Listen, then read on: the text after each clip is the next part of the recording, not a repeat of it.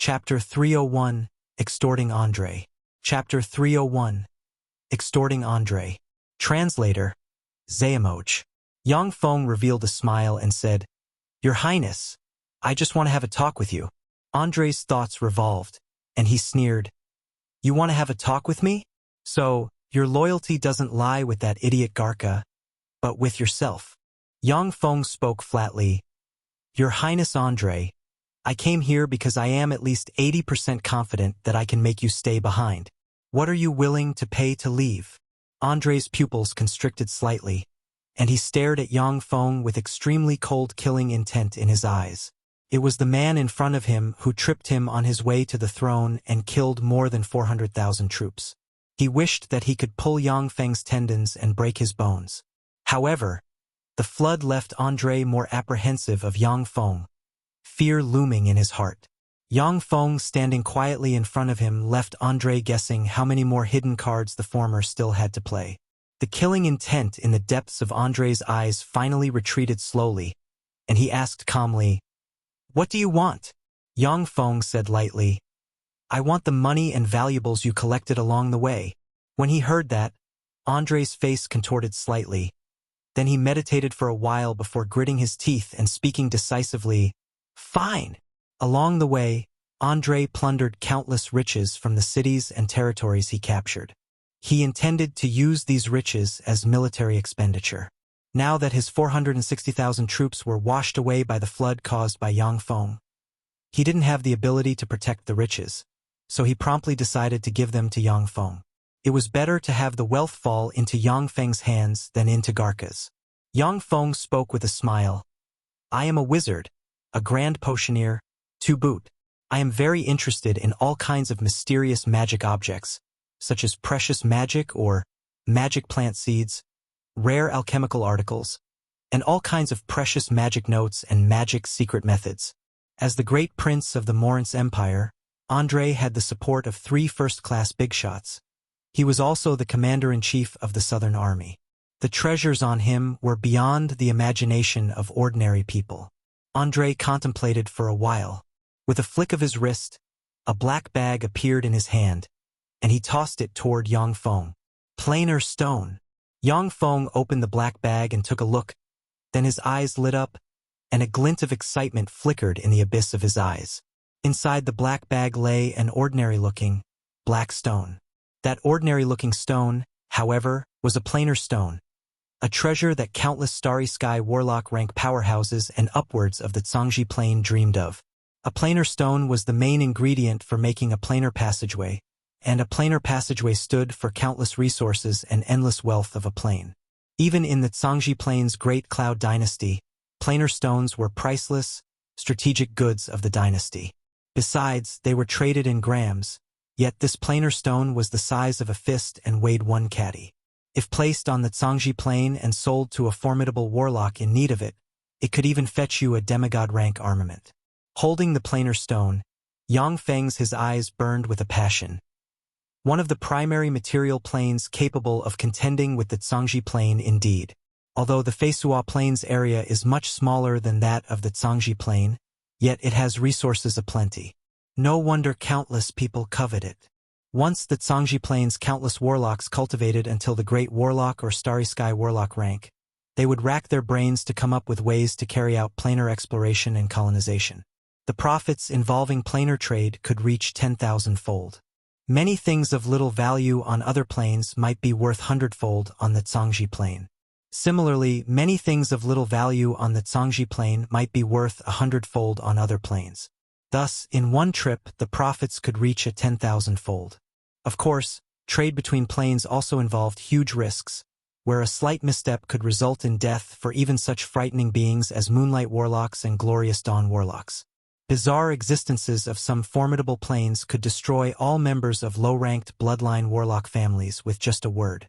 The information Yang Feng collected in the demonic fighting sect recorded many examples of bloodline warlock families exterminated by bizarre existences of some formidable planes. With a flick of his wrist, Yang Feng put away the planar stone, then said with a light smile, "I like this gift very much, but it's still not enough to let you go. I am loyal to His Majesty Garca." André smiled coldly and mused for a moment. With a flip of his wrist, he threw a piece of oval, light cyan or toward Yang Feng and said, "This is Soman divine iron. Reportedly, it is one of the main materials used by the gods to forge god-rank armaments." When Yang Feng received the oval, light cyan ore, his eyes bloomed with delight. "What's Soman divine iron? This is clearly the rare or cyan akatani star core. It's the main material for making eternal robot cores. Cyan akatani star core was a precious or the Shizu discovered during their exploration of the universe. It was very rare and difficult to synthesize. Even with their technology at its strongest, it would take the Shizu 5 years to synthesize the piece of cyan akatani star core in Yang Feng's hand. Cyan akatani star core was one of the main materials for making the most powerful eternal robot cores of the Shizu, and it was very precious even to the Shizu. Yang Feng played with the cyan akatani star core as countless ideas revolved in his mind. Finally, he smiled and made way. "Okay, you can go." Instead of being in a hurry to leave, André said gravely, "Ian, I'm clearly much stronger than that rubbish Garca. Why have you sided with that trash instead of siding with me? With us working together, that trash isn't worth mentioning. If can promise you anything he did and much more." Yang Feng replied with a smile. "Your Highness André, you have countless experts under you. If I joined your faction, I'd just be one of them. You can defeat His Majesty Garca without my help. His Majesty Garca is different, however. Only by relying on me can he surpass you. If I had taken your side at the time, I wouldn't have gotten as many benefits." André meditated for a moment before showing a helpless smile. As the commander-in-chief of the Southern Army, André had numerous powerhouses under his command, and he still had the support of 3 first-rate big shots. At the time, he was only interested in Yang Feng because he wanted to deprive Garca of a helper.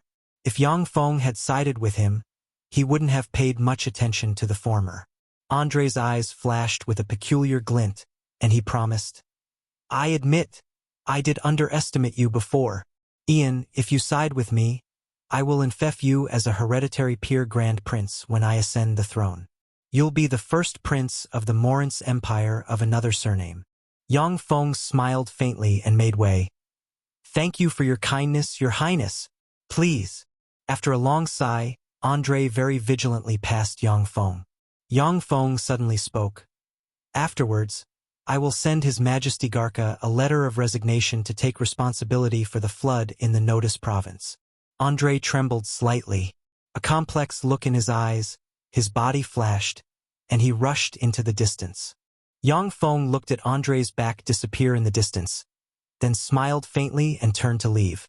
Outside the Burgos city, André's 460,000 troops were washed away by the flood, suffering heavy casualties. Merely more than 100 wizards chose to surrender, while the high-ranking officers died in battle. When he returned to the Newton city, André took his troops away, leaving supplies and gear behind. Tate's most up-to-date novels are published on fguyuyobinovel.com. As soon as André fled, a cavalry mysteriously appeared outside the Newton city, ransacked and mysteriously disappeared. Yang Feng commanded 300,000 troops to steadily forge ahead and sent emissaries to various places. After the Notice province was secured, Yang Feng's emissaries arrived in the Tandu province. The cities of the Tandu province immediately changed banners. As Yang Feng steadily pushed forward, many aristocrats sent memorials to the throne to the St. Toulon city, criticizing Yang Feng.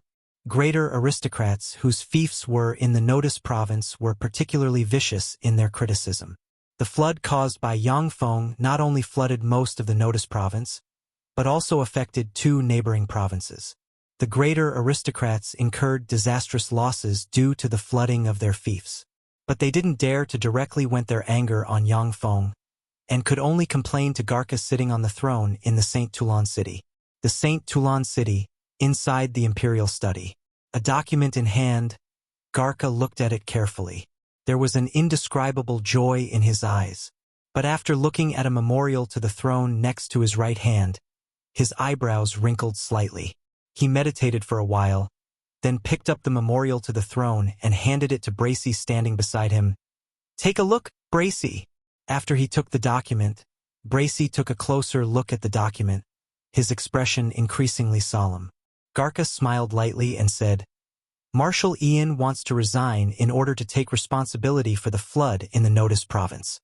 He recommends Goyina for the position of the Rebellion Suppression Marshal and the Commander-in-Chief of the Rebellion Suppression Army. What do you think? Bracy's face changed dramatically, and he spoke in a grave voice. Your Majesty, you mustn't. You must not allow Marshal Ian to resign now. Instead, let him smother the rebel André in one go. Garca hesitated, saying, But there are a lot of memorials to the throne criticizing Ian. Many greater aristocrats expressed their dissatisfaction with him. The flood submerged the Notice province, leaving more than 10 million people destitute and homeless. Chapter 302, Fiend Baron Heart. Chapter 302, Fiend Baron Heart. Translator, Xuanhuan. Bracy spoke gravely. People with great aspirations don't care about trifles. Marshal Ian flooded the forces of His Highness André, proving that he is a great military commander and is the best man to suppress His Highness André. As for the refugees, we can find other ways to settle them. It's imperative to eliminate His Highness André in one breath. Garca was silent for a moment. Frowning, he handed Bracy several documents. When Bracy took a look, he saw the documents report that Yang Feng cultivated his forces in the Sixth Corps, suspecting him of deliberate misconduct. At the same time, there were various rumors in the St. Toulon city that Yang Feng wanted to control the Sixth Corps and establish himself as the ruler in the south of the empire. This chapter is updated by freebnovel.com. Bracy said with decisiveness that could slice nails and cut iron. They are just rumors, totally untrustworthy. Garca suddenly asked. Bracy, with André's strength greatly impaired, is it certain that Goyina won't be able to defeat him if he is made marshal? Bracy secretly sighed, knowing that Garca has made up his mind. He replied somewhat disheartened, I dare not speculate, but Marshal Ian is the best candidate. Garca remained silent for a while, then waved his hand and said, Okay, you go back. Bracy sighed helplessly and withdrew himself. Yes, Your Majesty. 2 days later, more than 30 griffins descended into the Rebellion Suppression headquarters from the sky. Marshal Ian, His Majesty has ordered to remove you from the position of Marshal and call you back to the St. Toulon city. I will take over the position of Marshal. Here is the document. When Goyina met Yang Feng, he announced Garca's order and produced the document issued by the latter. After checking the document, Yang Feng handed his marshal badge to Goyina and said with a smile, Here you go, Goyina. My people are transferring refugees of the Notice province. Please take care of them. Goyina was secretly relieved to see Yang Feng hand over his authority so straightforwardly. He was a little nervous before coming here. He knew very well that once the thought manifested in Yang Feng's heart, the latter would commit murder without hesitation. If it was up to him, he would avoid antagonizing such a person at all cost. Goyina spoke with a smile. Rest assured, Duke Ian, I will take good care of your people. I will take care of them as if they are my own. After the handover, Yang Feng took 500 personal guards and left for the St. Toulon city. André spoke indignantly. Lord, why have you relinquished the power of general so easily to him? It was clearly us who beat André. Now that we are one step away from utterly defeating André, Goyina came to reap the benefits. That's really despicable. The Rebellion Suppression Marshal had the power to command 300,000 troops, and the few nearby provinces had to obey their orders. The power was immense. After Yang Feng defeated André, Goyina came and took the position of the Rebellion Suppression Marshal. This left André ticked off. Yang Feng's eyes sparkled with wisdom, and he said with a faint smile, The position of Rebellion Suppression Marshal is cumbersome. I have no interest in it. Besides, we obtained enough benefits from this endeavor. The Red Earth Wasteland, Funes Province, they are our foundation. Once the more than 10 million people of the Notice Province are transported to the Red Earth Wasteland and Funes Province, we will have made a killing. Yang Feng was appointed as the Rebellion Suppression Marshal by Garca. He himself had no foundation in the Morince Empire's military. As such, the position of marshal could be taken away by Garca. Consequently, Yang Feng didn't care about this position. The Red Earth Wasteland and Funes Province were Yang Feng's fiefs and his real foundation. André thought it over, then looked at Yang Feng with admiration in his eyes and praised sincerely. So that's how it is. No wonder I've been seeing so many caravans and slave traders in the Notice province these days. With their help, we can more conveniently transfer the refugees from the Notice province. Lord, you are wise. The flood washed away the fields and homes of most of the people in the Notice province, reducing them to refugees. As such, as their savior, Yang Feng could transfer them to the Red Earth Wasteland and Funes province. As Yang Feng had offered a high price of 10 gold coins per refugee, the Notice province was full of caravans of different sizes at the moment. Stimulated by the gold coins, numerous caravans, as if hungry wolves, rushed toward the Notice province and began to transport refugees to the Red Earth Wasteland and Funes province. The Saint Toulon city, inside the Imperial study. Ian, you've done a good job, you've lived up to my expectations.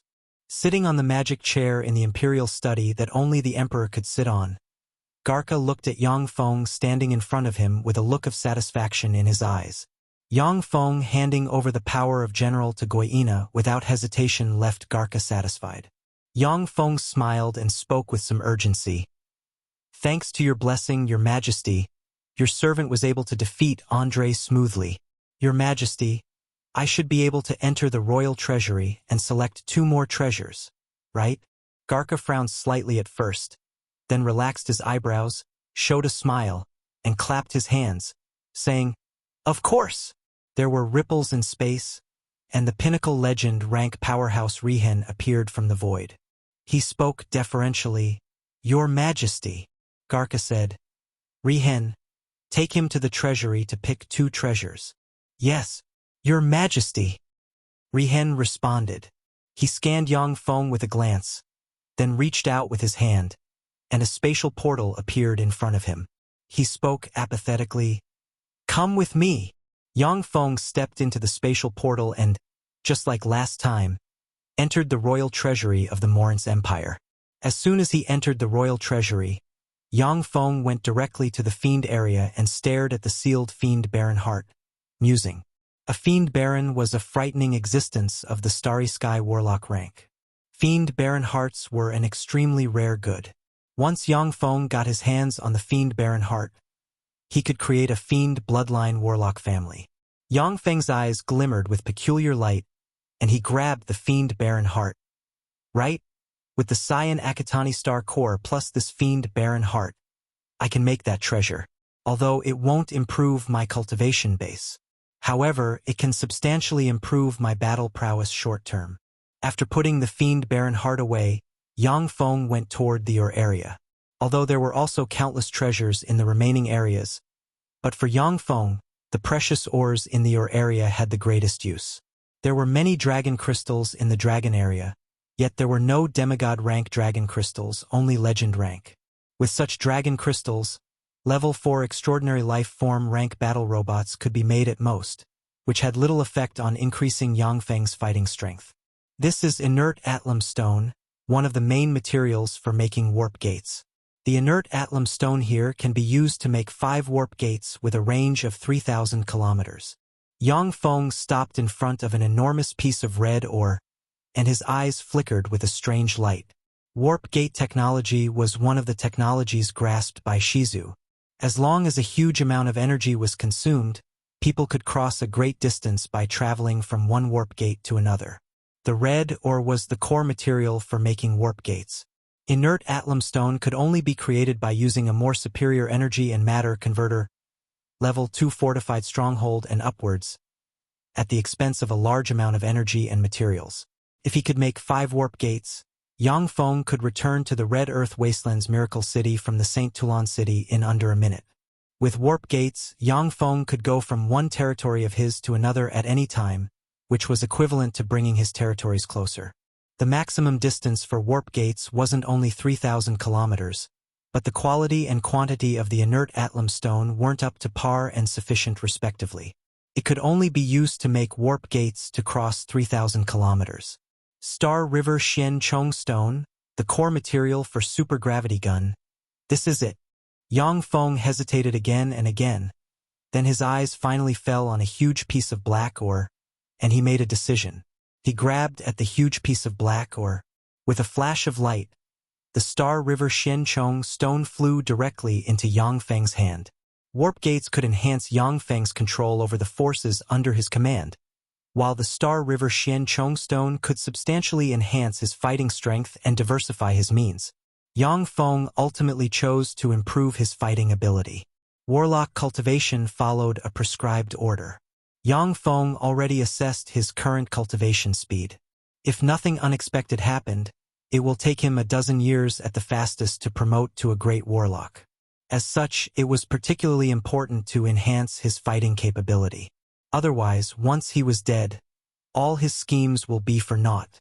After selecting the treasures he wanted from the royal treasury, Yang Feng returned to the imperial study, and after humoring Garca for a while, he left the Victory Palace. When Yang Feng left the Victory Palace, he went straight to his villa. After entering his villa, he declined seeing any visitors. Shortly afterward, outside the St. Toulon city, a level 4 extraordinary life form Thunderfalcon accompanied by numerous bolts of lightning appeared midair, carrying Yang Feng toward the Miracle City at the terrifying speed of Mach 5. Chapter 303, Magical Mechanical Cloak. Chapter 303, Magical Mechanical Cloak. Translator, Zayamoj. Underground, the Red Earth Wasteland, inside the movable fortified stronghold. Yang Feng took out a black cloak from a case, a look of excitement in his eyes. Finished at last. The crystallization of Shizu and Warlock technologies. Magical Mechanical Cloak. EFGA-UYOBinovel.com. The black cloak looked very ordinary. But if a god-rank powerhouse unleashed some secret method, they could see a small space in the center of the black cloak. There was a crystal petri dish with a large quantity of culture medium inside the space. Steeped in the culture medium was the still-throbbing fiend Baron Heart. Yang Feng put on the black cloak, and his mind moved slightly. Suddenly, two extremely sharp spikes extended from the cloak and pierced his neck. Terrifying, wicked, formidable, and bloodthirsty power was transmitted from the black cloak. Yang Feng operated a secret method recorded in Black Dragon Morph. At once, his power of Black Dragon bloodline was concealed, allowing the formidable, wicked power to enter his body. In an instant, a pair of horns engraved with mysterious runes grew out of his head. His pupils grew larger and turned scarlet, sharp claws grew on his hands, and a bloodthirsty and warlike impulse washed over him. He exuded the frightening aura of great warlock rank. Feeling the changes in his body, Yang Feng silently operated a secret method to suppress the bloodthirsty impulse. So this is great warlock rank power, the power of a great fiend. Sure enough, if your mind isn't firm enough, you will become a prisoner of the darkness power and sink into slaughter. Fiend warlocks, bloodline warlocks who rely on darkness power. Without a secret method to suppress this impulse or a very firm willpower, they will turn into dregs. One of the flaws of bloodline warlocks is that the influence of the power of the bloodline source is too strong. Bloodline warlocks had the advantage of the practice of cultivation being easy and a long lifespan. Similarly, they had the disadvantage of bloodline shackles, which included bloodline suppression, influence of the power of the bloodline source, and others. There were pros and cons. Thus, the Zhangji plane was still the realm of orthodox warlocks. After he turned into a great fiend, Yang Feng immediately carried out a vigorous exercise and unleashed a variety of great fiend defensive secret methods, wrecking everything in the underground laboratory. 10 minutes later, Yang Feng shed the transformation and crumpled to the ground, gasping and sweating profusely. Yang Feng calculated silently. The great fiend transformation can last at most 10 minutes. This was a very crucial point, and it meant that he couldn't turn into a great fiend normally, but rather should treat it as a trump card. After an hour's rest, Yang Feng drank several vials of elixirs before he felt that he fully restored his strength. Now let's test the Fiend Baron transformation. Yang Feng took a deep breath, focused his eyes and willed. Two sharp spikes thrust out of the magical mechanical cloak and pierced his neck. A vast, almost infinite wicked power entered Yang Feng's body through the spikes. The black magical mechanical cloak fluttered without wind, and a very rich, black demonic chi enveloped it. In the power source chamber, high energy crystals turned to ashes. Yang Feng's body became a size bigger. He became 3 meters tall. A pair of 30-centimeter long horns grew on his head. His face became sinister and twisted, overcome with mysterious, black magic runes.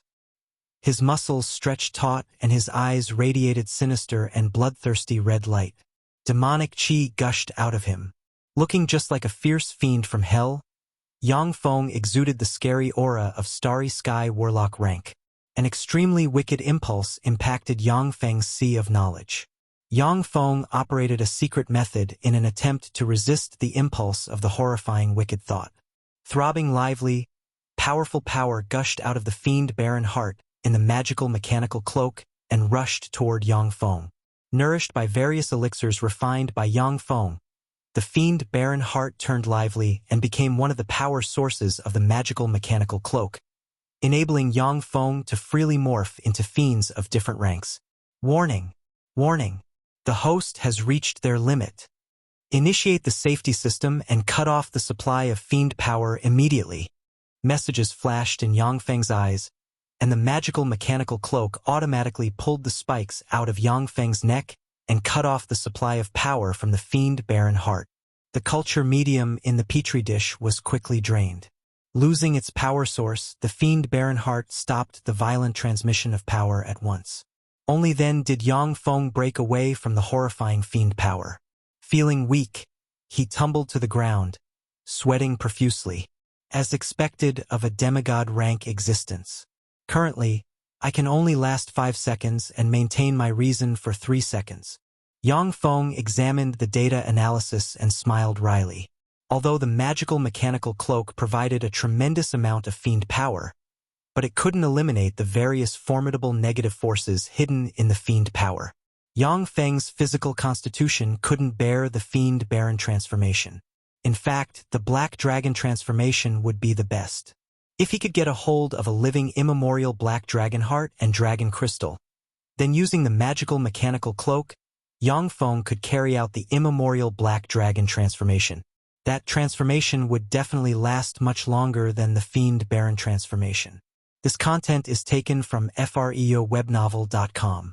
Using Shizu technology and the extremely precious cyan akatani star core, the magical mechanical cloak had unlimited evolutionary potential. Not only could Yang Feng carry out fiend barren transformation, but if he could get a hold of the hearts of immemorial dragons, giants, kindred, tetraarm trolls, and other powerful life forms, he could use the power of those hearts to carry out various transformations. After producing a few more weapons in the mobile fortified stronghold, Yang Feng appeared in the Miracle City. He handled all kinds of affairs skillfully. When he finished his work, Yang Feng returned to the St. Toulon city and entered the Magic College, where he began his closed-door cultivation. Operating various secret methods recorded in Black Dragon Morph, he absorbed Moonlight Warlock rank Dragon Bone Essence. Meanwhile, after gaining military power, Goyina forged ahead, beating André back one step at a time and recovering numerous lost territories. André was eventually beaten back all the way to the Merton province. While Goyina was a bit complacent, André suddenly plunged into Goyina's rear with 30,000 armored cavalrymen and attacked the Denton city where Goyina stockpiled the army provisions. Burning down the army provisions meant for the 400,000 troops commanded by Goyina in one fell swoop. When Goyina and his troops got the news, the feeling of insecurity pervaded them and they could only withdraw. Taking advantage of Goyina's retreat, André pursued frantically and overwhelmed Goyina's army in one go, slaughtering many and taking in many surrendered troops. Goyina had to flee back to the Tandu province helter-skelter, where he gathered 300,000 troops, defending desperately against André. Just as André was preparing for a decisive battle with Goyina in the Tandu province, the Desert Empire attacked the Gahilid province all of a sudden. André had no choice but to turn back and fight the Desert Empire. Time passed. In the blink of an eye, a year passed. In the deepest part of the 9-story tall wizard tower in the Magic College, The door to a secret chamber slowly opened, and Yang Feng stepped out. After a year of hard work, using secret methods recorded in Black Dragon Morph, Yang Feng absorbed a part of the Moonlight Warlock rank Dragon Bone essence and integrated it into his body. However, to absorb the Moonlight Warlock Bone essence in its entirety, Yang Feng's strength was far from enough to achieve that. Even so, the part of Dragon Bone essence Yang Feng absorbed strengthened his bones by dozens of times, making them even harder than some frail Starry Sky Warlock rank bones. Many rare materials were required to absorb Moonlight Warlock rank Dragon Bones. Ordinary Black Dragon Bloodline Warlocks would have a hard time absorbing the essence of Moonlight Warlock rank bones. Yang Feng scraped the wealth of the entire Tyrannid subcontinent and had numerous valuable materials, so absorbing the Moonlight Warlock rank Dragon Bone essence wasn't an issue. With a flick of his wrist, a black summoning stone appeared on his hand. His eyes flickered with a peculiar glint, and he murmured, "Looks like I have to make a trip to the Elven Empire." The ancient Green Forest City was the only point of contact with the rest of the world for elves. This ancient city was a humongous city blessed by the gods of the Elven divine system. An enormous convoy slowly approached from afar. What a beautiful city! Looking out through a window of a luxury carriage, Yang Feng couldn't help saying in praise. The ancient Green Forest City looked like an enormous mountain range that had its peaks sliced off and its innards hollowed out by a supreme being, forming a magnificent, humongous city.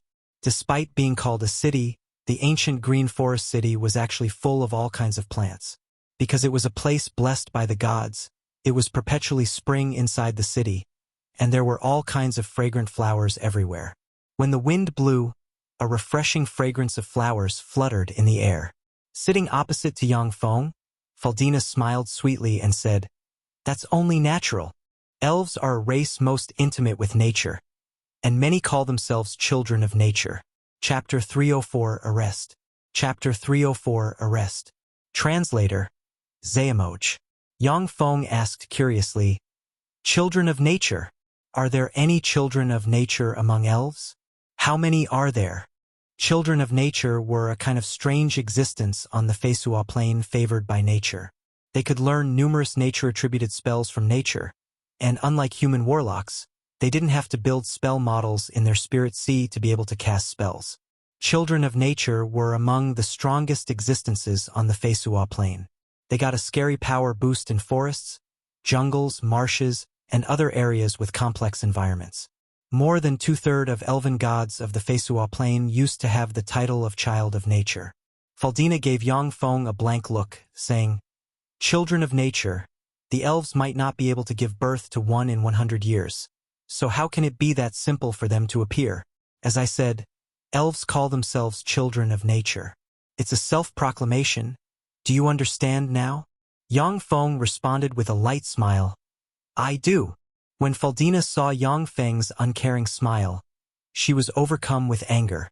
She opened the curtains of another window and looked outside, enjoying the beautiful ancient Green Forest City. "This is the ancient Green Forest City. Please show your proof of identity." Before the enormous convoy reached the ancient Green Forest City, two elven warriors barred its way.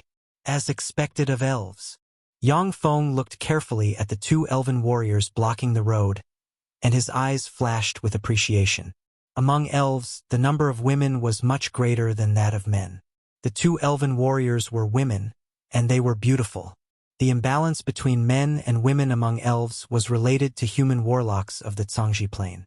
In the old days, when the human warlocks of the Zhangji plane conquered the Feisua plane, the terrifying human warlocks used a secret method to impact the fertility of elven mother trees. Ever since, more than 95% of elves born from elven mother trees were women. At the same time, the position of great elven monarch, which had been habitually occupied by male elves, started to be occupied by female elves.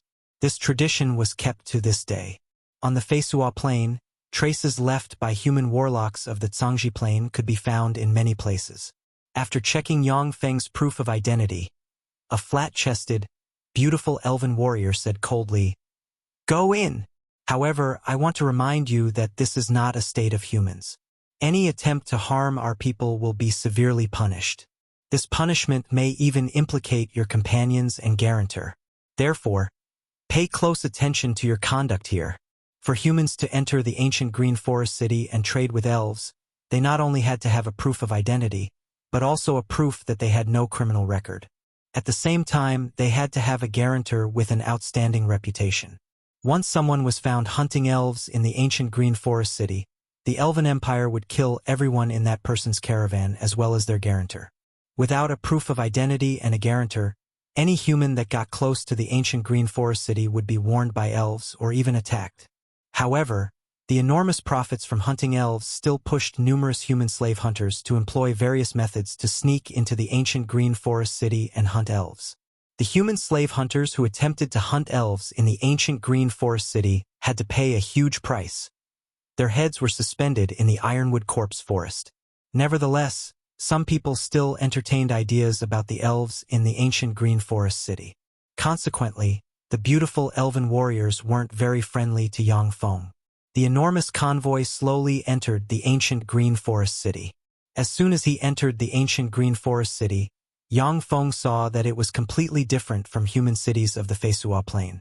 The streets were very spacious, and there was fur-like, just 5 centimeters long grass growing on the streets. On both sides of the streets were large, hollow trees with over 30 meters in height and several to 10 meters in diameter. The large, hollow trees were transformed into tree houses, inns, and shops. The ancient Green Forest City was filled with a mixture of flower and grass fragrance. Very refreshing. With his sharp senses, Yang Feng felt that the magic energy and vigor of heaven and earth in the city were several times higher than in other places. This place was very suitable for cultivation and residence. The city resembled a large, level, and orderly forest, a forest with elves and many merchants. Many elves of the Elven Empire had no contact with the outside world, spending their lives in the elven woods. Similarly, there were many elves who enjoyed human contact. The ancient Green Forest City was the point of contact for elves with the outside world. Thus, elves who were rarely seen in the outside world were very common here. Ardace made preparations in the ancient Green Forest City beforehand. Thus, the huge caravan went directly to the place arranged to unload the cargo. After settling everything, Yang Feng took Faldina and the 3 sacred swordsmen to the entrance of the Elven Woods. The entrance to the Elven Woods was at the back of the ancient Green Forest City. At the entrance, there were 1,000 elite Elven warriors stationed, with every warrior being a great knight rank powerhouse or above. This is the entrance to the Elven Woods. People who have no business here are not permitted to get close 500 meters from it. Yang Feng's group of 5 had just arrived at the entrance to the Elven Woods, when a flat-chested elven beauty dressed in green leather armor, with slender legs and an heroic aura, got in their way and barked. fgayebnovel.com. At the same time that the flat-chested elven beauty shouted, 100 elven warriors quickly readied their bows, aiming at key points of Yang Feng's group. Yang Feng took out the green leaf that Karina had given him. I am Baron Ian of the Red Earth Wasteland, a friend of Belinda and Karina. Here is my token. As soon as the green leaf appeared, it bloomed with faint green light containing the breath of nature. When she saw the green leaf, the pretty complexion of the flat-chested elven commander changed, and she looked at Yang Feng with a somewhat odd look in her eyes. The tone of the commander turned milder. So you are Ian. My name is Danny. Please wait a moment. I'll send someone to report to the higher-ups. Full W current novels on freewebnovio.com. Danny raised her hand, and the 100 elven warriors behind her lowered their bows. She spoke to a nearby elf. The elf briskly walked to a nearby tree, grabbed a vine, and whispered into a bowl-sized, red flower. There was a soundproofing barrier in the area where the tree was located. Even Yang Feng, a powerhouse with level 3 warlock rank physical aptitude, wasn't able to hear what the elf said. It was not long before a handsome, young male elf dressed in gorgeous garments, with fair skin and short, silver hair arrived at the entrance of the Elven Woods under the escort of a dozen beautiful elves with silver hair. The handsome, young man was even more handsome than the NR.1 handsome man of the Morance Empire, Amadeo. Carrying great pride, he glanced at Yang Feng loftily, and his eyes flickered with frigid killing intent. He barked, "You are Ian? You lowly, petty, ugly, and nauseating human dare to come to the Elven Empire? Warriors, arrest him. Danny's face changed faintly and she frowned slightly. Then she raised her hand, and the 100 elven warriors behind her lifted their bows, aiming at Yang Feng's group of 5 people. Danny's eyes glimmered with intense killing intent, and she spoke coldly, "Ian, surrender. Resist and you'll all be killed." The elves outside the entrance to the elven woods had fought countless battles, their hearts as hard as iron. They killed an unknown number of slave hunter who tried to hunt elves. So long as the higher-ups gave the order, these elves would even kill unarmed human women and children. They were the most jugged and unswerving fighters of the elves. Yang Feng frowned slightly. Staring at Danny, he asked slowly, "Is this how elves treat their guests?" Danny's beautiful eyes glittered with intense killing intent, and she replied coldly, "I'm just a commander, and can only follow the orders of the higher-ups. Ian, surrender. Otherwise, we will be forced to kill you." Yang Feng's gaze shifted toward the handsome male elf, and he spoke in a neither servile nor overbearing tone. "Please hang on a minute. Mr. Elf, I think that we have never met before, right? Could you please tell me how I have offended you?" The eyes of the handsome, silver-haired elf flashed with a cold glint, and he shouted sternly, "You are a murderer who has their hands drenched in elven blood. You don't have the qualifications to know my name. Why haven't you people captured him yet? Do you want to disobey my orders?" The eyes of the elven guards at the entrance of the elven woods flickered with a cold shimmer. Staring at Yang Feng, they revealing frigid killing intent. The population of elves was fairly small, with the total number of elves in the Elven Empire just adding up to more than 40 million people. This number couldn't even compare to the most populated province of the Morin's Empire. The sparse population led to a great unity of the elves.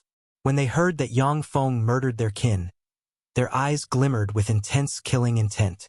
The words of the handsome, silver-haired elf had just fallen, when Yang Feng suddenly shot toward the former like a bolt of lightning. Chapter 305, Reversal. Chapter 305, Reversal. Translator, Zayamoch. The elves didn't expect that Yang Feng would take the initiative to act. Only Danny, who had been staring at Yang Feng, reacted. Her pretty complexion changed. Then she erupted with Sky Knight Chi and stabbed at Yang Feng in a shooting star-like strike. Yang Feng didn't evade her. He appeared in front of the silver-haired elf like a ghost, and reached out to grab the latter. A silver light suddenly burst out from the necklace hanging from the neck of the silver-haired elf, forming a silver shield around him. Yang Feng slammed his fist into the silver shield, and his frightening strength crushed the silver shield. The silver shield was only a level 2 defensive spell, so how could it withstand an all-out strike from the humanoid dragon like Yang Feng? However, the silver shield still blocked Yang Feng's inevitable blow, giving the silver-haired male elf time to catch his breath. Face distorted in fear, he turned around and shouted, "Save me! Quickly save me!" Ding! As Danny stabbed the cloak on Yang Feng's back with her sword, the sound of metal striking metal rang. There was a look of horror in her eyes. Against her full power strike, even human sacred swordsman rank powerhouses didn't dare to block it with their body. In response, Yang Feng hit Danny in the abdomen with his open palm. Danny cried out, and was flung backwards as if a broken rag doll, blood and crushed viscera spraying out of her cherry lips. "Stay your hand, you lowly human!" Following a shout, the figures of 2 exceedingly beautiful silver-haired elves blurred, and they appeared in front of Yang Feng. They drew the rapier at their waist. Carrying Silver Sky Knight rank Chi, the rapiers stabbed at Yang Feng like vipers. Without evading, Yang Feng grabbed the silver-haired male elf, then swung his long sword at the 2 beautiful, silver-haired female elves. The pretty complexions of the 2 silver-haired elves changed. They reversed their flow of chi and forcibly received the sword strike. With the flow of chi reversed, the pretty faces of the 2 silver-haired elves flushed, and they spat out a mouthful of blood. Carrying tremendous force, Yang Feng hit a silver-haired elf in the abdomen with his open palm, sending her flying. As if a shooting star, she slammed into the other silver-haired female elf. When they collided, both elves suffered serious injuries. Everything happened very quickly. As soon as Yang Feng caught the silver-haired male elf, he felt a scary killing intent firmly lock onto his head, as if a divine bow that could be shot at any time was pointed at his head, and a sense of deadly crisis overcame his mind. A cold look in his eyes, Yang Feng pointed the silver-haired man in the direction from where the feeling of danger came from. The scary killing intent suddenly stagnated. Yang Feng shouted sternly at the elven warriors, "Stop, or I'll kill this silver-haired idiot." The elven warriors turned sluggish at once, staring at Yang Feng and the silver-haired male elf in his hand. Yang Feng said coldly, "Put down your weapons, otherwise, I'll snap one of his fingers." The silver-haired male elf shrieked loudly, "Don't you dare! Ian, I am Benedict, the only man of the Relentless family. If you lay a finger on me, your whole family will die without a burial to show for." Among elves, sun elves and moonlight elves were the elves most doted on by the elven primary god Mofasaraja. The Crossdale family and Relentless family, who belonged to sun elves and moonlight elves respectively, were reputed for their divine looks. As moonlight elves were royalty and male elves were rare, Benedict was a treasure of elves as well as the hope of moonlight elves to preserve the purity of their lineage without having to rely on the inheritance of elven mother trees. As such, his status in the elven empire was very high. "Is that so? Then I'll snap one of your fingers first." Yang Feng smiled and easily snapped a finger of the silver-haired male elf. Blood gushed out of Benedict's finger and fell to the ground. His face pale and distorted, Benedict howled, "My finger! It hurts! It hurts! My finger! How dare you! How dare you snap my finger! You fiend! You fiend!" Yang Feng barked, "Shut up!" Benedict immediately closed his mouth, sobbing. Looking at Yang Feng, his eyes glimmered with enmity. Yang Feng spoke in a cold voice, "Have them lay down their weapons, otherwise, I'll snap another of your fingers." Benedict immediately roared at the elven guards. "What are you looking at? Why haven't you dropped your weapons yet? Do you want for another of my fingers to be broken?" The elven warriors looked at each other. They hesitated for a moment, then clenched their teeth and dropped their weapons. Yang Feng pointed with his finger and magic light flickered. As if there was a whirlpool, the weapons on the ground rose and flew into a storage ring. Yang Feng looked at a tall tree to the west and said coldly, "The elf hiding in the west, come out. I'm not happy with you hiding there. If I'm upset, I might snap another one of his fingers." Atop a luxuriant and verdant tree appeared a tall, peerless beauty dressed in emerald green, exquisite elven leaf armor, with long silver hair, a curvaceous waist, and plump and captivating twin peaks. Exuding an alluring charm and carrying a heroic aura, she was no less beautiful than Karina. Locked onto Yang Feng's vital points, the eyes of the peerless beauty were cold and as sharp as arrows. She had a big, silver bow, which exuded palpitation-inducing fluctuations of power, in her hands. Yang Feng looked at the gorgeous, silver-haired elven beauty and praised, "What a beautiful elf! What's your name? Which family are you from? If you don't answer me, I may have to snap another finger." Benedict pleaded with a painful and fearful expression. "Kafalina, save me. I don't want to have another finger snapped. It hurts. It hurts so much." Kafalina shot Benedict a somewhat exasperated look and sighed secretly, then said in a magnetic voice, "I am Kafalina of the Relentless family, the older sister of the good-for-nothing fellow in your hands." Yang Feng spoke coldly, "Kafalina, drop the bow, if that is, you want to keep your brother intact." With the formidable perception of a level 3 warlock, Yang Feng could tell that the silver bow contained a frightening power. Kafalina raised her slim eyebrows and said coldly, "This is a moonlight divine bow, a treasure of our family. Cannot be given to others. Ian, you're just a star knight. This is the elven woods, you cannot escape. Release my brother, and I'll spare your life." Frightening auras rose from the nearby elven woods as elven sky knight rank powerhouses and above hurried over. There were even 3 terrifying sacred swordsman rank chi soaring into the sky, and 1 tremendous legend, wizard rank spirit force stirring the vigor of heaven and earth, forming black clouds in the sky. The faces of lightning sacred swordsman Cassius and the other two sacred swordsmen changed slightly and their eyes flickered with graveness. Faldina stared at Yang Feng with a beaming smile, not caring about the elven warriors rushing over. "Oh, is that so? How interesting. Let me see what you've got." Yang Feng smiled faintly, and a cold glint flashed past his eyes. A secret treasure sword forged from divine blood steel pierced through Benedict's abdomen, and a copious amount of blood flowed out and scattered on the ground. When he saw the sword pierced in his abdomen, Benedict's handsome face contorted dramatically, and he screamed miserably, "Save me! Save me! Sister! Save me! Sister!" Kafalina's pretty complexion changed, and she snapped, "Stop! Ian, what are you doing? Do you really want to be an enemy of us elves? Interesting. I'd like to see if you can hold me here. Before that, let me kill the only man of the Romanfan family so that your family won't have offsprings. I think that the expressions of the gods you believe in will be very interesting when he dies." New novel chapters are published on freewebnovel.com. By the way, I was conferred the title of Duke by the Emperor of the Morince Empire, and there are more than 500,000 troops in my territory. You are welcome to come attack my territory. I think that there will be a lot of human aristocrats looking forward to a large number of elven slaves.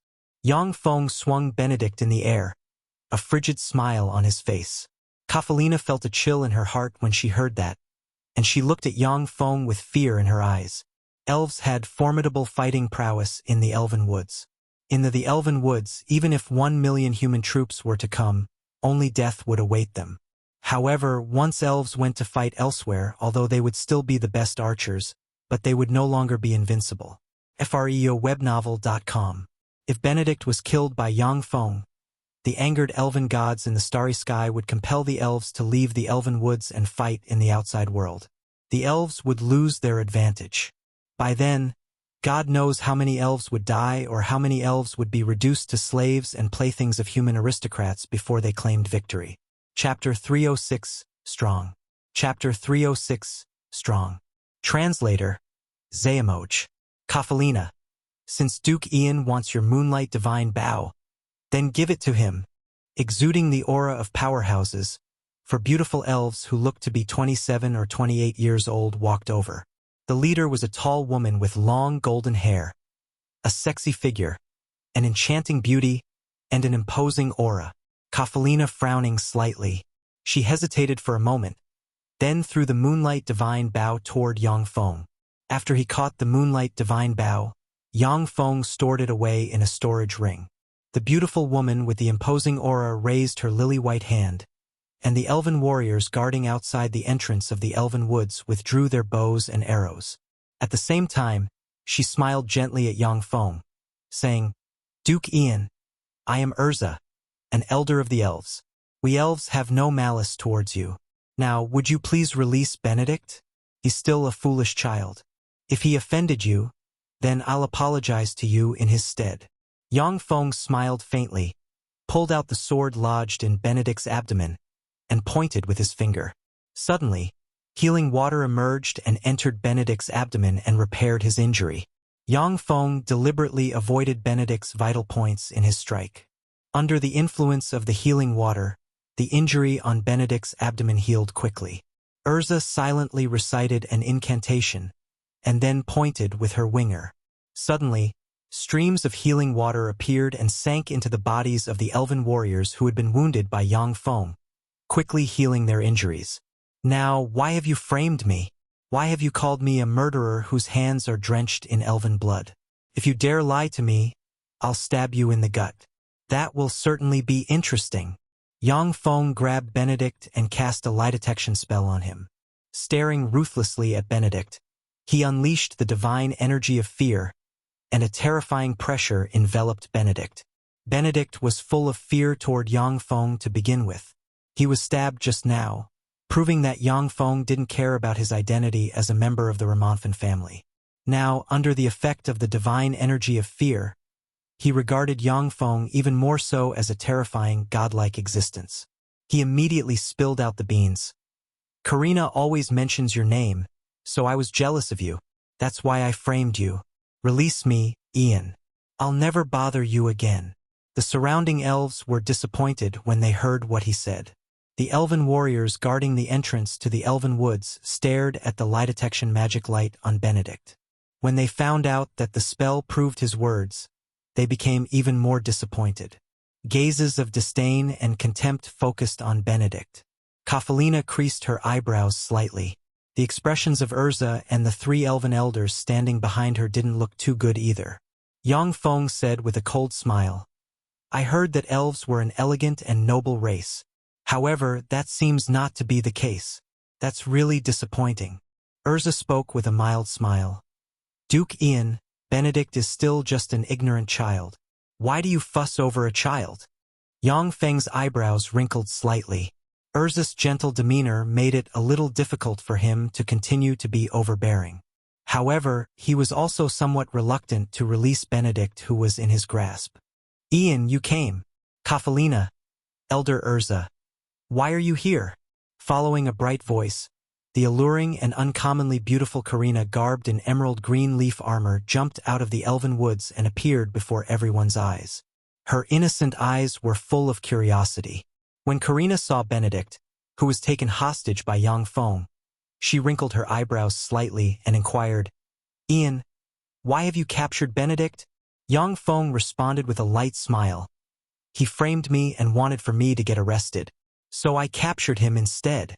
Shame flashed past the abyss of the eyes of the elven warriors of the elven woods. The more than 100 elven warriors couldn't stop Yang Feng, a single person, letting him easily capture Benedict. This was a dereliction of duty. Karina looked at Urza and the other elven elders standing aside and spoke. Please let him go, okay? All right. Straightforward, Yang Feng tossed Benedict toward the silver-haired elves as if a sack of garbage. The silver-haired moonlight elves quickly came forward to prop up Benedict and glared at Yang Feng. As soon as he was safe, Benedict's handsome face twisted, and he shrilled, Arrest him. Elder Urza, Kafalina, quickly arrest him. He has broken one of my fingers and stabbed me. You have to take revenge for me. Visit frioubinovel.co for the BST novel reading experience. Yang Feng frowned slightly, an intense killing intent in his eyes. He looked coldly at the elves. If they really lost their sensibility and tried to arrest him, then he would no longer be lenient with them. Urza frowned slightly and said in a cold voice, I say Bella, you two take Benedict back and put him in the Blackwood Tree dungeon.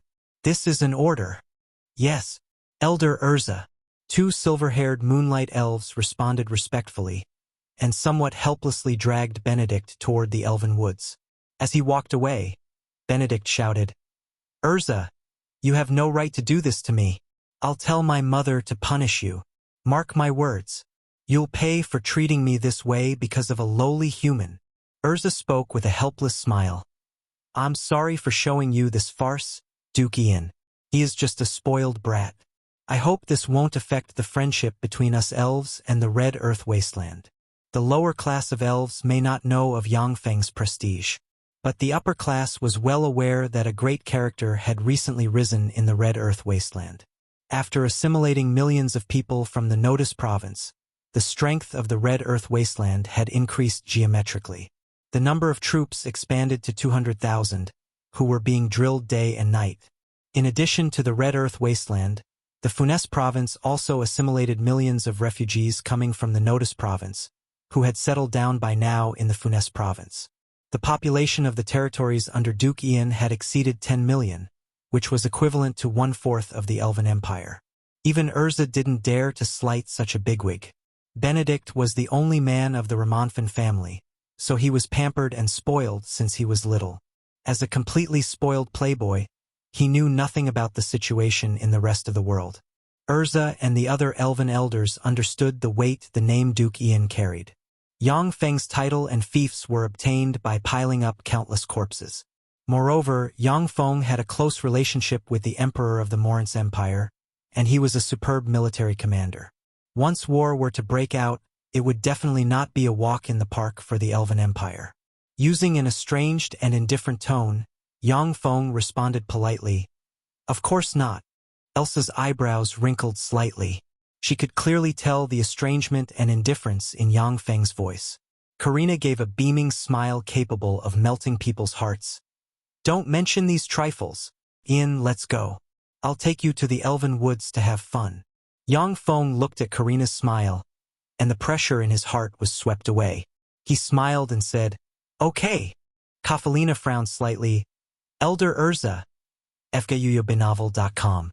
The Elven Woods was the place where elves dwelt. Apart from elves, only a few select people could enter it. Even half-blood elves, who were closely related to elves, could only live outside the Elven Woods. Yet Yang Feng, who was a human, was to enter the Elven Woods. This made Kafalina feel a little uneasy. Urza shook her head, and did not let Kafalina stop Yang Feng's party. The Elven Woods was the dwelling of elves. As soon as he entered, Yang Feng saw many magic plants rarely seen outside.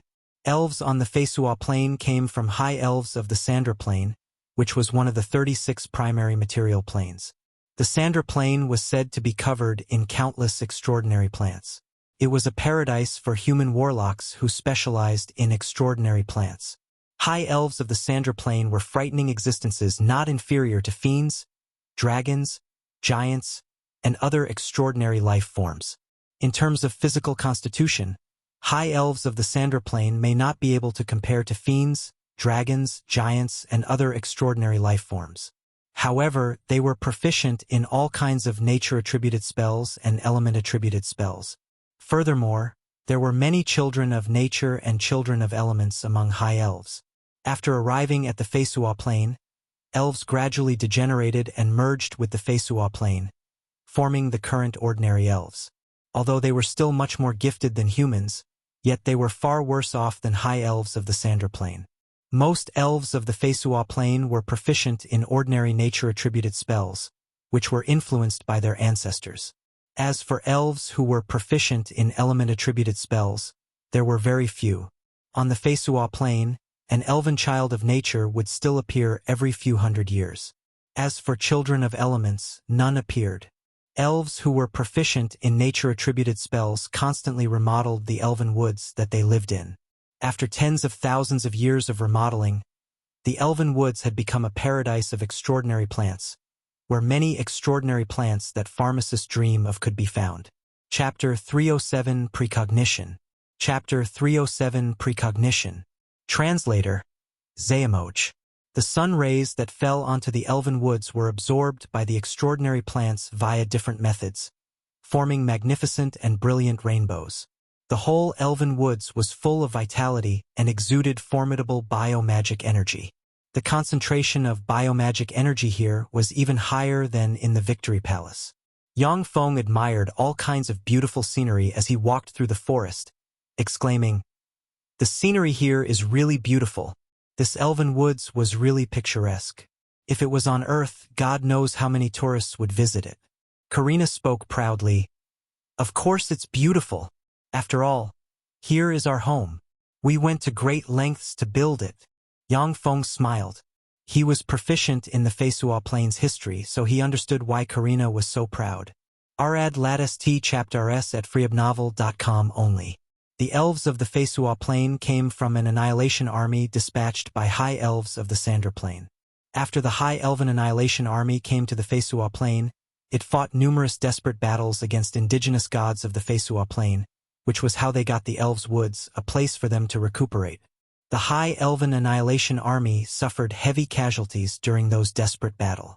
The surviving powerhouses ignited their divine fire and became the elven gods of the Feisua Plain. After the gods signed a treaty forbidding them from descending into the secular world with their true bodies to fight, the human gods issued a decree for the Morance Empire, Titan Empire, and other human states to organize expeditionary forces several times to suppress the elves. These expeditionary forces to suppress the elves suffered crushing defeats in the elven woods, incurring heavy casualties. The elves were thus able to gain a firm foothold on the Feisua Plain. Over the millennia, elves were gradually accepted by the Feisua Plain's races, with divine decrees to suppress the elves becoming a very rare occurrence. Yang Feng asked curiously, "Karina, why have you called me over?" "I will come of age in a few days. According to our customs, I will be an adult and can get married in a few days." Several guys rushed over to marry me. But I don't want to, so I came to you for help, Karina said frankly. She hesitated for a moment, then silently recited an incantation and waved her lily-white hand, and a soundproofing spell shrouded her and Yang Feng. Faldina, who followed not far behind, raised her eyebrows slightly, then, expressionless, looked at the surroundings with curiosity. The Elven Woods was a strategic place of the Elven Empire. Few people of other races could enter this region. Karina had a remarkable status in the Elven Empire, while Yang Feng was a greater aristocrat with a very high position in the Morin's Empire. Under these two factors, he was able to set foot in the Elven Woods.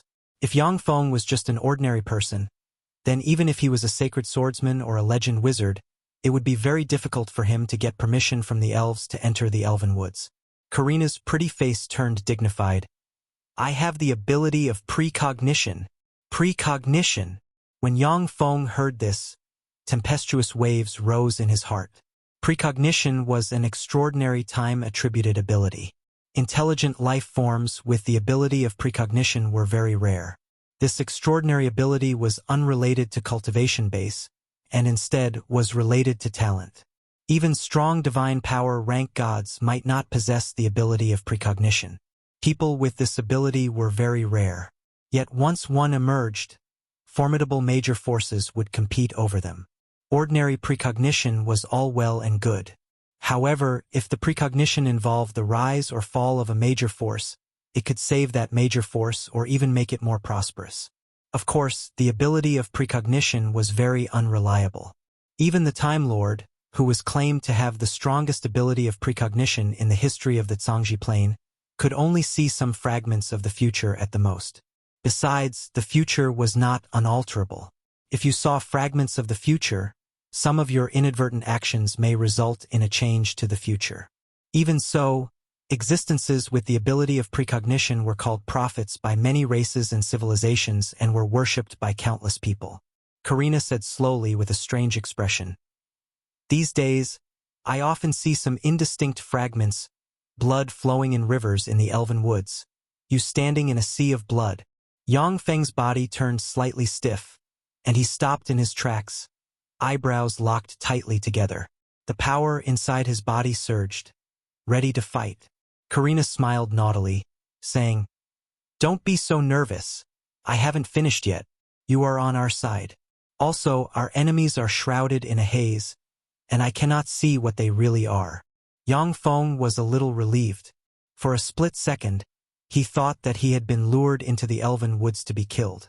Her pretty eyes sparkling, Karina pleaded in a soft voice. However, I have a very ominous premonition. After seeing the vague fragments, my intuition tells me that there might be great changes in the Elven Woods, so I called you. Ian, please help me. Yang Feng asked, What's in it for me? Karina smiled charmingly, a crafty look in her beautiful eyes. Aren't we friends? Is it not a matter of course to help friends?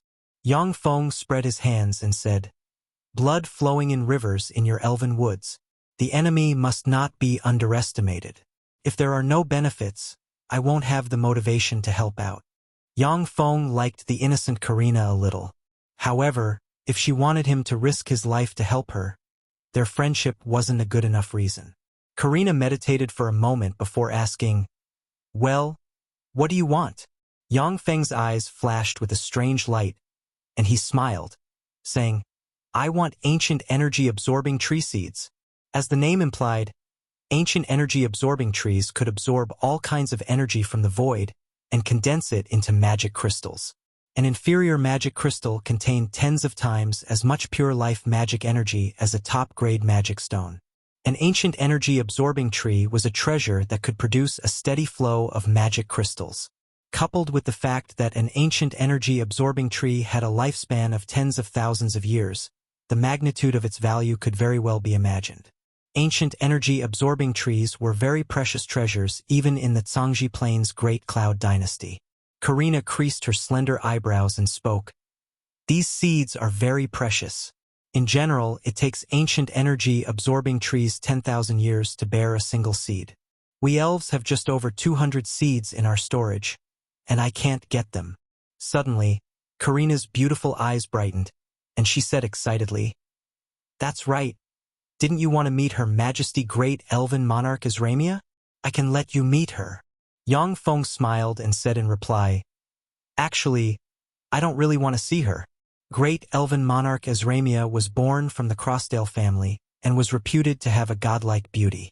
Her personal strength was also extremely outstanding.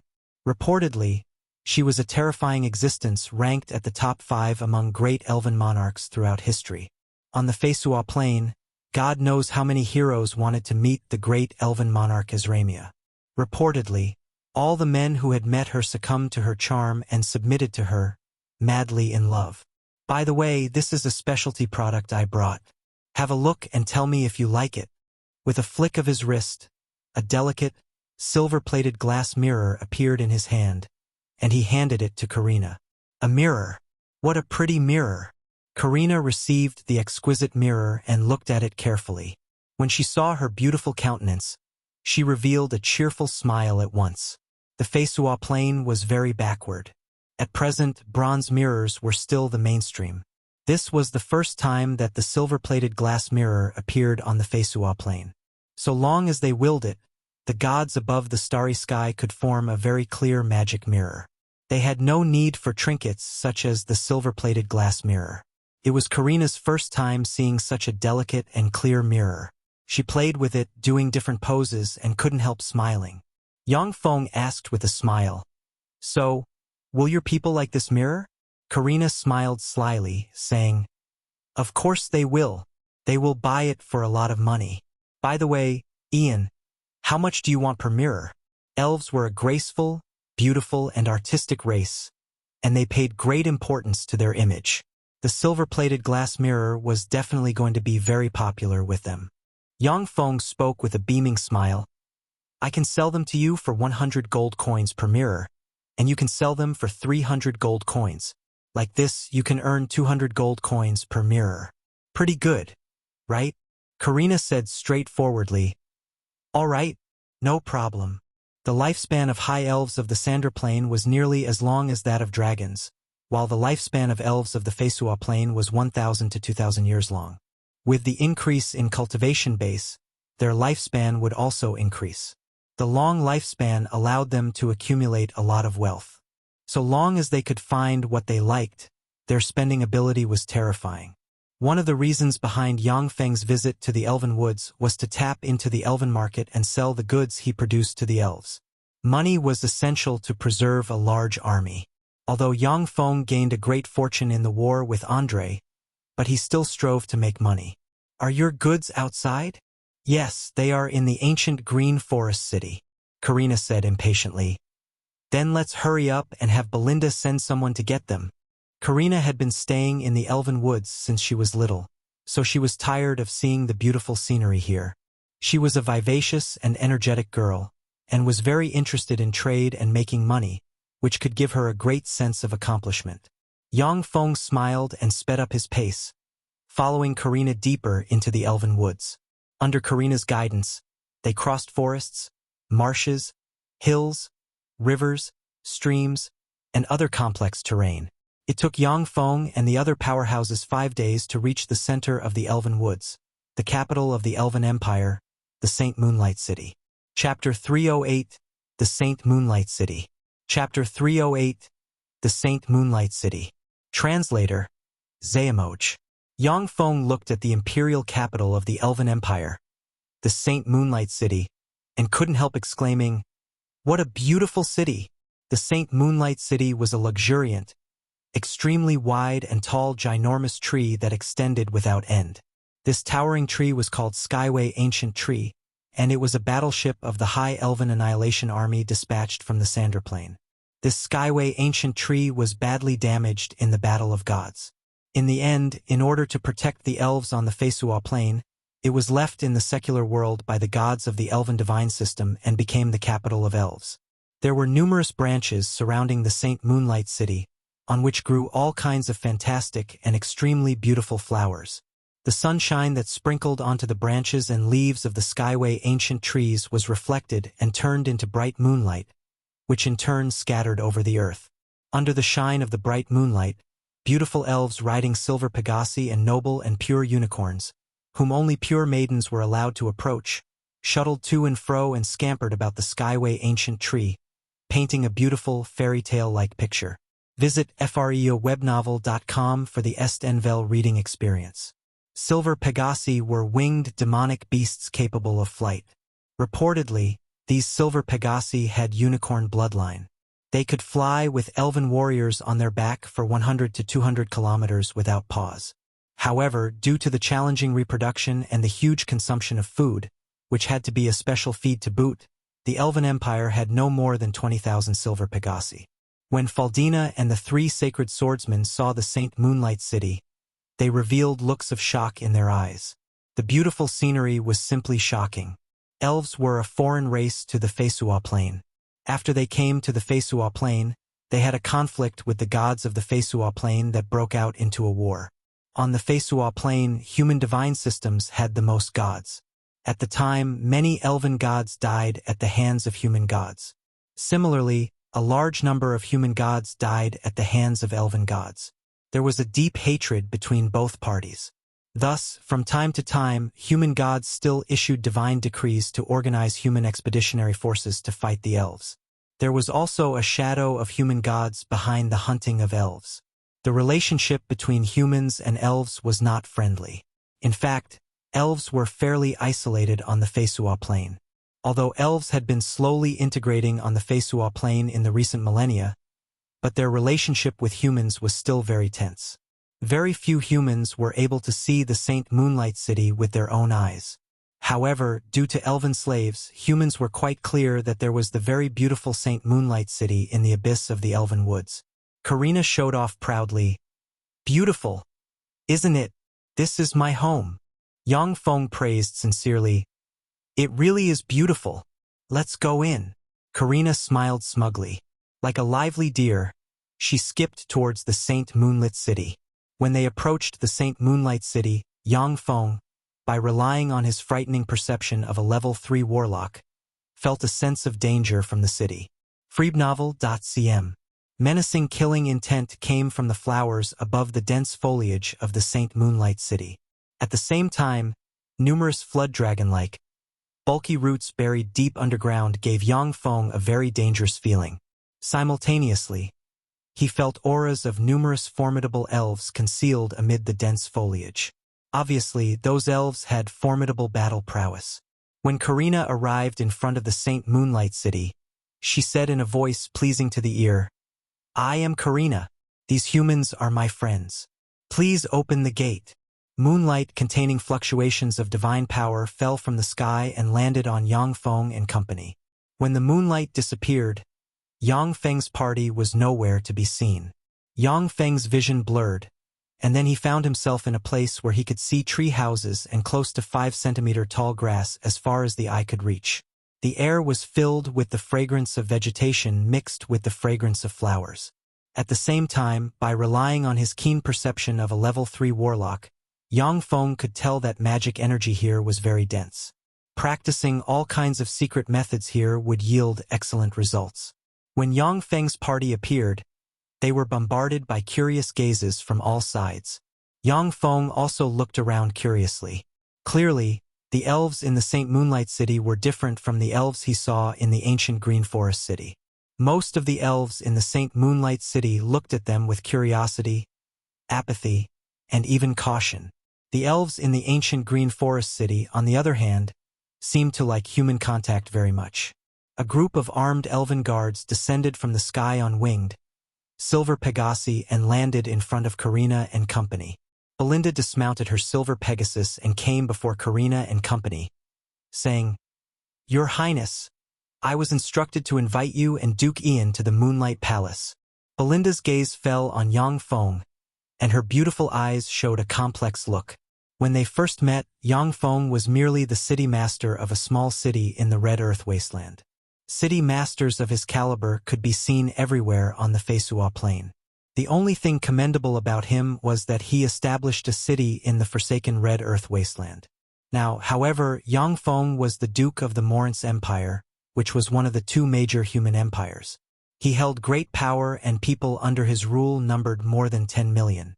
He became a major bigwig among humans. The population of elves was only 40 million people. In other words, in terms of population alone, the population under Yang Feng's rule was already 1/4 of the Elven Empire. This should not be underestimated. The lower-class elves may not have heard of Yang Feng's name, but the majority of the upper-class elves knew of his name by now. Although elves secluded themselves in the elven woods, but after operating for millennia, they had already infiltrated various major factions of the Feisua Plain and had numerous informers. Naturally, they gathered all kinds of information. Belinda shuddered at the thought that this mild-looking person cruelly flooded a province of the Morance Empire, and then took the opportunity to migrate the refugees from that province to his fiefs. Except for spoiled silk pants like Benedict, no one at the top of the Elven Empire dared to show contempt in front Yang Feng. It was precisely because Yang Feng was so formidable that Elder Urza spoke to him so amicably. Otherwise, if an ordinary person, even a legend-rank powerhouse, were to injure Benedict at the entrance to the Elven Woods, they would have been eliminated at once. Karina nimbly jumped on the back of a silver Pegasus and spoke with a candid smile. "Okay, let's go. By the way, Belinda, Ian has brought some goods to the ancient Green Forest city. Send someone to go get them." Belinda replied, "Yes, Your Highness." Yang Feng's group of 5 people also jumped onto the back silver Pegasi. The silver Pegasi flapped their wings, and the magic runes on their wings sparkled. Suddenly, wind enveloped the silver Pegasi, and they flew toward the sky. Sensing the wind around the silver Pegasus, Yang Feng raised his eyebrows. He had solved a doubt in his mind. What a strong wind! Only knight-rank powerhouses and upwards can withstand this wind. Besides, being blown by this wind for long periods of time is not good for your health. No wonder elves don't use these silver Pegasi for long-distance journeys. Although the silver Pegasi could fly in the sky, but the wind they employed was too strong. Without a magic shield, the frightening wind blowing for a prolonged period of time could even erode the health of a knight-rank powerhouse. Only someone like Yang Feng, a warlock with a life force cover, could easily withstand the erosion of the wind. Thus, the silver Pegasi could only serve as a vehicle in the Saint Moonlight City, or be used as an unexpected trump card in battle, yet they could not be used as a long-distance vehicle. There were countless beautiful and fantastic tree houses inhabited by elves in the Saint Moonlight City. The Saint Moonlight City resembled an orderly, beautiful, and artistic forest. In the center of the Saint Moonlight City, there was a hundreds of meters tall tree with a luxuriant canopy shrouded in bright moonlight. The giant tree shrouded in moonlight was a moonlight tree, a most valuable treasure of the elves. The moonlight tree was the dwelling of royal elves. The silver Pegasi descended and landed on a thick branch. The thick branch of the moonlight tree was very spacious. It could accommodate 4 carriages standing side by side. Even if your riding skill was no good, the silver Pegasi could still easily land on the branch. Belinda pointed to a pretty, petite, flat-chested elven girl and said, "Duke Ian, Her Highness Karina has to get ready. Please go with Shauna." Yang Feng nodded, "Okay." Karina waved at Yang Feng and showed a sweet smile. "See you later." After she said that, Karina was escorted by Belinda and the other elves into the depths of the moonlight tree. Shauna smiled politely at Yang Feng and spoke, "Duke Ian, please come with me."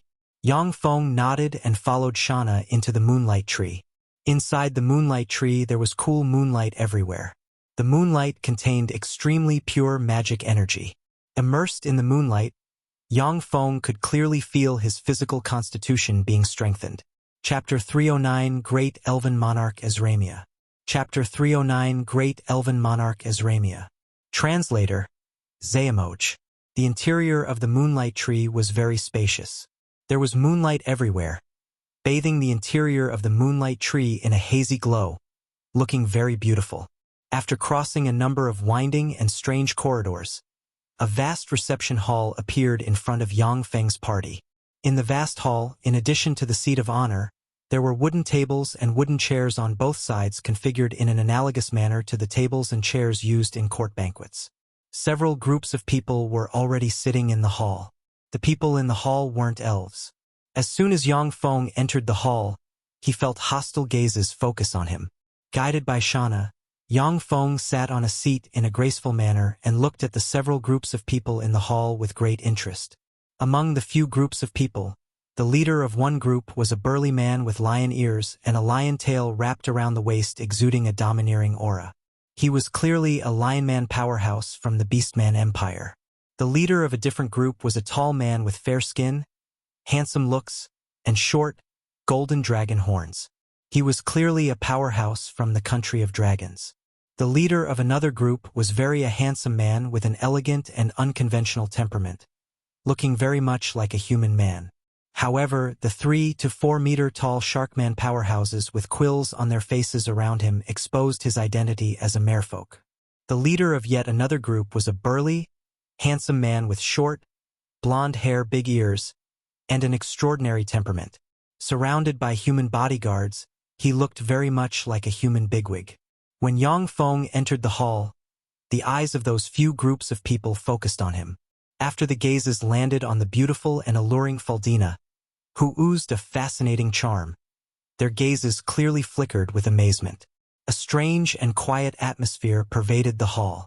Yang Feng took a look at the several groups, then took a green warm sunshine fruit from a table and put it in his mouth.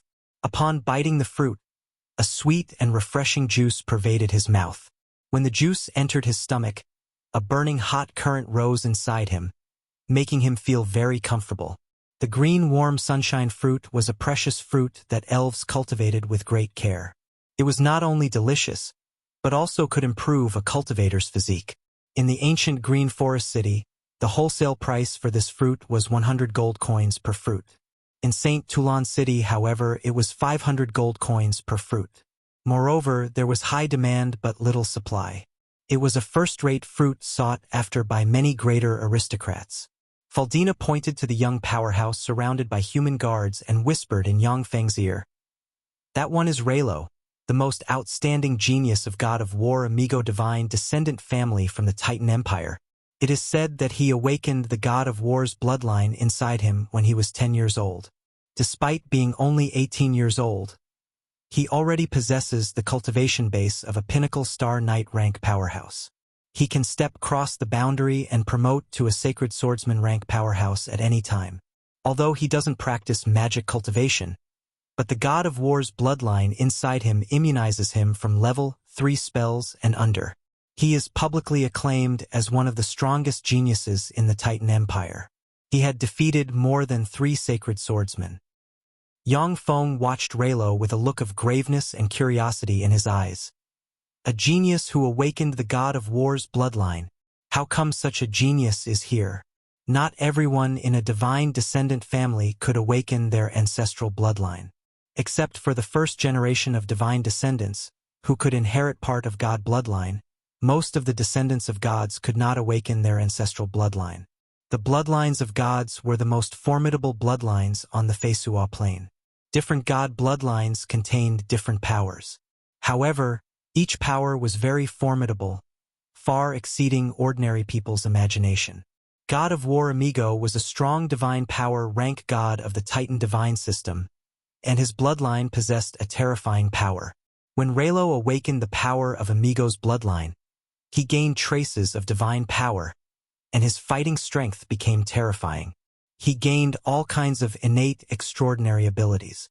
If nothing untoward happened, he was expected to promote to a sacred swordsman rank powerhouse. As for whether he could become a demigod rank powerhouse or not, that would depend on his luck and efforts.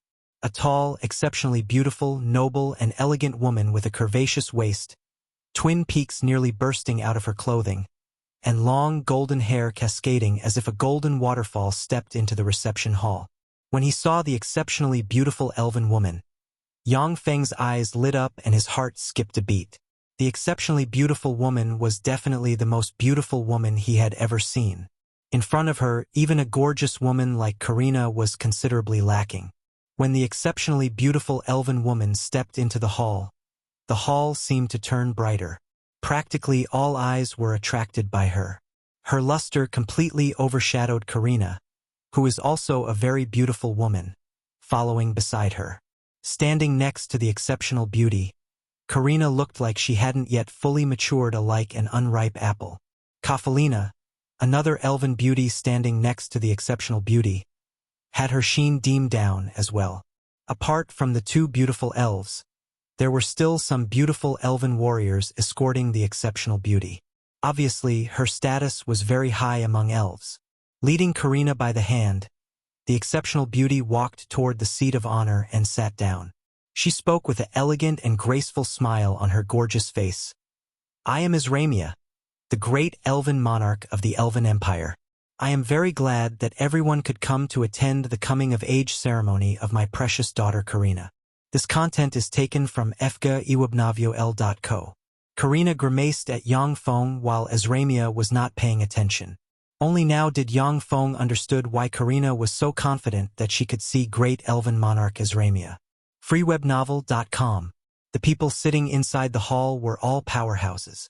Karina's grimace made these powerhouses focus their gazes on Yang Feng, many of which were of the threatening and warning nature.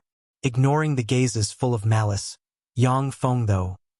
The charm of this lass is really something else. According to the custom of the Crossdale family, in addition to elves, members of other races who want to pursue members of our family have to pass a variety of tests. The first test is to be the strongest suitor. Sysons, a lionman and one of the three most dazzling geniuses of the Beastman Empire, awakened the Heracles bloodline. Sid, a dragonborn with the noble three-headed golden dragon bloodline, one of the 7 great geniuses of the country of dragons. Cicerin, a merfolk genius of the Empire of the Deep, awakened the sea god's bloodline. Raylo, a genius of the Titan Empire, awakened the god of war's bloodline. Duke Ian of the Morance Empire. Are you sure you want to take part in this test? The graceful and noble smile of Isramia seemed to have brightened the hall. Elves didn't marry people of other races. Thus, it was very difficult for people of other races to marry a pure-blooded elven beauty. The Crossdale family was a family reputed for their divine looks and for receiving divine favor and blessings, and it was even more difficult to marry one of their women. In the past, the god who defected due to an elven beauty of the Crossdale family went through numerous tests set up by the Crossdale family before finally taking her as his wife. Yang Feng's eyebrows wrinkled. Sysons and the other 3 people were genius powerhouses with peak bloodlines on the Feisua plane. Although he didn't fear them, but he wasn't willing to offend the other parties for no reason. He came to the Elven Woods just to tap into the market and sell the specialty products of the Red Earth Wasteland to the elves in a steady stream. Smiling candidly and exuding a domineering aura, Sysons looked around menacingly and said with great confidence, "Of course, I fell in love with Her Highness Princess Karina at first sight. I will pass this test and become the only suitor of Her Highness." Cicerin spoke with a smile. "I also fell in love with Her Highness Princess Karina at first sight. Naturally, I won't give up this opportunity." Raylo spoke in an elegant and graceful manner. "In the future, I hope to be able to go to the Red Moon Lake with Her Highness Karina, take a boat ride, and enjoy the beautiful scenery of the Red Moon cherry blossoms. No matter what test it is, my determination won't be swayed." Sid was silent for a moment, then looked at Yang Feng. Only then did he reveal the endless pride below the calm and said, "I am the only one who can stand beside Karina."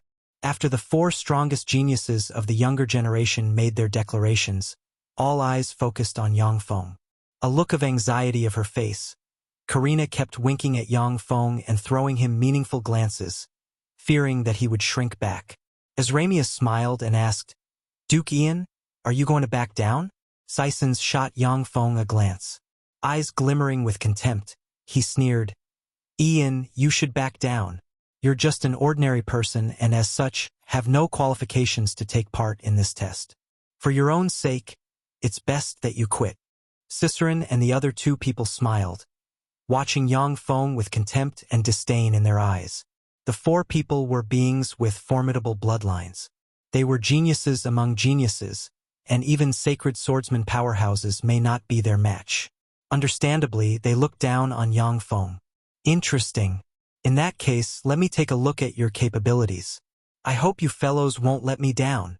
Eyes flashing with fighting spirit, Yang Feng's figure blurred, and he shot toward the center of the hall.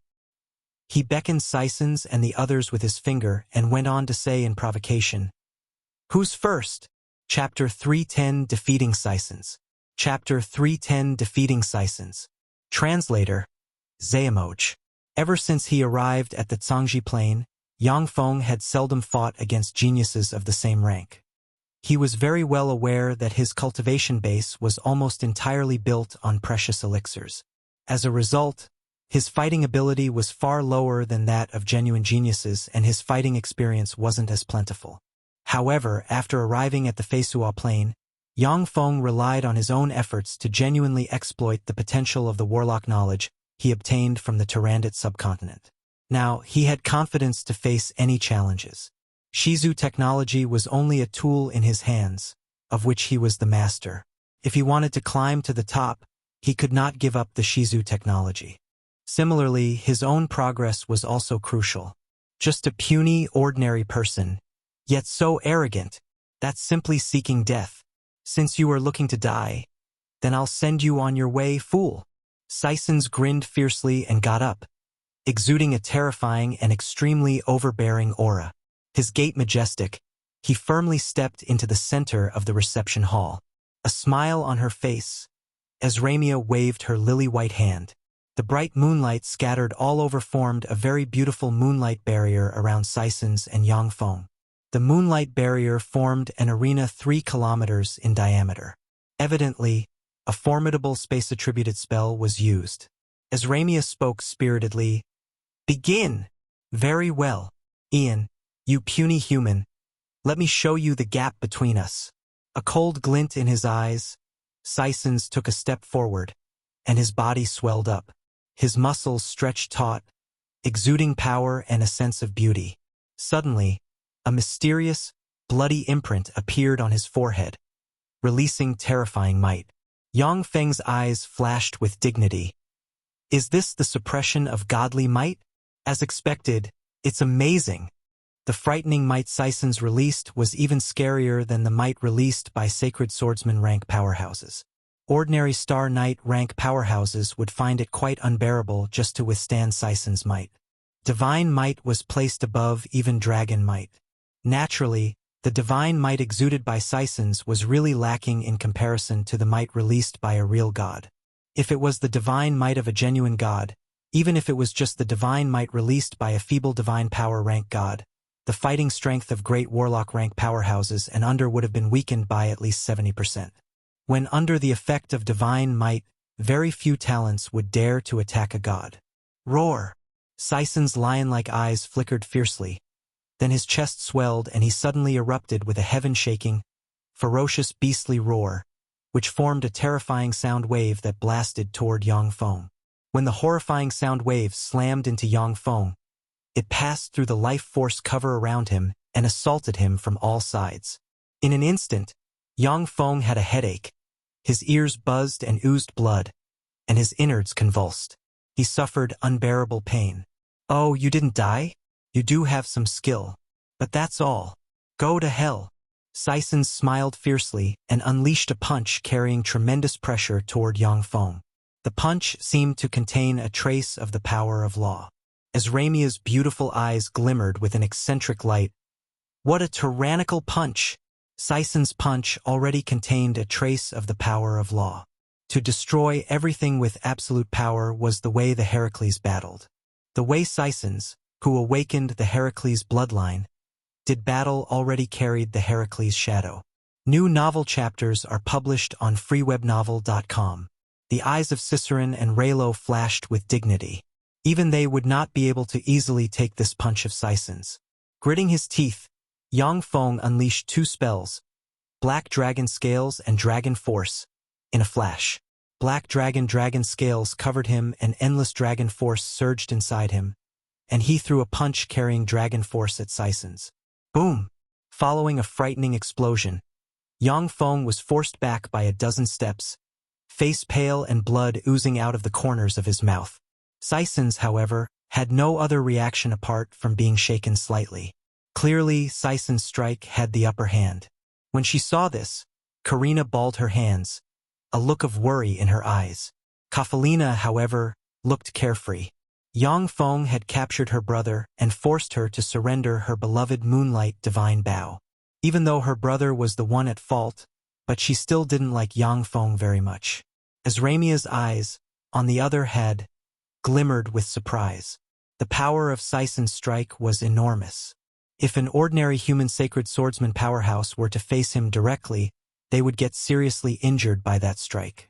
Yang Feng, however, was merely pushed back. This greatly exceeded Azramia's expectations. That punch wasn't bad. It was rather unexpected.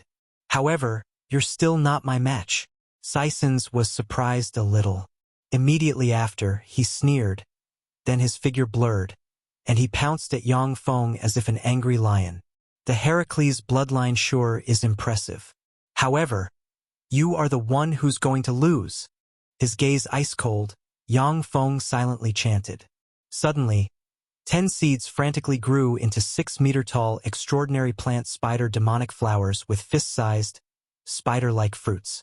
The spider-like fruits sparkled and sprayed numerous white spider threads, which turned into a white mist and swept toward Sison's. Break! Sison's eyes widened. Then he bellowed and punched out. A gust of wind raised by the punch containing 5 layers of crushing power, with each layer being different, suddenly erupted and disintegrated the white spider thread fog. The spider demonic flowers continuously shot white spider threads at Sison's. Relying on his unreasonable strength, Sison's crushed and scattered countless white spider threads. For Yobnul.com. Every time Sison's punched out, he shattered countless spider threads. At the same time, taking firm steps, he advanced forward. The white spider threads were unable to stop him from moving forward. At last, he appeared in front of the extraordinary plant spider demonic flowers. Smiling malevolently, he punched at the spider demonic flowers. Although he didn't know what kind of extraordinary plants the spider demonic flowers were, but he firmly believed that if he crashed the bodies of the strange plants with his unparalleled iron fists, then everything would be over. When Sison's punched out, the 5 layers of crushing power smashed a spider demonic flower in an instant. Just when the spider demonic flower was crushed, a tiny tendril popped out of the spider demonic flower and, as if a lightning bolt, shot into Sison's abdomen. In that instant, the countless white threads scattered about suddenly erupted and, as if they had a life of their own, shot towards Sison's. A horrifying anesthetic burst out from the tiny tendril of the spider demonic flower and spread to all corners of Sison's body. Sison's only felt his body go soft, no longer able to exert any strength, and he was wrapped by the countless white threads. Just a muscle brain. Yang Feng sneered at this scene. The extraordinary plant spider demonic flower was an extraordinary plant from the Greenwoods Plain, and the best way to deal with it was by burning it. Just smashing the body of the spider demonic flower with brute force would trigger a poisonous needle to shoot out of the spider demonic flower. The poison of the needle could even affect a Starry Sky Warlock rank powerhouse. With a flick of his wrist, the secret treasure long sword forged from divine blood steel appeared in Yang Feng's hand. His figure blurred, and he appeared in front of Sison's. He erupted with frightening Star Knight rank chi and frantically slashed at Sison's head, not concerning himself with the other party's identity of divine descendant. At that critical moment, the mysterious imprint on Sison's forehead glimmered, and his eyes recovered a trace of clarity. He bellowed, erupted with Star Knight rank chi, and raised his right hand to block. Ding! Following a clear and crisp sound, the sword in Yang Feng's hand forcibly severed Sison's right hand. Sison's lost a copious amount of blood from his right hand. Sison's issued a wounded beast-like roar, and the power of the mysterious imprint between his eyebrows burst out. He freed himself from the numerous spider threads and rolled on the ground, avoiding Yang Feng's deadly strike. With a flash of his sword, Yang Feng cut Sison's severed right arm into numerous pieces. He flicked his finger, and a fireball suddenly hit Sison's severed right arm and burned it to ashes. Young Lord! Damn you, Ian! A look of horror on their faces, Sison's men blurted out loudly. When they saw this scene, the eyes of Ciceron and the other people flashed gravely. As long as the arm was still intact, various methods could be used to reattach a severed arm. After the arm was destroyed, however, you would have to pay a huge price to regrow the arm. Only by employing legend rank spells or some formidable potions could you regrow severed limbs. I surrender. Suppressing the feeling of numbness, gnashing his teeth, and staring at Yang Feng full of resentment, Sison spoke decisively yet helplessly. Even with the help of the power of the Heracles bloodline, Sison still felt powerless in his limbs. He could barely employ 50% of his strength. With merely 50% of his strength, he was clearly not Yang Feng's match. If he made a misstep, he could even be killed by Yang Feng on the spot. By slicing his arm to pieces and burning it to ashes, Yang Feng revealed undisguised malice. Of course, if Sison's had the chance, he would not mind killing Yang Feng, who was a human powerhouse. The moment Sison's was defeated, a bright moonlight enveloped him, forming a moonlight barrier. Chapter 311, Defeating Ciceron. Chapter 311, Defeating Ciceron. Translator, Zayamoch. Ding. Yang Feng's secret treasure sword slashed at the moonlight barrier as swift as a clap of thunder and produced a loud and crisp sound, and a scary shock wave spread in every direction. The secret treasure sword was sent flying. Sorry, my hand slipped. Yang Feng was forced back a few steps, a bashful smile on his face. He beckoned and the secret treasure sword forged from divine blood steel flew into his hand. All the people present were silent. Clearly, Yang Feng had attacked on purpose. If Azramia was late even by half a step, Sison's would have been cut in half. Faldina watched the goings-on with a smile on her face. Cassius and the other two sacred swordsmen looked at each other, feeling hot in the face due to the shamelessness of their lord. Azramia spoke with a meaningful smile. It's okay. Pay more attention next time. Don't let your hand slip gain. Feeling a chill in his heart, Yang Feng smiled bashfully. Sison's eyes were filled with hatred. He immediately returned to his seat, then took out a vial of elixir and downed it. After ingesting the elixir, his right hand began to heal quickly. There were also grandmasters proficient in pharmacology in the Beastman Empire. Of course, the number of grandmasters proficient in pharmacology in the Beastman Empire was much smaller. Besides, the grandmaster pharmacists in the Beastman Empire could not compare to human grandmaster pharmacists. Nevertheless, many potion formulas of the Beastman Empire's grand pharmacists were beyond the grasp of human grandmaster pharmacists. Ian, let me put you in your place. Ciceron smiled. Body shrouded in water, he floated towards the center of the hall, facing Yang Feng. Disdain flashed past the abyss of Ciceron's eyes, and he spoke with a confident smile. Able to manipulate magic plants. You seem to have some skill. However, unlike Sison's, I'm not a stupid blockhead who doesn't know how to use magic. Before absolute strength, these magic plants don't stand a chance. A fierce glint flashed past Sison's eyes when he heard that.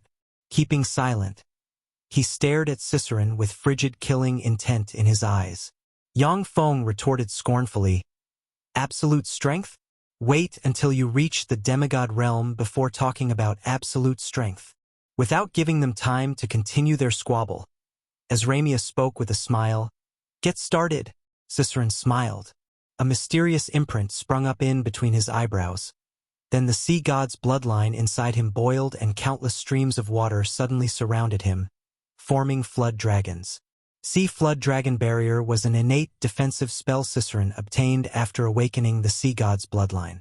The flood dragons condensed from water-attributed elemental particles could even resist the offensive from many legend wizards and sacred swordsman rank powerhouses, capable of withstanding 10 sword strikes. With 10 sword strikes from a sacred swordsman blocked, Ciceron would have enough time to conjure spells and kill the other party. Ciceron uttered a string of mysterious and profound magic sentences, and countless water-attributed elemental particles surrounded him. A terrifying force circled his body. Visit freewebnov.com for the best novel reading experience. Yang Feng's complexion changed slightly. With his keen intuition, he realized that once Ciceron's spell was completed, it would certainly be earth-shaking and irresistible. Yang Feng speedily spoke a string of magic sentences. Suddenly, magic radiance surge, and entered the 10 extraordinary plant water-absorbing demonic rattan seeds in his hands.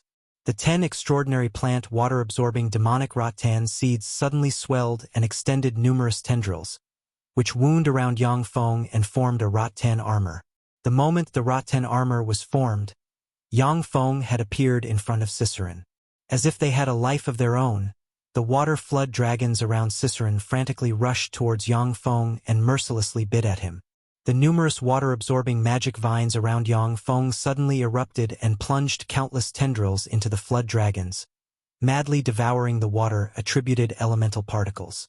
Having their water-attributed elemental particles continuously absorbed by the water-absorbing demonic rattans, the flood dragons were dispersed one by one.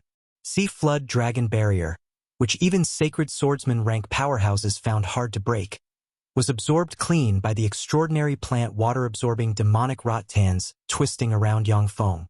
Killing intent flashed past Yang Feng's eyes. In a flash, he burst out with Star Knight rank chi and mercilessly slashed at Ciceron with a shooting star-like sword strike. Yang Feng had a hunch that once Ciceron completed that spell, he would either die or be injured. Even if he withstood it by chance, it would definitely shave off a layer of his skin. After Ciceron awakened the sea god's bloodline, he could instacast level 3 water-attributed spells. He didn't even needing to recite incantations. This was what made the sea god's bloodline formidable. After all, even legend wizards had to draw support from the weave and recite magic sentences in order to conjure level 3 spells. For Ciceron to be able to instacast level 3 water-attributed spells, that was simply outrageous. For such an outrageous personage to recite an incantation to release a spell, the spell was definitely of the legend rank. Ciceron's eyes flashed with regret, and he stopped chanting.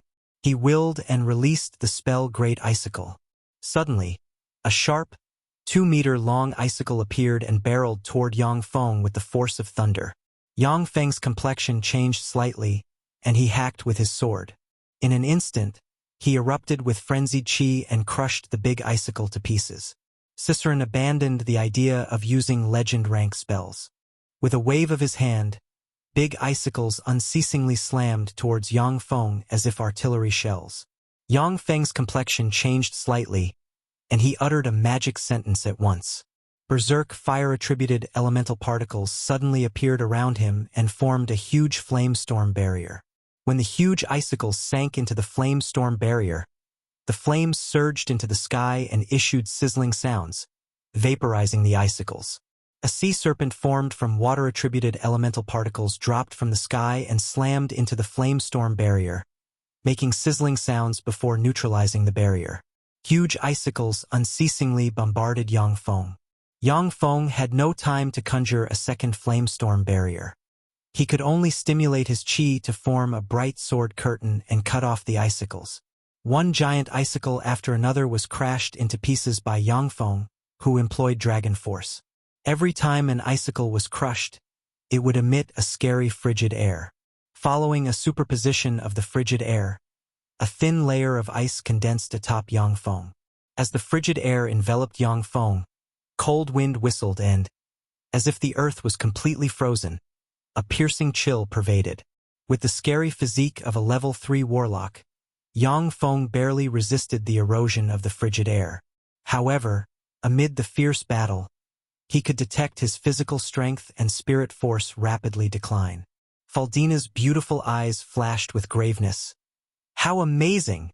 Worthy of a powerhouse who awakened the sea god's bloodline. The countenances of Cassius and the other 2 sacred swordsmen looked unsightly. If faced with Ciceron, they would only have a single chance to act.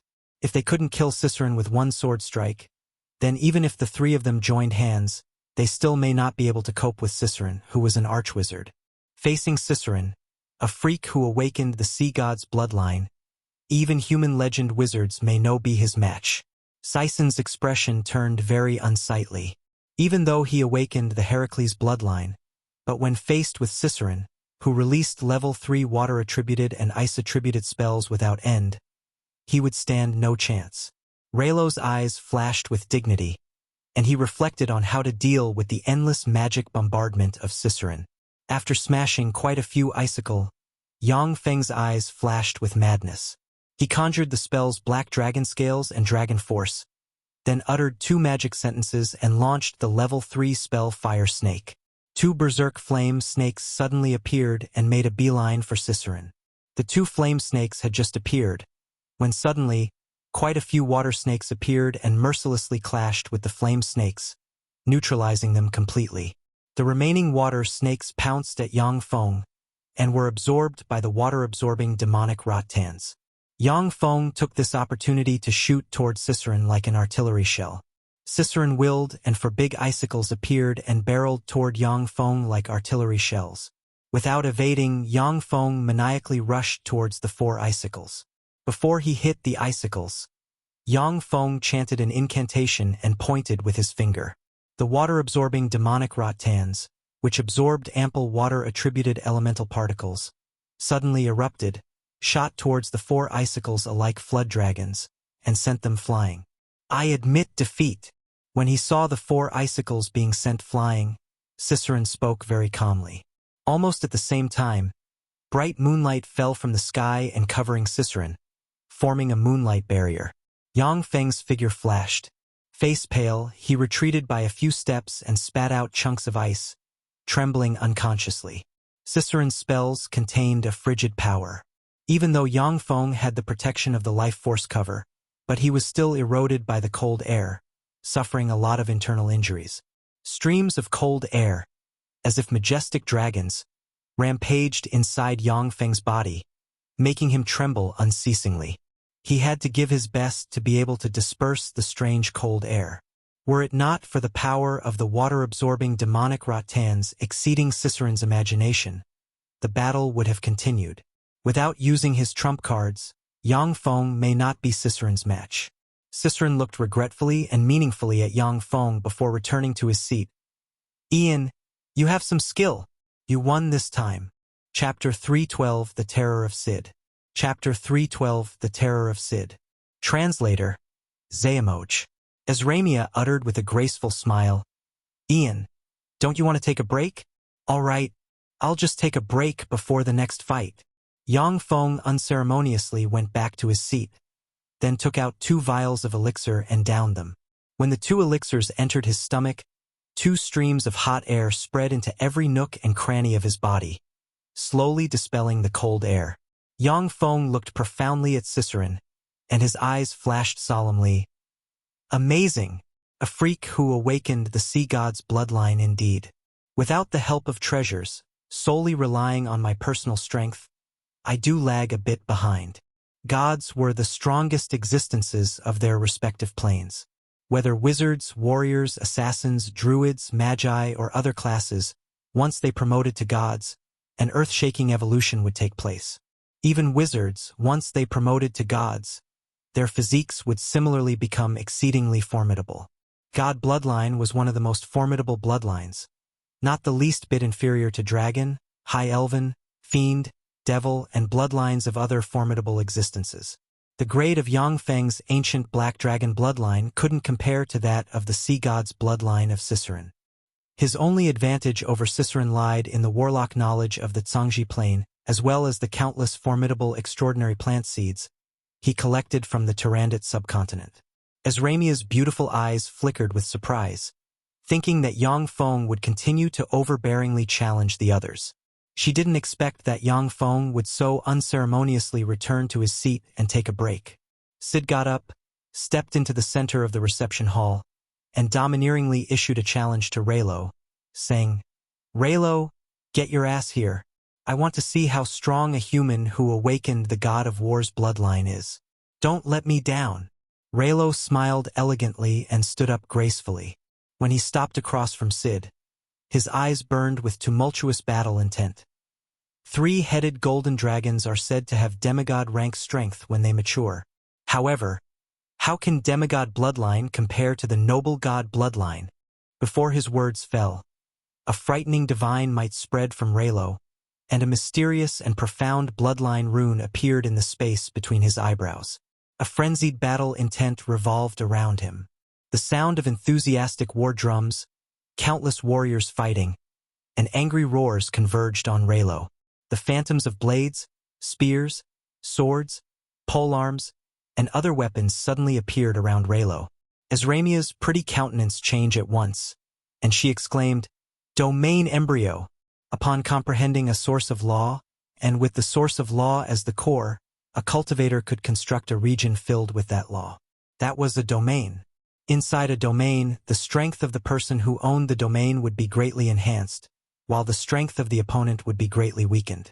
Only freakish geniuses could comprehend a source of law and construct a domain. Even legend and demigod rank powerhouses rarely comprehended domains. For Raylo to comprehend the domain of war embryo was simply heaven-defying. The complexions of many powerhouses changed dramatically, and they looked at Raylo with dignity in their eyes. Syson's countenance was very unsightly. When paired against Raylo, who possessed the domain of war, he, who had also awakened God bloodline, might be defeated in less than 10 moves. Sid was confident all along. A look of dignity in his eyes, he took a step forward. Then his body expanded by a size, and he burst out with frightening dragon might, not the least bit inferior to that of a genuine dragon. The vague phantom of a ferocious, dragon-like 3-headed monster loomed behind Sid. To their dismay, Cassius and the other 2 human sacred swordsmen discovered that they, who were peak human fighters, were unconsciously trembling under the suppression of dragon might. Yang Feng's eyebrows wrinkled slightly. He felt that the ancient black dragon bloodline inside him had been suppressed, and a trace of fear leaked out from deep inside the bloodline. Among dragons, golden dragons were existences that stood above many dragons. 3-headed golden dragons, even more so, were royalty among golden dragons. They were rare and powerful. Each adult 3-headed golden dragon had demigod rank strength. If they cultivated hard enough, they could even evolve into existences with fighting prowess comparable to feeble divine power and weak divine power rank gods. Among dragon bloodlines, the 3-headed golden dragon bloodline was the top bloodline, surpassing the ancient black dragon bloodline flowing inside Yang Feng by far. On one hand, there was an unending rumble of war. On the other hand, there was a continuous dragon roar. Before the 2 geniuses of the younger generation even started fighting, frightening pressure spread everywhere. The suppression in the hall left many experts somewhat out of breath. Among the experts who accompanied Sysons and the other 3 geniuses, the weakest had firmament knight rank cultivation bases. In some small cities, one such powerhouse could become the NR1 expert. Yet, under the pressure released from the 2 geniuses, these experts were still out of breath and trembling, a look of fear in their eyes. This was the terrifying power of might from a god of the Feisua plane and the strongest dragon. If a real god were to descend into the secular world and release their divine might, apart from the lifeless and soulless golems and robots, intelligent life forms below the legend rank would not be able to resist it, and could only tremble and kneel on the ground. Azramia revealed a look of interest, then smiled sweetly and uttered, "Begin!" Sid's body flashed. Carrying an aura of tyranny and looking a humanoid dragon, he charged into Raylo's domain of war embryo. The blades, spears, swords, polearms, and numerous other phantoms turned corporeal and frenziedly stabbed at Sid. The 3-headed monster phantom behind Sid roared and overbearingly swung its savage dragon tail. Instantly erupting with terrifying force, it shattered Raylo's domain of war. As swift as a clap of thunder, Sid's fist covered in resplendent golden light mercilessly barreled towards Raylo. After the domain of war embryo was shattered, Raylo turned pale, then hurriedly drew a long sword and sent resplendent sword rays to block in front of him. The complexions of Cassius and the other 2 sacred swordsmen changed slightly. Raylo's swordsmanship was formidable to the extreme, only slightly inferior to theirs. Sid's eyes flashed with madness. Adopting a tyrannical stance, he issued dragon roars and slammed his fists onto the resplendent sword rays. Every time a punch struck Raylo's sword rays, the sword rays would shudder. 5 punches later, all of Raylo's sword rays were shattered. Sid seized this opportunity to punch Raylo in the belly. When the horrifying force entered Raylo through the belly, it nearly shattered his viscera, and he spat out a big mouthful of blood mixed with fragments of viscera. He was sent tumbling in the air far away. Moonlight fell from the sky, scattered above Raylo, and formed a moonlight barrier, blocking Sid from continuing with his offensive. Sid frowned slightly and stopped pursuing. Standing there loftily, he arrogantly looked at everyone else. The source of this scentent is freowebnovel.com. Sisons, Ciceron, and Yang Feng looked at Sid with fear in their eyes.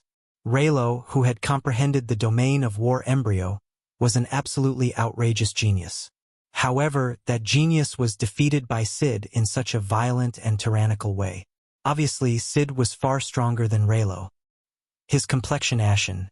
Raylo coughed up blood a few times, then struggled to get up and said slowly, "Thank you, Your Majesty. I admit defeat." Cough, cough. After he finished speaking, a bitter expression on his face, Raylo returned to his seat, took out several vials of potions, and downed them. Standing loftily in the middle of the hall, Sid smiled haughtily and said, "Ian, you're the only one left. Did you have enough rest? Come over when you're ready. Anyway, you are bound to lose." Yang Feng pondered for a while, then slowly went to the center of the hall. He took out a black ball and frantically poured his spirit force inside. In a split second, the black ball expanded, split into pieces, and wrapped around Yang Feng, forming a pitch-black armor with a pair of dragon horns and a black dragon head on the chest. The pitch-black armor was the demigod rank armament black dragon armor that Yang Feng acquired after conquering the Black Dragon Tower. As the great elven monarch, Azramia had exceedingly extensive knowledge and experience. At a glance, she could see through the essence of the pitch-black armor, and raging waves rose in her heart. This is a demigod rank treasure. To have a demigod rank treasure? Who is he really?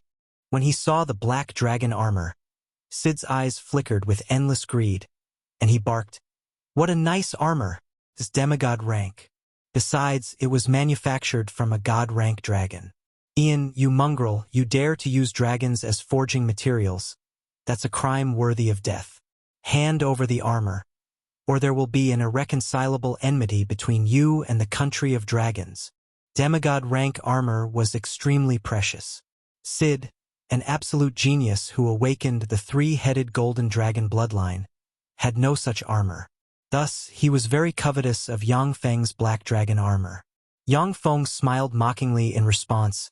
"Fool, it's obvious that you want my armor for yourself. Truly shameless.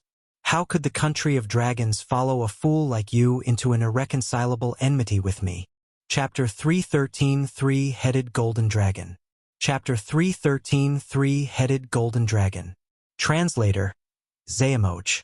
As Ramia spoke lightly, "Get started." Sid's eyes flashed fiercely. Then the three-headed golden dragon bloodline inside him flared up, and the three-headed monster phantom appeared behind him. A terrifying pressure spread from him. As soon as the dragon might of the three-headed golden dragon erupted, the black dragon bloodline inside Yang Feng was suppressed by a fraction. That was the bloodline suppression the three-headed golden dragon bloodline exerted over the ancient black dragon bloodline. One of the greatest weaknesses of bloodline warlocks was bloodline suppression and restraint that superior bloodlines exerted over inferior bloodlines. Only if Yang Feng's cultivation base was greatly superior to Sid's, or if he promoted to a god, could he get rid of the bloodline suppression. Yang Feng wrinkled his eyebrows slightly, then silently chanted an incantation and pointed. Magic rays blossomed on his body. The black dragon head on his chest opened its eyes, and tremendous black dragon force continuously poured into him from the black dragon armor. Strengthened by the horrifying black dragon force, Yang Feng's physical aptitude broke through the boundary and reached great warlock rank. Under the frenzied upgrade in strength, the bloodline suppression the three-headed golden dragon bloodline exerted on the ancient black dragon bloodline was weakened to the extreme. This armor is really a treasure. Unfortunately, you are too weak to keep it. Sid laughed coldly. With a tap of his feet, he covered the distance of dozens of meters virtually in a split second. In an instant, he appeared in front of Yang Feng and sent an extremely tyrannical punch his way. Sid's speed was fast to the extreme. Yang Feng had no time to chant, and could only stimulate the frenzied black dragon force inside him and slam his own fist at Sid in response. Boom!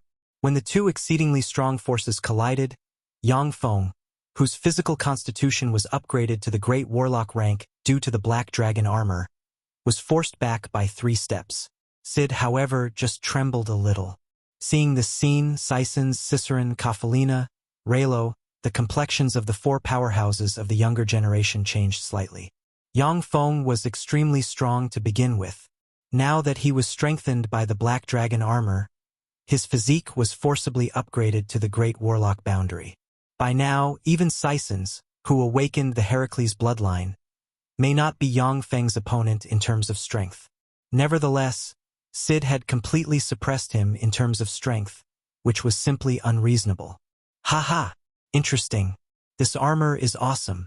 After I kill you, I'll take it from your dead body.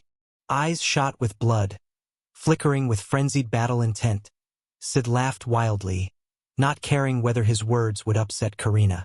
When she heard that, Karina creased her eyebrows, and her eyes shimmered with displeasure. After all, it was because of her that Yang Feng got himself involved in this mess. She didn't want to see him killed. Laughing wildly, exuding golden dragon chi, Sid, as if a brutal and formidable 3-headed golden dragon, barreled shooting star-like punches toward Yang Feng, with each punch carrying a tremendous force. Visit freoubnovel.co for the BST novel reading experience. Pushing the Black Dragon force inside him to the limit, operating a secret method recorded in Black Dragon Morph, Yang Feng looked like the incarnation of a humanoid black dragon as he fought with Sid at close quarters. In the middle of the reception hall, a 3-headed golden dragon and an ancient black dragon clashed repeatedly. Dragon roars fell incessantly and frightening fluctuations of power spread everywhere. Cassius and the other 2 sacred swordsmen watched Yang Feng, who looked like the incarnation of a humanoid black dragon, with shock in their hearts. So strong. So Lord is this strong. How scary. Prior to this, Cassius and the other 2 sacred swordsmen only followed Yang Feng because they wanted to become greater aristocrats of the Morance Empire. As human sacred swordsmen, peak fighters of the Feisua Plain, they were prideful by nature. They were under the impression that without using magic, Yang Feng would stand no chance against them. The fighting strength that Yang Feng, who had become the incarnation of a humanoid black dragon, was now exhibiting exceeded their imaginations by far.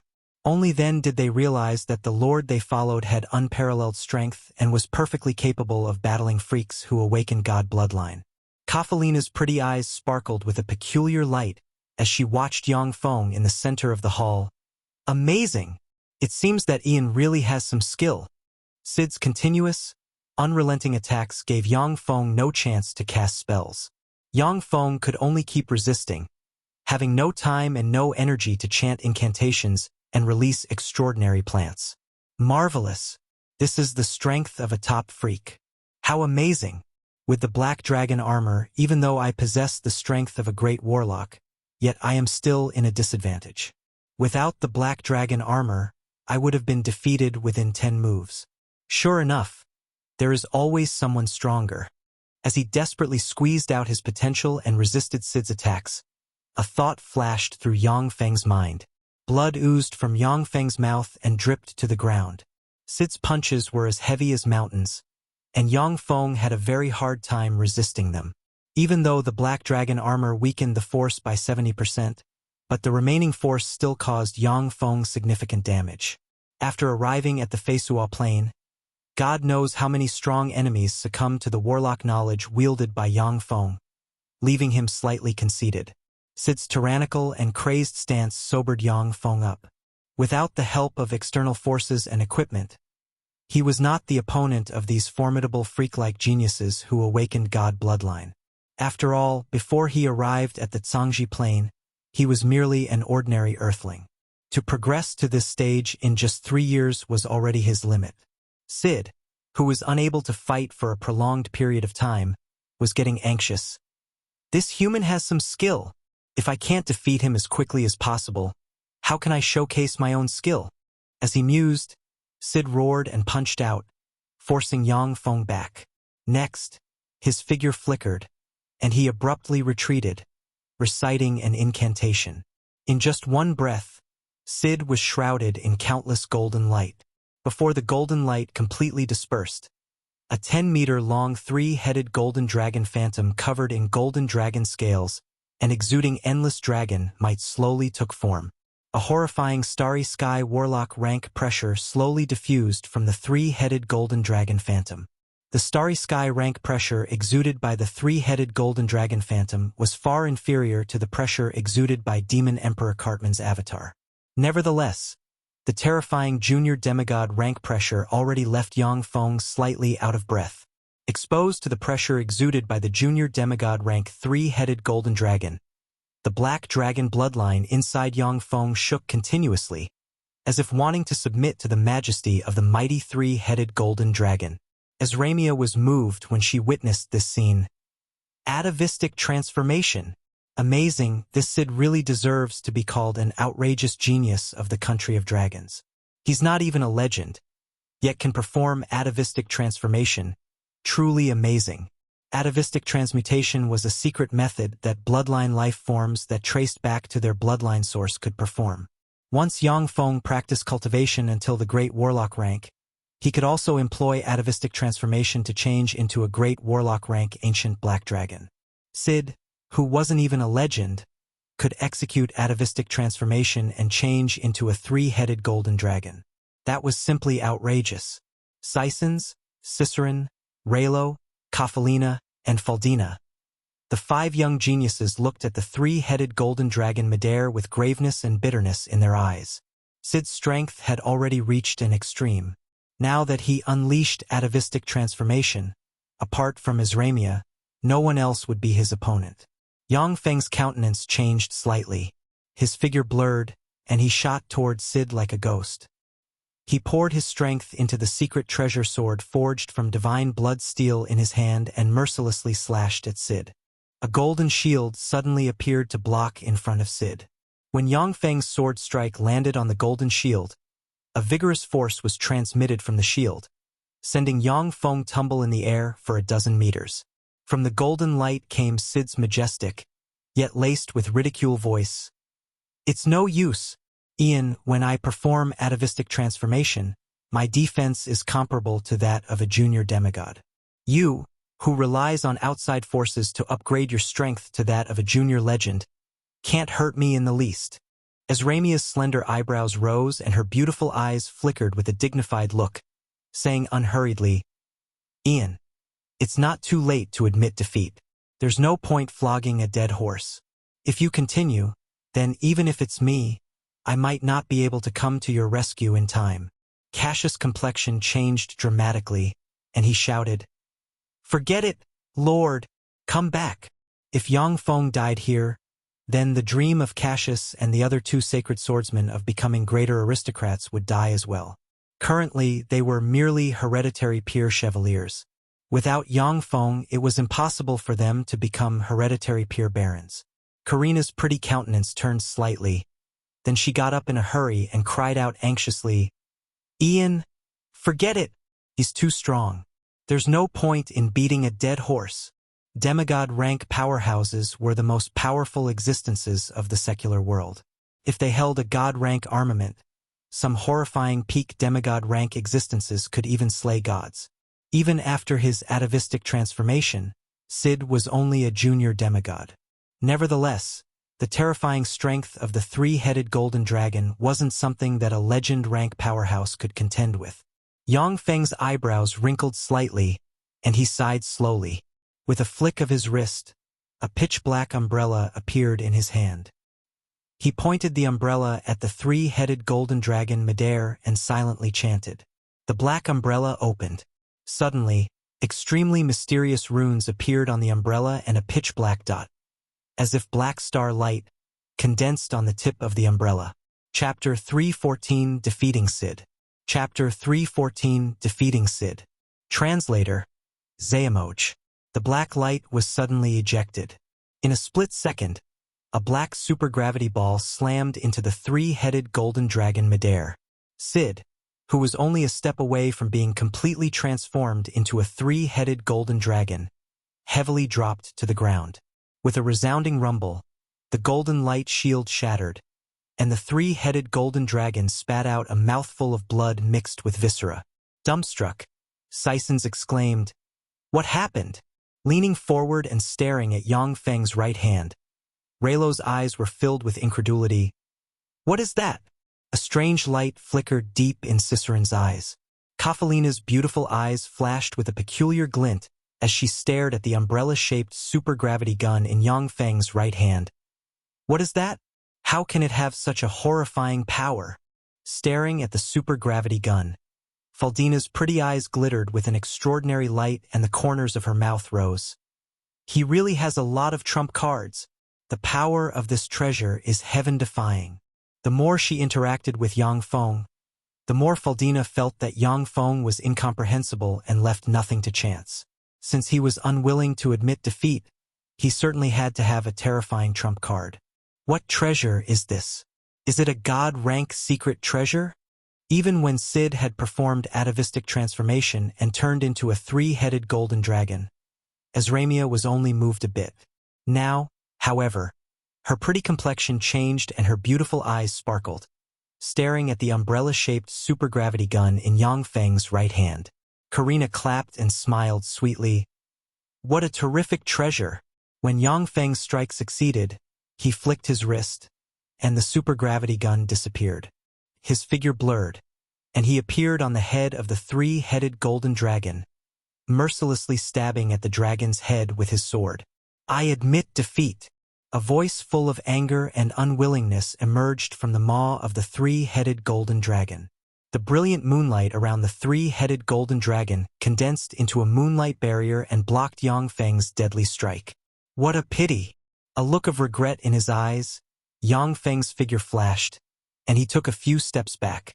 The three-headed golden dragon that Sid had transformed into trembled a few times, then opened its maw and spat out a large amount of blood mixed with crushed bones and viscera.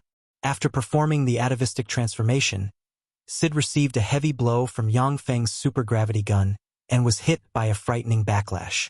He was badly injured from top to bottom. It was very difficult for him to restore his humanoid form. The complexions of Sid's subordinates changed greatly. They went to the center of the hall, then took out vials of potions and poured them into Sid's mouth. However, the backlash Sid suffered was too serious. As soon as the vials of potions entered his mouth, they flowed out. His breathing was irregular and his life force was constantly draining. Watching as Sid approached death, a strange light flashed deep in the eyes of Sysons and the others. They all had first-rate healing potions on them, yet none of them was willing to use their potions on Sid. When Sid's underlings saw this, their faces twisted. Then they knelt on the ground and kowtowed toward Azramia, imploring, "Your Majesty Azramia, please save our master, Sir Sid. We beg you. He is my guest. Naturally, I will save him. You can rest assured." Azramia sweetly smiled and waved her lily-white hand. Resplendent moonlight dropped from above and landed on Sid. Bathed in the resplendent moonlight, Sid's injuries gradually healed and, after coughing up a few mouthfuls of blood, his eyes recovered their glimmer. Then, brilliant golden light shrouded him and forcibly healed him. "Thank you for the help, Your Majesty." Sid staggered onto his feet, stuffed his face with quite a few vials of potions, and saluted Azramia. He gave Yang Feng a venomous look, then gritted his teeth and returned to his seat. Azramia spoke with a graceful smile. "In this case, Ian is the candidate for Karina's suitor. You guys can stay in the Saint Moonlight City for 2 days. Afterwards, you must leave." The Saint Moonlight City was a place where the elves dwelt. Without an invitation, people of other races would never be able to appear in the city. And even if they got an invitation, they would still not be able to stay here for long. Only legend powerhouses who were dead set on relying on the elves would be able to reside in the Saint Moonlight City long-term. Elves were very good-looking and had a 1-to-9 male-to-female ratio. Thus, the Saint Moonlight City, which was populated by beautiful elves, was the paradise for countless men. Dim looks in their eyes, Sysons and the other 3 geniuses could only get up and follow beautiful elven women to their residences. Only Yang Feng and his party remained in the hall. Azramia sweetly smiled and said, "Congratulations on passing the first test, Ian. Now let's talk about the second test." Yang Feng faintly smiled and directly refused, saying, "I'm sorry, Your Majesty Azramia, but I only participated in this competition to help out my friend Karina. I have no interest in taking the next test." The first test, which was to fight against the most outstanding geniuses of the Feisua Plain, had already forced Yang Feng to expose his formidable trump card, the supergravity gun. He didn't want to continue to take part in such tests, which were not only very risky, but also yielded little to no reward. Azramia stared daggers at Karina with her mesmerizing eyes. Karina hugged an arm of Azramia and spoke adorably, "Mother, I really don't want to be around them. They are really annoying. Besides, they don't really like me. They are just after the identity of the son-in-law of great elven monarch Azramia. They are only interested in my body and identity. They cannot compare with Ian, a fellow who is obsessed with money." The identity of the son-in-law of great elven monarch Azramia was exceedingly respectable.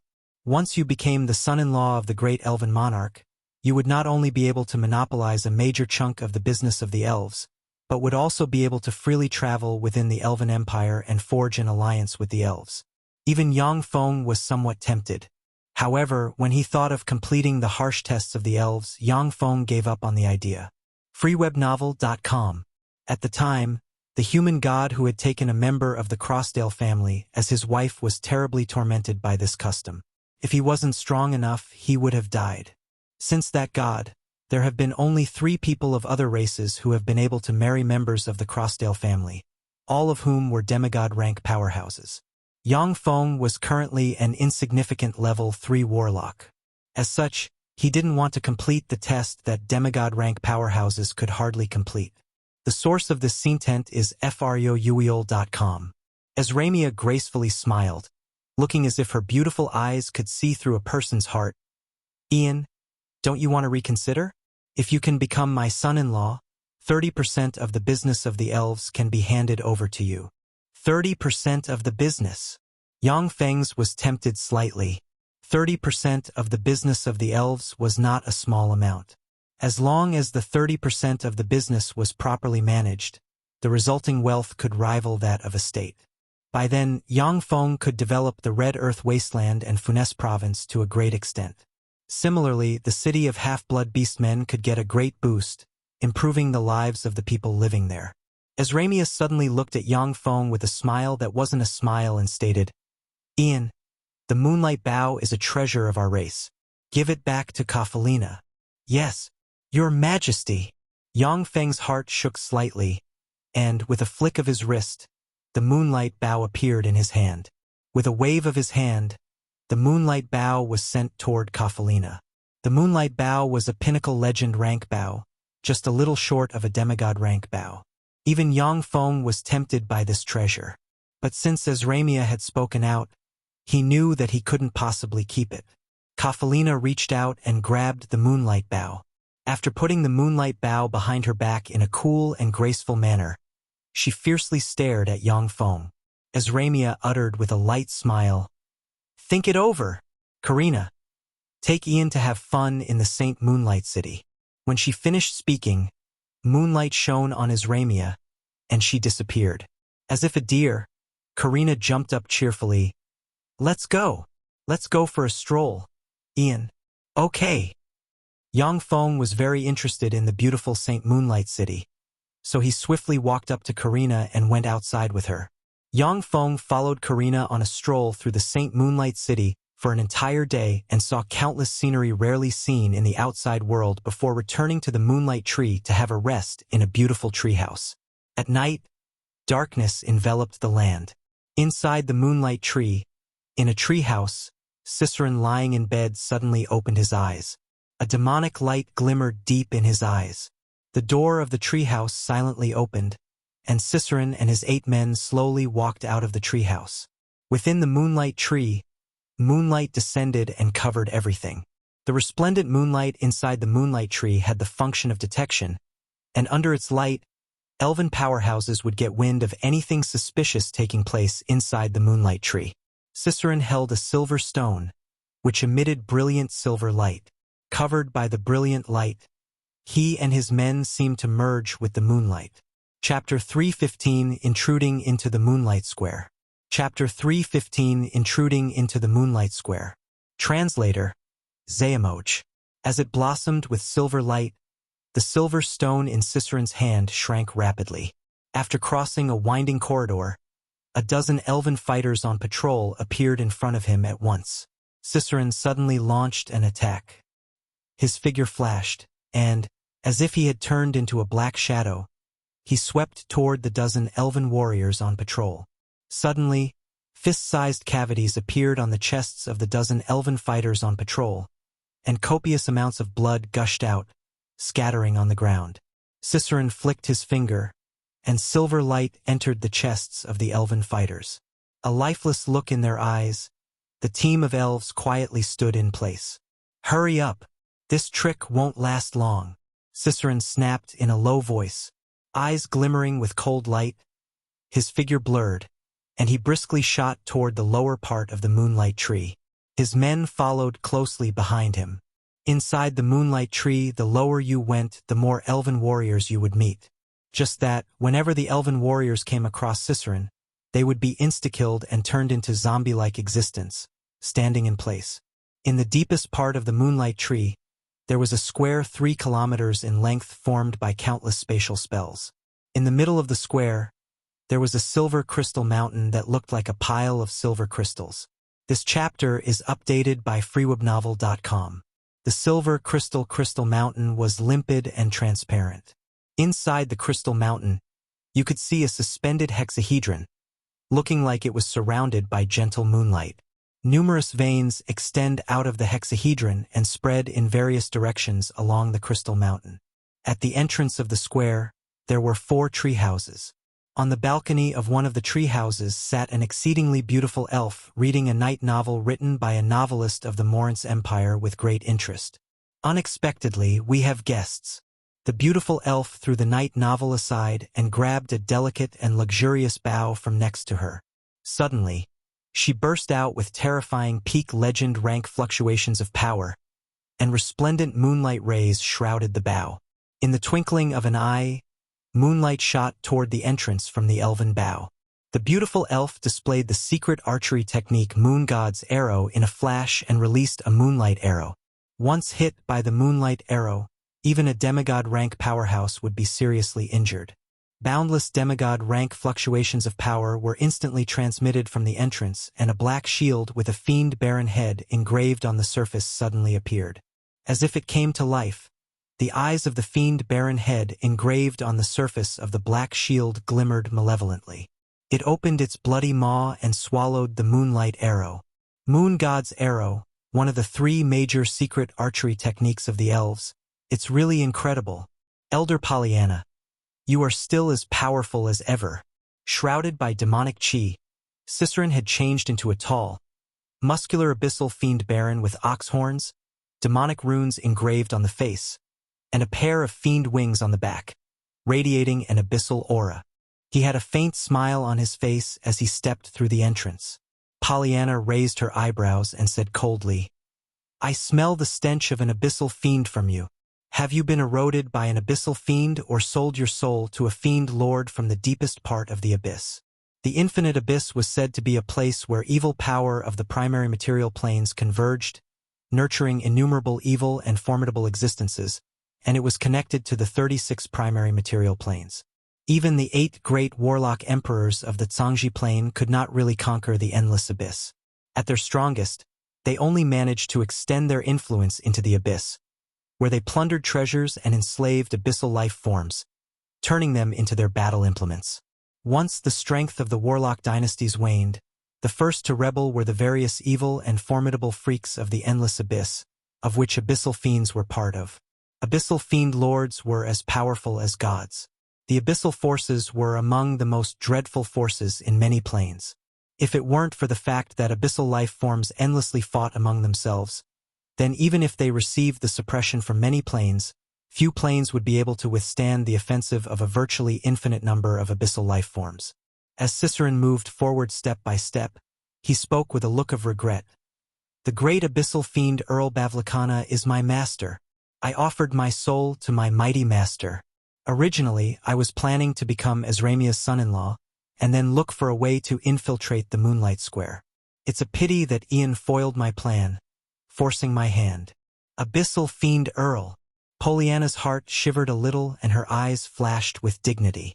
Abyssal fiend Earls of the Abyssal Plane were powerhouses comparable to weak divine power rank gods.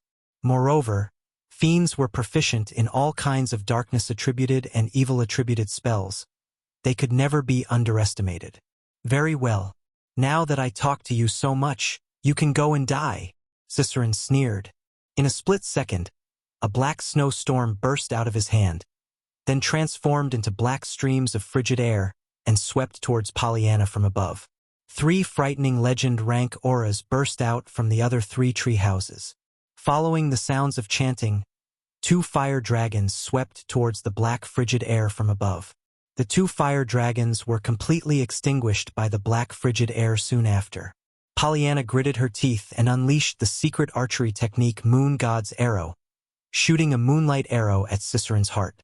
Frowning slightly, Cicerin was forced to raise his shield. When the moonlight hit the shield, it was swallowed by the fiend Baron Head engraving. Taking advantage of that split second, Pollyanna parted her lips and uttered a magic sentence. Numerous alarms echoed throughout the Moonlight Tree. What's going on? What happened? Someone intruded into the Moonlight Square. In an instant, the whole Moonlight Tree fell into chaos, and a large number of top Sun Elven and Moonlight Elven powerhouses were alarmed and rushed toward the Moonlight Square. Cicerin spoke with a light smile. Alarms? Unfortunately, you're a step too late. Pollyanna was shocked. As if she understood something, she turned her head and looked at the Crystal Mountain. Next to the Crystal Mountain, she saw a merfolk powerhouse take out a pitch-black pearl that looked like it contained countless streams of corrupt and darkness power and throw it at the Crystal Mountain. Pollyanna's pretty face contorted, and she uttered a miserable scream. No, don't! When the black pearl hit the Crystal Mountain, it burst open. Countless streams of darkness power gushed out of the crystal pearl and enveloped the Crystal Mountain. The darkness power quickly began eroding the silver Crystal Mountain, turning it black. The tendrils of the silver hexahedron crystal inside the Crystal Mountain speedily wilted and withered. The moonlight that covered the entire Moonlight Tree began to collapse rapidly. Cicerin uttered with a faint smile. This is a corrosive magic ball that Lolth, the ruler of Dark Elves, forged. It can easily destroy the core of the Moonlight Tree. Otherwise, not even Abyssal Fiend Earl Bavlicana would be able to destroy the Moonlight Tree that easily. Suddenly, the space was in disorder, and Ezramia stepped out of the void. Face pale, she spat out a big mouthful of blood once she appeared, painting a poignant picture. Using the power of the Moonlight Tree, Ezramia could freely travel inside the Moonlight Tree. Since the Moonlight Tree was seriously damaged as she traveled, she suffered a backlash and was heavily injured. Despite this, terrifying pinnacle demigod rank pressure slowly diffused from her delicate body and enshrouded the Moonlight Square. As one of the strongest great elven monarchs in history, Ezramia's strength had reached the terrifying boundary of pinnacle demigod rank. After his demonization, Cicerin had merely the strength of a junior demigod. He was no match for Ezramia. Just that, spatial power surged inside Ezramia, cutting her skin and flesh to pieces, making it momentarily impossible for her to take Cicerin on. Her pretty face was overcome with a frosty expression. Her beautiful eyes surged with killing intent, and her heart filled with resentment. Ezramia uttered frigidly, "You're screwed, Cicerin. No one can help you now." Cicerin gave a leisurely smile, saying, "Your Majesty Ezramia, my father is the Emperor of the Empire of the Deep. If you kill me, the Empire of the Deep won't take this lying down. Now that you lost the shelter of the Moonlight Tree, does the Elven Empire still have the strength to cope with the Empire of the Deep?" She gloomily clenched her white teeth, and her beautiful eyes were overcome with killing intent. Blood dripped from her cherry lips. Wounds emerged on her snow-white skin and blood spilled everywhere. Ezramia enunciated each word. "The Empire of the Deep can send as many people as it wants. None will return alive. You degenerates, you dare to destroy the foundation of us elves? The enmity between the Elven Empire and the Empire of the Deep is irreconcilable. Chapter 316 Gleistar and Dolores. Chapter 316 Gleistar and Dolores. Translator, Xayamoj. In that case, let me find you an opponent, your majesty Elven monarch Ezramia. Ciceron sneered and clapped his hands. The merfolk powerhouse next to the Crystal Mountain suddenly exploded into pieces, and copious amounts of blood flew into the pitch-black Crystal Mountain. A pitch-black gate suddenly formed on the Crystal Mountain and slowly opened. A tall, gorgeous woman with sharp ears specific to elves and big breasts and wide hips slowly walked out of the gate. The woman was dressed in a pitch-black leaf armor, which only covered her ample bosom and crotch area. Her slender and beautiful legs were covered in pitch-black leather stockings, and her hands wore black gloves. The contrast of snow-white skin and the pitch-black leaf armor and stockings formed a strangely seductive and mesmerizing picture, to which any man would succumb. Although the gorgeous, seductive woman was slightly inferior to Ezramia in terms of looks, but when confronted with the two gorgeous beauties at the same time, virtually 90% of all men would prefer the seductive to the bone beauty. Standing in the moonlight square, augmenting each other's radiance and beauty, the two peerless beauties made up a mesmerizing scenery. If great elven monarch Ezramia was described as a peerless beauty who shines as brightly as the sun, then the gorgeous beauty who stepped out of the black gate was like a deep black hole that could swallow the souls of all men. Ezramia's eyes constricted slightly, and she uttered coolly, "Dolores, it's you." Dolores was the great matriarch of dark elves of the Fesua Plains underground world, as well as the nominal great matriarch of dark elves in general. Over the time, dark elves left the Fesua Plain with formidable beings that invaded the Fesua Plain and spread to many plains, establishing there their branches. Nevertheless, the Fesua Plain was the base of all dark elves. Freeweb novel The Seal, the true body of goddess Lolth, the ruler of dark elves, was also on the Fesua Plain. She was a member of the darkness gods and held an exceedingly high position. For Dolores to be able to become the great matriarch of dark elves of the Fesua Plains underground world, her strength could not be underestimated. Dolores smiled brightly, and her seductive and charming laughter echoed in the area. "Yes, it's me, Ezramia. We are tired of living in the underground world. We want to have fun in the surface world as well. Why don't you let us live in your elven woods? Anyway, we are all elves and should help each other." Read @ST chapters at freewebnovel.com only. All of a sudden, Ciceron's gaze was attracted by Dolores and a heat rose inside him. He reacted at once. Alarmed, he broke out in cold sweat. "How scary! This woman is terrifying. Just her voice is so intoxicating." Ciceron turned to look at his men, only to see them stare at Dolores with vacant eyes, completely infatuated by her bewitching voice. Ezramia scanned Dolores and Ciceron with her eyes and spoke coldly. "With only you and Ciceron as my opponents, only death awaits you. You came to die in vain." Dolores gave an exceedingly fascinating and charming smile. "Ezramia, you are one of the most powerful great elven monarchs in history, so how could I come look for you by myself? Our Pope, Gleistar, has come as well. The two of us should barely be able to tie you down." With two contrasting temperaments about her, one chaste and one lewd, and a sensual beauty mark at the corner of her mouth, a tall and sensual, first-rate beautiful lady dressed in bright black pope robe imprinted with the image of a strange creature, upper body that of an elven beauty, lower body that of a spider, walked out of the black gate. This great beauty was Gleistar, the Pope of the Dark Elven Church. Long ago, the great matriarch of dark elves concurrently held the post of the Pope of the Dark Elven Church. But over time, the leading position of dark elves of the Fesua Plain was divided into two, the great matriarch and Pope. The great matriarch was in charge of secular affairs. The Pope was responsible for spreading faith among dark elves. Gleistar held a scepter with the carving of a strange creature, upper body that of a beautiful woman, lower body that of a spider. Shrouded by black divine light, her aura rose steadily and frenziedly promoted to the pinnacle intermediate demigod rank from junior demigod rank before stopping. The Pope of a church had the ability to communicate with their god that dwelt among the stars. By means of secret methods, they could draw support from their god in the starry sky. Dolores smiled charmingly, and horrifying advanced demigod rank aura spread from her enticing body and enveloped the moonlight square. Azramia's pupils constricted slightly, and she spoke frigidly. There are plenty of experts on my side. Just with the few of you, you cannot rival us. Gleistar and Dolores, when the two most powerful dark elven powerhouses joined forces, they could fight Azramia. But the Moonlight Tree was the base of elves. There were countless elven experts in the Moonlight Tree, and there was no shortage of demigod rank powerhouses.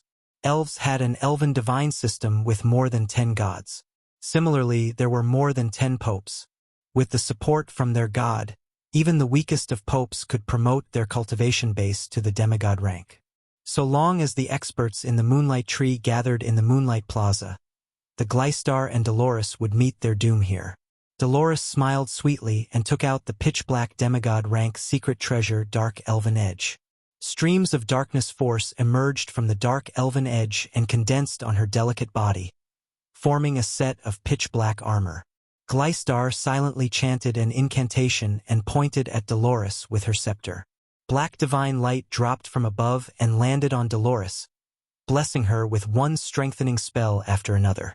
Clenching her teeth, Azramia forcibly stimulated the power within her and instantly erupted with pinnacle demigod rank aura. Hit by the spatial backlash power again. Her skin split open and her blood sprayed about. Her injuries weren't light. With a flick of her wrist, the demigod rank secret treasure elven sword suddenly appeared in Azramia's hand.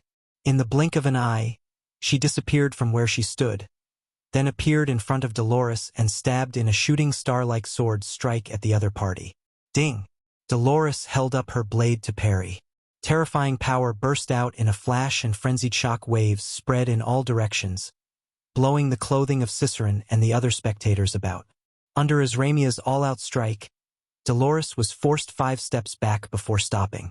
So strong, worthy of one of the strongest elven monarchs. Dolores' beautiful eyes flashed with a strange glint. Then she smiled sweetly and rushed toward Azramia, producing one afterimage after another. As the 3 powerhouses fought in the Moonlight Square, frightening fluctuations of power scattered about. Great warlock rank great fiends continuously emerged from the Dark Gate. When the great fiends emerged from the Dark Gate, they arrived before the corroded Crystal Mountain.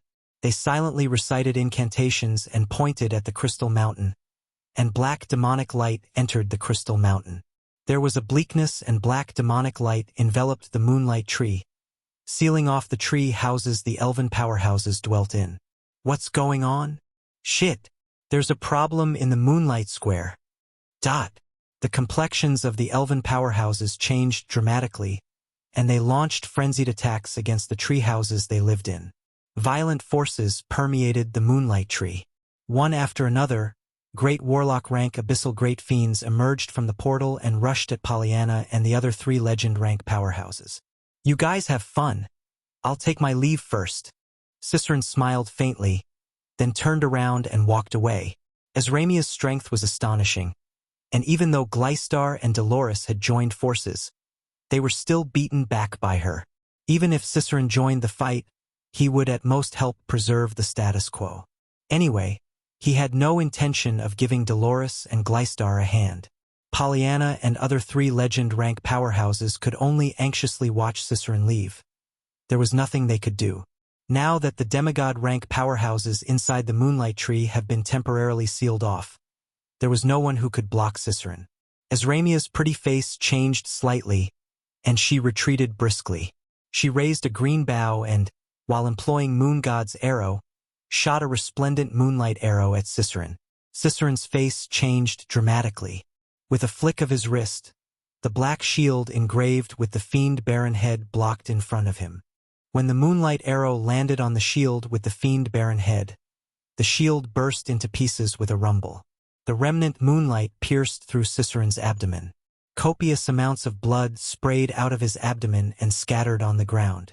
With just a single arrow, Cicerin, who had been insufferably arrogant just a moment ago, was severely injured by Azramia. Your Majesty Azramia, Your reputation is really well deserved. I will go look for your daughter and pay her back for this arrow." Cicerone smiled malevolently. Then he blurred into movement and shot outside. At the same time, he took out vials of potions and downed them. Asramia sighed lightly, then abruptly sprung up and thrust the elven sword at Dolores. At the same time as the frenzied fighting took place in the Moonlight Square, pitch-black portals sprung up in various places of the elven woods. Chapter 317 Planar Tide. Chapter 317 Planar Tide. Translator, Xuanhuan. After the fiends emerged from the portals, they quickly arranged simple altars. Humans, elves, half-blood beastmen, demonic beasts, and other life forms were driven out of the portals as if cattle. After all the life forms were driven out, the fiends pounced at them and tore them to shreds, turning the altars into hell on earth. A strong smell of blood pervaded the altars. Streams of blood-colored light rose into the sky. In the center of the bloody light, the Saint Moonlight City no longer shone as before. Instead, it shot pitch-black light into the sky. The weather above the elven woods changed. The sky became heavily clouded. Virtually all sunlight was concealed, and a huge whirlpool that stirred up the vigor of heaven and earth of the entire Feisua plain was formed. The stars hanging over the Feisua plain appeared a little dim. What happened? Yang Feng opened his eyes at once. His keen, level 3 warlock rank intuition made him feel a little uneasy. He got up, blurred into motion and shot outside. When he exited his residence, Yang Feng detected the bleakness inside the moonlight tree. There was no longer any moonlight. His expression flickered, and he raised his speed to the limit. After several turns, he came out of the moonlight tree. What's going on? Yang Feng watched the black pillar of light soar into the sky and form a huge whirlpool in the sky, and he was immediately alarmed. He had an ominous premonition. Suddenly, a vast, unparalleled, terrifying divine might arrived from above. Exposed to the terrifying divine might, Yang Feng trembled all over. This was instinctual fear an inferior intelligent life form felt towards a superior intelligent life form. Yang Feng's complexion changed slightly. A god. This is god rank pressure. Didn't the gods of the Feisua plain sign a treaty of no interference in the secular world? Why has a god come? Golden light fell down from above, breaking through the layers of dark clouds with difficulty. Carrying divine might capable of destroying everything, golden arrows fell from the sky and shot towards the altars. Truly shameless. Didn't you sign a treaty that stipulates no interference on your part in any and all meters of the secular world? How come you're interfering now?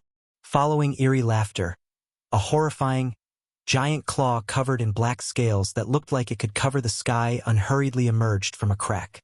Boundless dark demonic chi enshrouded the horrifying, giant claw. When Yang Feng saw the horrifying claw in the distance, homicidal, bloodthirsty, tyrannical, and various other wicked impulses washed over him. His eyes gradually turned red, and he released beast-like roars. The host has been eroded by wicked forces. Beginning stimulation therapy now. A notification echoed in Yang Feng's sea of knowledge, and a sharp pain spreads through his sea of knowledge, making him sober up. What a dreadful, wicked existence. Yang Feng was slightly alarmed. Operating a secret method, he barely withstood the wicked power emanating from the terrifying claw. Among the countless planes, there were many terrifying existences, many of which could decimate level 3 warlocks with a glance. The power unconsciously emanated from these terrifying existences could kill countless inferior life forms. The terrifying claw grabbed at the countless golden arrows midair. The golden arrows hit the terrifying claw at once.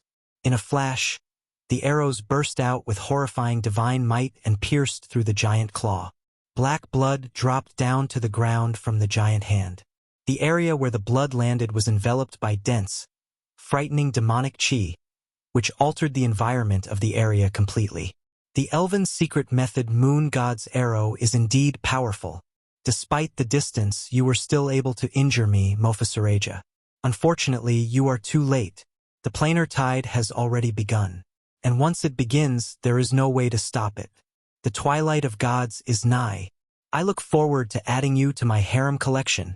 A sinister and licentious voice came from the crack the giant claw appeared from, and the claw made a grasping motion at the sky. Following a bizarre sound of tearing cloth, a huge hole seemed to be ripped open in the sky. Meteors shot out of the huge hole and scattered all over the Feisua plain.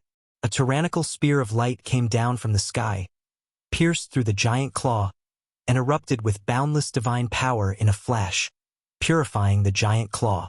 Prados, you dare to destroy my right hand. I'll watch from the abyss as your divine country falls, and your believers turn into food for my followers. An anguished roar came from the crack the giant head claw appeared from. Fiend Duke roared, after the planar tide is over, I will go to the abyss, cut off your head, and hang it in front of my divine country. An awe-inspiring and domineering voice came from above and reverberated in the world. After hearing this voice, apart from intelligent life forms with official warlock rank cultivation base and upwards, all other life forms prostrated themselves on the ground, their hearts filled with trepidation. Fiend Duke Drord smiled wickedly. After the planar tide is over, you may no longer be alive. Anyway, I'm waiting for you on the 93rd floor of the abyss. The huge crack disappeared, following which, the boundless divine might retreated like a tide. Yang Feng's eyes flashed with a burning light, his heart full of excitement. Planar tide. This is my chance. Planar tide was a unique phenomenon in worlds where gods existed, and it took place every few 10,000 years. In the course of a planar tide, god-rank powerhouses would be greatly suppressed and reduced to legend or demigod-rank existences. According to the speculations of the Zhangji Plains warlocks, planar tide might be a self-protection mechanism of the plains. As the Zhangji Plains wizards saw it, gods were parasites of their respective planes. They were far stronger and lived far longer, millions to tens of millions of years, than powerhouses of the same rank. And as long as they stayed in their divine countries, it was very difficult to kill them. Inside their divine country, even a feeble divine power rank god might kill an intermediate divine power rank god. Outside, however, a feeble divine power rank god was not the opponent of an intermediate divine power rank god.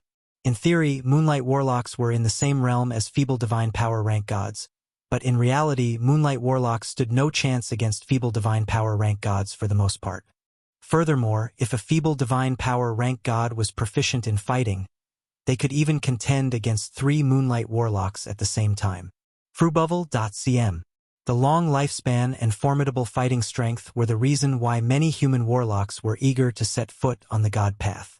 Of course, because the resources gods had to consume were tremendous, each plane could accommodate a limited number of gods. It was for this reason that elves met resistance from the gods of the Feisua plane when they arrived at the Feisua plane. The more gods there were on a given plane, the more frequent the planar tide was. Among the treaties that the gods of the Feisua plane signed, it was stipulated that foreign powerhouses who wanted to ascend to godhood on the Feisua plane had to be suppressed. Thus, it was extremely difficult to ascend to godhood on the Feisua plane. Only extremely lucky and gifted individuals might have a chance to ascend to godhood. In many planes, planar tide was also known as Twilight of the Gods. It was the time when the control gods held over the secular world was at its weakest.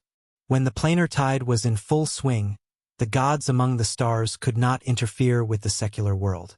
They could only do preparations beforehand, by either going in person or sending powerful angels and holy spirits to the secular world. During the planar tide, gods suffered extreme suppression. If their true bodies went to the secular world, they could be killed by heroes among ordinary people. Many of the god-rank secret treasures circulating in the secular world were legacies the gods who were killed in planar tides left behind. Arad latest chapters at freewebnovuel.com only. Ambitious gods would descend into the secular world with their true bodies in an attempt to integrate secular forces and upgrade their godhead. The strength of a god's true body was far greater than that of their clones. Those who pursued stability would use their clones to descend into the secular world, while those who wanted to take a step further would use their true bodies. Whenever a planar tide took place, the Feisua plane would fall into a terrible mess. The meteors dropping from above stood for legend and demigod rank powerhouses of other planes who entered the Feisua plane. Some were even god rank powerhouses who braved the danger of being suppressed and charged into the Feisua plane. As one of the 36 primary material planes, the Feisua plane could hold a large number of gods. Apart from primary material planes, very few planes could accommodate 100 gods. Many planes couldn't even accommodate a single god. The Zhangji plane's warlocks divided planes into 9 grades. Grade 1 was comprised of the Zhangji plane and could accommodate the birth of 1 million gods. Grade 2 was comprised of the 36 primary material planes and could accommodate the birth of upwards of 10,000 gods. Grade 3 planes could hold no more than 1,000 gods. Grade 4 planes could hold no more than 100 gods. Grade 5 planes could hold no more than 36 gods. Grade 6 planes could hold no more than 10 gods. Grade 7 planes could hold no more than 1 god. Grade 8 planes could only give birth to demigods. Grade 9 planes could only give rise to legend rank powerhouses. Chapter 318 Meeting Ciceron again. Chapter 318 Meeting Ciceron again. Translator, Zayamoch. Clearly, powerhouses of many planes who thirsted to become gods colluded with abyssal fiend Duke Drord, rushing into the Feisua plane the moment the planar screen crumbled. The gods of the Feisua plane had set up an extremely formidable barrier over the entire Feisua plane. Once a powerhouse whose cultivation base exceeded the legend rank went through the barrier, the gods would discover them and send their subordinated experts to kill the intruder. The Zhangji plane's demonic fighting sect had concealed a planar passageway on the Feisua place, which enabled them to travel freely between the two planes. Even so, the powerhouses of the demonic fighting sect didn't dare to use the planar passageway to carry out planar trade, worried about alerting the gods of the Feisua plane. On the Feisua plane, human warlocks of the Zhangji plane didn't dare to easily reveal their identity. Otherwise, only death would await them. When Fiend Duke Drord took advantage of the planar tide to strike at and crush the planar screen, the foreign powerhouses biding their time were given the opportunity to descend onto the Feisua plane. God knows how many powerhouses of other planes descended onto the Feisua plane to seek out and chance to ascend to godhood by taking advantage of the planar tide. When the planar tide arrived was the time when gods and their divine countries in the starry sky were at their weakest, and when God knows how many formidable beings choose to attack and kill gods of the Feisua plane to take their place. Gods were the most formidable beings in their divine countries. Once a strong divine power rank god entered the divine country of an intermediate divine power rank god, they may be defeated by the other party. The importance of divine countries for gods could thus be imagined. A divine country was the dwelling a god constructed using a semiplane as the foundation, the Feisua plane's laws as the core, and faith power of life forms as the source of energy. In their divine country, God's grasp over the laws was upgraded to a terrifying realm. Without the planar tide, the position of gods on the Feisua plane was rock solid, and anyone who tried to enter their divine country to slay them would only die in vain. Only heaven-defying powerhouses like the warlock emperors of the Zhangji plane's 8 warlock dynasties could ignore all laws and lead countless powerhouses into divine countries of gods to slay them. Now that the planar tide arrived, the cores of divine countries built by gods were greatly weakened, and the power of divine countries was weakened to the extreme. This was the chance powerhouses of other planes were waiting for. The planar tide was also known as the dusk of the gods, as many powerhouses of different planes would take advantage of this chance to hunt gods who lost the protection of their divine countries. Whenever there was a planar tide, powerhouses hiding in all kinds of places would act, and many gods would die. This was the meaning behind the term dusk of the gods. Even strong divine power rank gods may not necessarily be able to resist the siege of the most terrifying powerhouses of other planes. Booming sounds of spells came from the moonlight tree. It's Faldina! Yang Feng flicked his wrist, took out the demigod armament black dragon armor, and donned it in a split second, and blurred into motion, shooting toward the depths of the moonlight tree. A dozen breaths later, Yang Feng arrived at a treehouse. Inside the treehouse, 6 advanced abyssal fiends besieged Faldina. Abyssal fiends were divided into junior, level 1 warlock, intermediate, level 2 warlock, and advanced, level 3 warlock. Advanced abyssal fiends were frightening existences comparable to level 3 extraordinary life forms, and were well versed in darkness-attributed spells. Darkness-attributed spells released by the 6 advanced abyssal fiends barreled towards Faldina. At this critical juncture, Faldina finally displayed all her hidden strength. Crystals circled her, then sparkled, and shields flickered into being, resisting the onslaught of the 6 advanced abyssal fiends. At the same time, as if drifting in the wind, her petite body shuttled back and forth to evade the 6 advanced abyssal fiends. When Yang Feng rushed into the treehouse, he blurred into motion. He appeared in front of an advanced abyssal fiend and slammed a fist carrying frightening dragon force onto the head of the other party. The head of the advanced abyssal fiend burst open. Blood sprayed about. The advanced abyssal fiend collapsed to the ground, dead. When he killed the advanced abyssal fiend, Yang Feng blurred into motion again and appeared in front of another advanced abyssal fiend. He pierced the advanced abyssal fiend through the chest and dug out its heart. The complexion of an advanced fiend changed dramatically.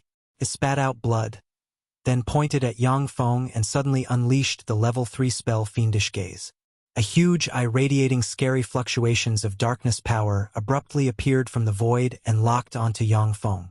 Once the level 3 spell Fiendish Gaze was successfully conjured, then even a legend rank powerhouse would be stopped for a split second and have their mind invaded by evil. If their willpower was lacking, they would degenerate and demonize into a demon man. Dispel! Faldina raised her hand. Then a stream of magic light fell on the huge eye midair, and the huge eyes disintegrated. Yang Feng flipped his hands, pierced 2 advanced fiends in the chest, and dug out their hearts. The complexions of the remaining 2 advanced fiends changed greatly. They silently recited incantations, conjured the level 3 spell Darkness Mystification, turned into black mist, and escaped toward the rear. Darkness Mystification was a life-saving spell of the fiends as well as a headache for many human sacred swordsmen.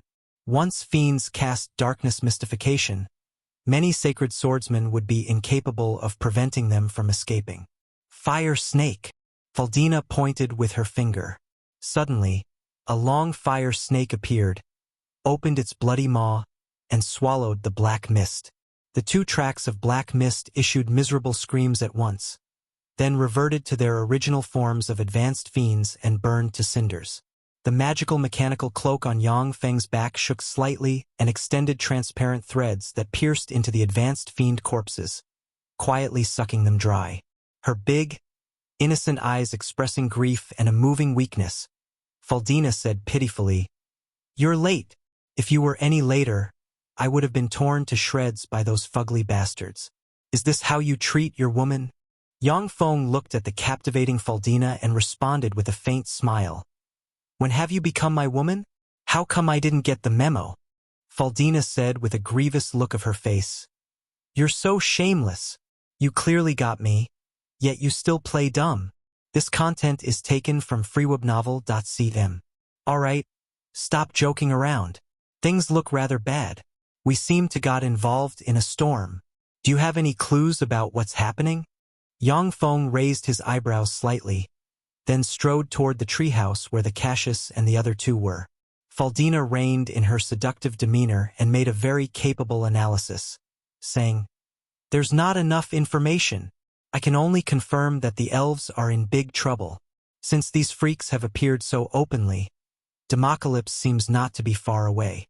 Democalypse, when the abyssal plane invaded the Fesua plane, was a disaster that covered virtually all of the mainland of the Fesua plane.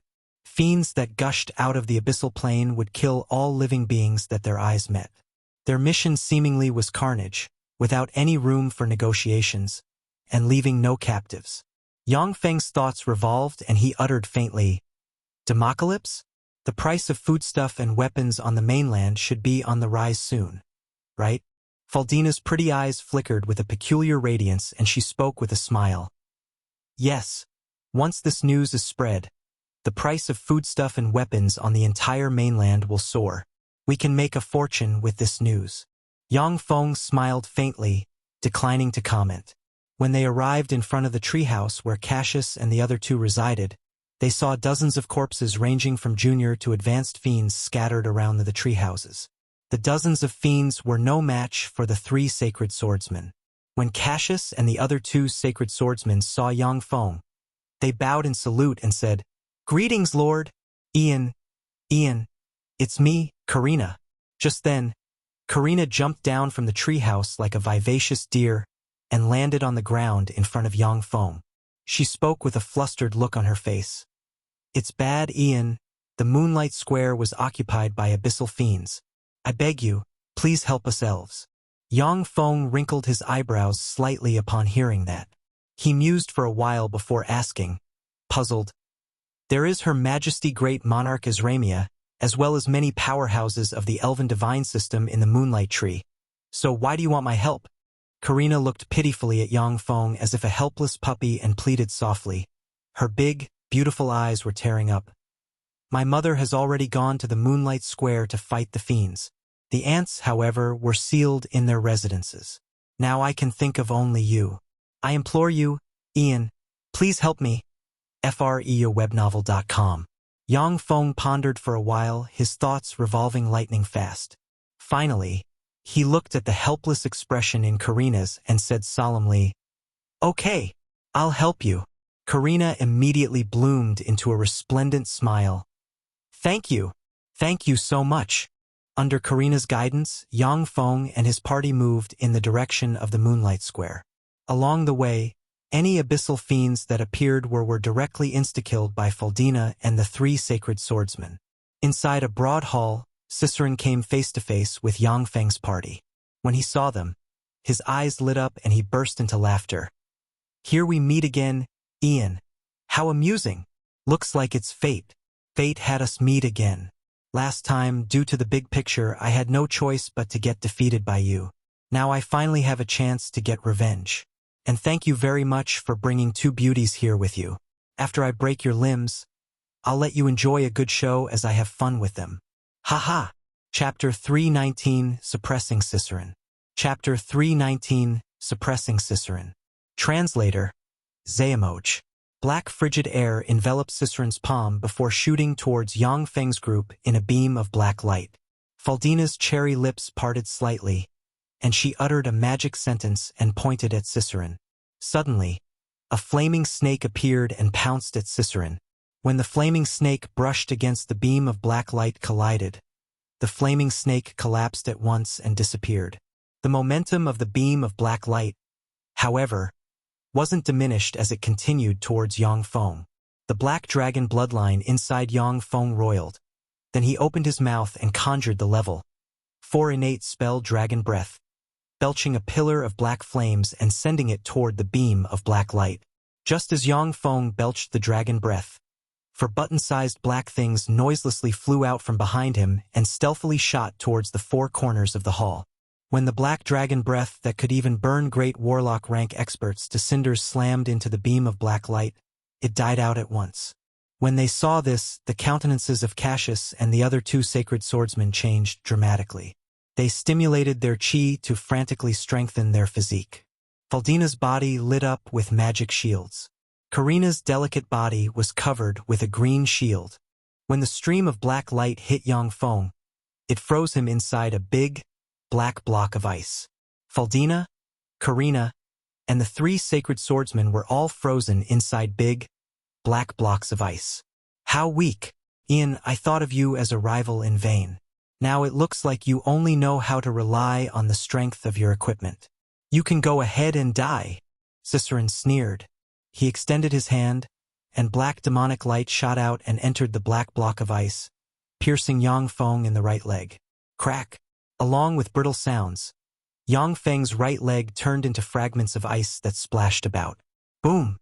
Suddenly, the black block of ice binding Yang Feng burst into pieces in an instant. With a flick of his wrist, the supergravity gun appeared in his hand. Cicerin's eyes surged with demonic light and flickered with madness, and he spoke with a malevolent smile. "Ian, I've already guessed that you let yourself get frozen in order to lure me in. How does it feel having your legs severed? I'll slowly snap your limbs off one by one. That'll certainly be amusing." FreeWebnovel.com. Apart from powerhouses with sturdy wills or appropriated defensive secret methods or secret treasures, most people would be eroded by demonic chi and become crazed and bloodthirsty once they went through demonization. This was one of the main reasons why people called for their deaths wherever abyssal fiends appeared. Fool who has been eroded by demonic chi, you will be buried here today. Yang Feng's eyes shimmered with a frosty glint. He raised the supergravity gun, pointed at Cicerone, and pulled the trigger. Suddenly, a black supergravity ball burst out and shot towards Cicerone. You are the foolish one, although this secret treasure of yours is very powerful. However, no matter how powerful a weapon is, it is but rubbish if it doesn't hit the opponent. You think that a powerhouse like myself who awakened the sea god's bloodline and possesses pure fiend blood wouldn't have comprehended the legend rank spell blink. Cicerone's eyes glimmered with ridicule, and a formidable spatial force shrouded and turned him indistinct, looking as if he would disappear in an instant. Just at that moment, black beams of light abruptly shot out of the four corners of the hall, converged on the ceiling, and formed a strange closed space. Cicerone's warping figure became clear again, and terrifying spatial backlash forces erupted inside him. In the blink of an eye, his body was covered in numerous wounds, spraying about copious amounts. Just as Cicerone was in a state of shock, a shot from the supergravity gun slammed into him. As if he was suppressed by a mountain, he suddenly sunk and fell on the ground, and belched a big mouthful of blood. The ground was shattered to pieces. Yang Feng blurred into motion, then strangely appeared in front of Cicerone and opened fire again. With a loud rumbling sound, Cicerone looked as if he had been pressed down by a mountain. He sunk and spat out a big mouthful of blood again. Holding the long sword secret treasure forged from divine blood steel, Yang Feng conjured the level 4 spell Dragon Force. Brimming with power all over, looking like the incarnation of a humanoid dragon, he mercilessly hacked at Cicerone's head. Ding! There was the sound of metal striking metal. As if he had struck something many times harder than a diamond, the razor-sharp divine blood steel sword in his hand only managed to cut open Cicerone's head. The sword was unable to slice him in twine. At the same time, the sword was lodged in his skull and could not be pulled out. Read 8 chapters at fguyuyobinovel.com only. Abyssal fiends were frightening, extraordinary life forms that could be mentioned in the same breath as dragons. As a fiend baron rank existence, Cicerone's skull was much harder than a diamond. Without formidable enough weapons, fiends could not be harmed at all. As their bodies were the most formidable weapons themselves, many formidable beings wandered about unarmed, not using any secret treasures. Unless the secret treasure was of an appropriate rank, it would have no effect on them. Cicerone issued a heartbreaking roar. Ian, you can't kill me. Not with this dull weapon. Pipe down. Yang Feng fired another shot at Cicerone. When he was hit by the supergravity gun, Cicerone sunk and further crushed the ground and belched a big mouthful of blood. He was seriously injured once more. If one sword won't do the trick, then I'll use as many as necessary until you're dead. Yang Feng's eyes flashed with a cold light. Then he took out another long sword forged from divine blood steel and stabbed at Cicerone's eye. Cicerone's expression twisted dramatically, trying to ward off the long sword forged from divine blood steel. Yet he was firmly pressed down by a mountain-like pressure, unable to budge, and could only helplessly watch as the sword pierced through his right eye. Ah! Cicerone uttered a heart-wrenching scream. The terrible scream reverberated in the hall, making Yang Feng's ears ache. Without demur, Yang Feng fired another shot at Cicerone. Cicerone sank and spat out blood once more. Yang Feng took this chance to stab Cicerone in the left eye with another sword forged from divine blood steel. Cicerone uttered yet another miserable scream. Yang Feng kept a fixed rhythm. Every time he inserted a sword into Cicerone, he would immediately complement it with a shot from the supergravity gun. Powerless to resist, the demigod-rank powerhouse Cicerone had his body covered in long swords forged from divine blood steel. After being stabbed with a dozen swords, ordinary people would have already died. But Cicerone, who awakened the sea god's bloodline and had fiend blood flow in his body, had extremely tenacious life force and still clung to life. If this fellow yields, if I can recruit him as a subordinate, It will be very beneficial for me in the future. Yang Feng's heart was suddenly stirred, following which, he took out a vial and injected the liquid metal nano-robot elixir into Ciceron. Two frightening forces erupted within Ciceron, and 99% of the liquid metal nano-robot elixir was eliminated by Ciceron's immune system.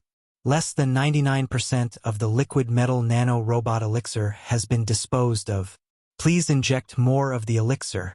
Otherwise, the remaining elixir will be eliminated by the subject in 30 seconds. It actually succeeded? What's going on? Yang Feng felt curious. He immediately connected with the supercomputing optical computer of the mobile fortified stronghold on the Feisua plain and made inquiries. At the same time, he injected vials of the elixir into Ciceron. After a careful examination, Yang Feng learned the truth of the matter. Originally, a powerhouse like Ciceron, who awakened the sea god's bloodline and had fiend blood flow inside him, would not have been eroded by the liquid metal nano-robot elixir.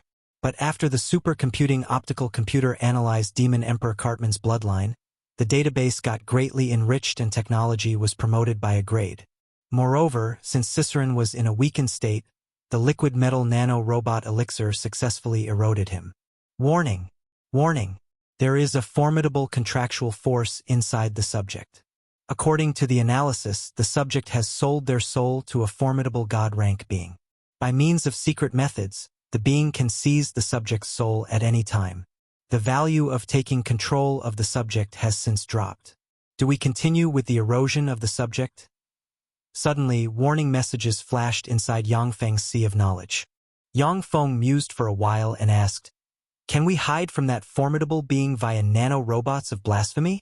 We can deceive the other party's soul perception." Yang Feng ordered decisively, "Then we'll continue with the erosion." Ciceron, whose status was noble and strength was formidable, was a very good chess piece. On the Feisua plain that was about to devolve into chaos, a demigod-rank chess piece was a powerful force. Understood, proceeding with the erosion.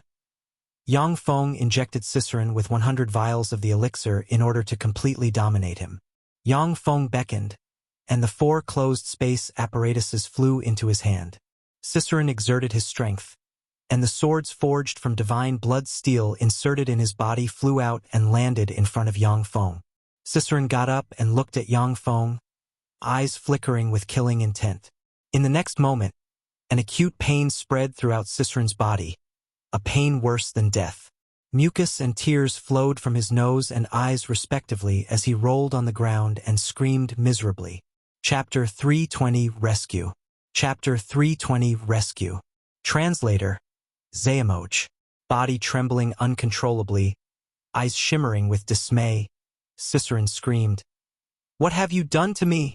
Yang Feng ordered coldly, "Pipe down, release them, then follow us stealthily. Act when I tell you to." Ciceron was appalled to discover that his body and mind were beyond his control. He pointed with his finger, and black light shrouded Faldina and them. The black blocks of ice around Faldina and them cracked and crumbled inch by inch. Under the effect of advanced stealth, Ciceron's body distorted and merged into the darkness. Once the blocks of black ice around them disintegrated, and Faldina and Karina collapsed on the ground. Their pretty faces were bruised due to frostbite, and, before they breathed once, white mist formed in front of them. Cassius and the other 2 sacred swordsmen also suffered from frostbite, coughing. With each cough, they spat out pieces of ice. A terrifying being like Ciceron, who awakened the sea god's bloodline and had fiend blood flow inside him, wasn't in existence that human sacred swordsmen like Cassius could contend against. Human sacred swordsmen of the Feisua plain had strong offense yet weak defense. If they had a sufficiently outstanding weapon in their hand, then even Ciceron could be cut in twine. Similarly, if they were hit by a few level 3 spells, they would get killed, let alone being attacked by a demigod-rank powerhouse like Ciceron. With a wave of his hand, Yang Feng sent vials of potions towards Faldina and them, which they downed at once. After Faldina and Karina drank the potions, their countenances turned a little better. Although Cassius and the other 2 sacred swordsmen drank the potions, yet they still kept coughing out frozen blood clots. Cassius gritted his teeth and said, "Sir, We can't continue to follow you into battle. Our meridians suffered from frostbite. If we continue, we'll only be a burden to you. Please allow us to retreat. The attack from Ciceron contained fiend force and the sea god's freezing power, and its strength was terrifying. Although Cassius and the other two barely survived, but their meridians had suffered from frostbite and their combat strength was greatly weakened. Even if Yang Feng's potions were better, he still would not be able to heal their injuries within a short period of time. In terms of physique alone, human sacred swordsmen had it worst among the many races of the Feisua Plain. This was due to the innate shortcoming of humans. Only after they evolved into a demigod and then a god, after they went through 2 transformations and evolutions, would humans be able to compare to other races of the same rank in terms of physique. As Ciceron wanted to capture Faldina and Karina alive, they escaped with their lives. Otherwise, they would have been frozen to death. Yang Feng promptly decided, "Good. After you leave this place, hide. Get well." "Yes, sir." Cassius and the other two saluted Yang Feng and quickly retreated the way they came. Yang Feng's party blurred into motion and continued to head towards the Moonlight Square. After crossing several winding corridors, a wide and spacious residential area full of tree houses appeared before them. Inside the residential area, a large number of abyssal fiends were madly massacring elves. Elves of the Feisua Plain were natural archers, and no one could compare to their archery in the woods. However, although they were not weak in close combat, but compared to abyssal fiends, whose physical strength was their forte, they were not up to par. Under the mad assault of the abyssal fiends, the elves in the residential area suffered heavy casualties. Rivers of blood flowed and wails and blood-curdling scream reverberated throughout the residential area. The corpses of 2 abyssal great fiends lied on the ground, 2/3 of their heads blown off. Apart from this, there were no other injuries visible. They were clearly one-shot, for abyssal great fiends besieged Kafalina. Although Kafalina was an elven genius, but under the siege of 4 abyssal great fiends, she had been wounded all over. There were still 3 abyssal great fiends fighting 5 elven legend rank powerhouses. By relying on endless darkness spells as well as their scary physical constitutions, the 3 great fiends completely suppressed the 5 elven legend rank powerhouses. From the entrance to the passageway to the Moonlight Square, there was still a steady flow of abyssal fiends pouring out. As soon as Yang Feng entered the area, he scanned it with his eyes, then silently recited an incantation and waved his hand. Suddenly, thick vampiric rattans shot out and swept in all directions. When the junior and intermediate abyssal fiends were swept by the vampiric rattans, their blood, as if water pouring out of sluice gates, was devoured by the vampiric rattans, and they turned into dried corpses. Caught unprepared, there were also 2 advanced abyssal fiends who had their blood sucked dry by the sweeping vampiric rattans. The abyssal fiends fell into confusion at once. Yang Feng suddenly erupted and, looking like the incarnation of a humanoid black dragon, shot towards the abyssal great fiends entangled with the 5 elven legend rank powerhouses. He mercilessly clawed at the chest of an abyssal great fiend. The abyssal great fiend was fighting against 2 legend rank elven experts. Caught off guard, it had its heart pierced by Yang Feng and then its head cut off by an elven sacred swordsman. Update D from Frubnov.com. Damn you! The eyes of an abyssal great fiend flickered with a frenzied glint. Then it roared and flapped the wings on its back in a sudden outbreak. It was covered in eerie demonic chi. With a frightening speed that exceeded the speed of sound, it clawed at Yang Feng's heart. Virtually at the same time, another abyssal great fiend unleashed Blink. It silently appeared behind Yang Feng and stabbed towards his abdomen. Blink was a horrifying level 4 spell of legend wizards. Legend wizards who grasped Blink possessed terrifying mobility. Besides, Blink was an innate spell of abyssal great fiends, so they employed this spell with a more frightening proficiency than many legend wizards. Faced with the siege of 2 abyssal great fiends, Yang Feng roared and released the level 4 spell Dragon Breath. A dragon breath shot out of his mouth and barreled towards the abyssal great fiend in front of him. The horrifying dragon breath instantly enveloped and ignited the abyssal great fiend. Letting out miserable screams, the abyssal fiend collapsed on the ground, constantly rolling and struggling. Taking advantage of this opportunity, the other abyssal great fiend slammed its claw into Yang Feng's back, producing ear-piercing noise. The demigod armament black dragon armor forcibly blocked the blow. Yang Feng's body shook. By relying on his dragon-like physique, he withstood the backlash from the all-out blow of the abyssal great fiend. Taking advantage of the situation, he stabbed his hand into the chest of the abyssal great fiend, then pulled vigorously, dug out its heart, and tossed it into his magical mechanical cloak. Inside the magical mechanical cloak, the abyssal fiend Baron Heart devoured the blood essence and heart's abyssal fiends, turning more and more powerful. The more powerful the abyssal fiend Baron Heart became, the more formidable and terrifying would Yang Feng become when he transformed into a fiend baron. Seeing Yang Feng effortlessly kill the 3 abyssal great fiends, the 5 elven legend rank powerhouses recoiled a few steps and watched Yang Feng with fear in their eyes. If Yang Feng was their friend, then there would be no issue. But if he was their foe, they would be neatly killed if they were even slightly careless. From behind came Karina's sweet voice. "Elder Kelly, he is Ian, a friend of mine. He is here to help us. Elder Kelly, let's get rid of these fiends together." Yang Feng smiled faintly. He blurred into motion and dashed towards the 4 abyssal great fiends besieging Kafalina. The 4 abyssal great fiends besieging Kafalina quickly reacted and roared. Suddenly, more than 30 advanced fiends rushed at Kafalina and bombarded her with formidable darkness spells. The 4 abyssal great fiends blurred into motion and separated. One great fiend rushed towards Yang Feng, while the other 3 dabbed towards the 5 elven legend rank experts. Elven archery was really frightening, and the great fiends were not willing to give them the opportunity to display it.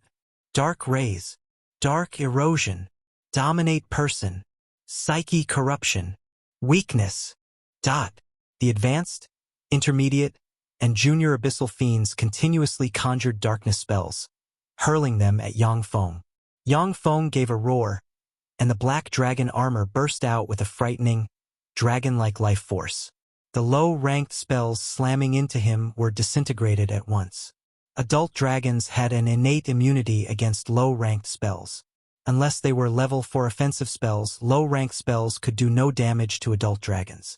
After wearing the black dragon armor, Yang Feng was also immune to most low-ranked spells. Unless they were level 4 spells, low-ranked spells were ineffective against him. Using Blink, the abyssal great fiend appeared in front of Yang Feng and cunningly clawed at his crotch. Yang Feng's eyes flickered ferociously. Without retreating, he clawed at the abyssal great fiend's head. With a blink, the abyssal great fiend appeared beside Karina at once. It smiled malevolently and clawed at her. Blink endowed abyssal great fiends with superior mobility. Unless a large-scale space lock spell was used, legend rank powerhouses would have a great headache dealing with abyssal great fiends. Abyssal great fiends were very crafty and adept at employing this innate spell of theirs. Chapter 321, Deadly Strike. Chapter 321, Deadly Strike. Translator, Xayamoj. As a princess of the elves, Karina was pampered from little. Although, by relying on her extraordinary cultivation talent, she practiced until the level 2 warlock rank, but her combat experience was extremely low. Unable to resist, she could only watch the huge claw of the abyssal great fiend approach her. "Kill it!" Yang Feng's eyebrows wrinkled, and he ordered coldly. A claw suddenly appeared from the void. As swift as a clap of thunder, the claw plunged into the chest of the abyssal great fiend and dug out its heart at once. The eyes of the abyssal great fiend shimmered with endless horror. Then it shuddered and fell to the ground. Yang Feng blurred into motion. As if a humanoid dragon, he dashed towards the advanced abyssal fiends besieging Kafalina. Strengthened by the frightening dragon force, Yang Feng's fists and legs carried the strength of a dragon. Whenever he landed a blow on an advanced abyssal fiend, he would break its bones and send it flying as if a broken rag doll. The advanced abyssal fiends besieging Kafalina were eliminated within a dozen breaths.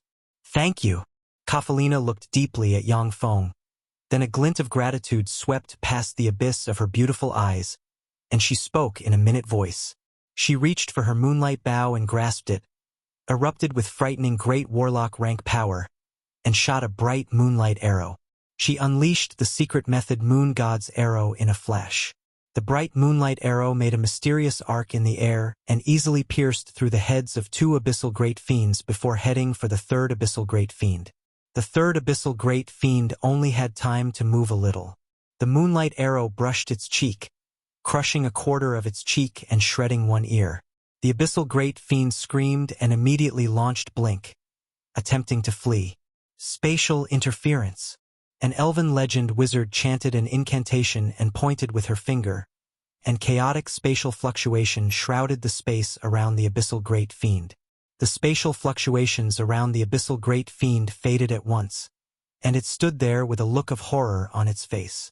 This chapter is updated by fruubavel.cm. Taking advantage of this chance, Yang Feng blurred into motion. He appeared in front of the abyssal great fiend, thrust his hand into its chest, and scooped out its heart. After the 7 abyssal great fiends were killed, there was still a steady flow of abyssal fiends pouring out of the passageway and rushing towards the elven experts. The 5 elven legend rank powerhouses went all out. Leading the elven warriors, they barely preserved the front.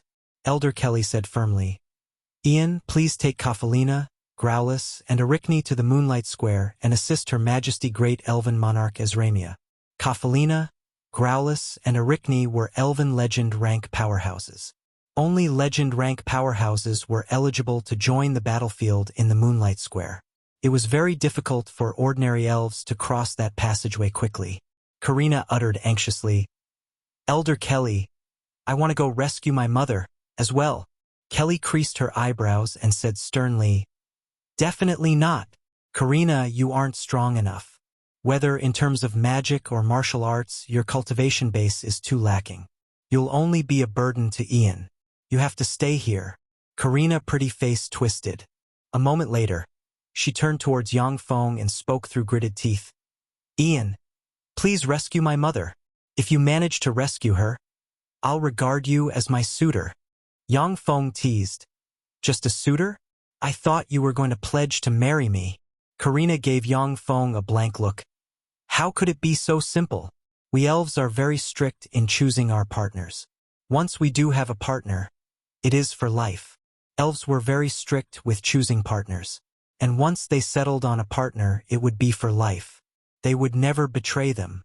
Of course, Yang Feng, who got intelligence on the various races of the Feisua plane from the demonic fighting sect, knew that elves were happy to forge a partnership if there was a benefit to it.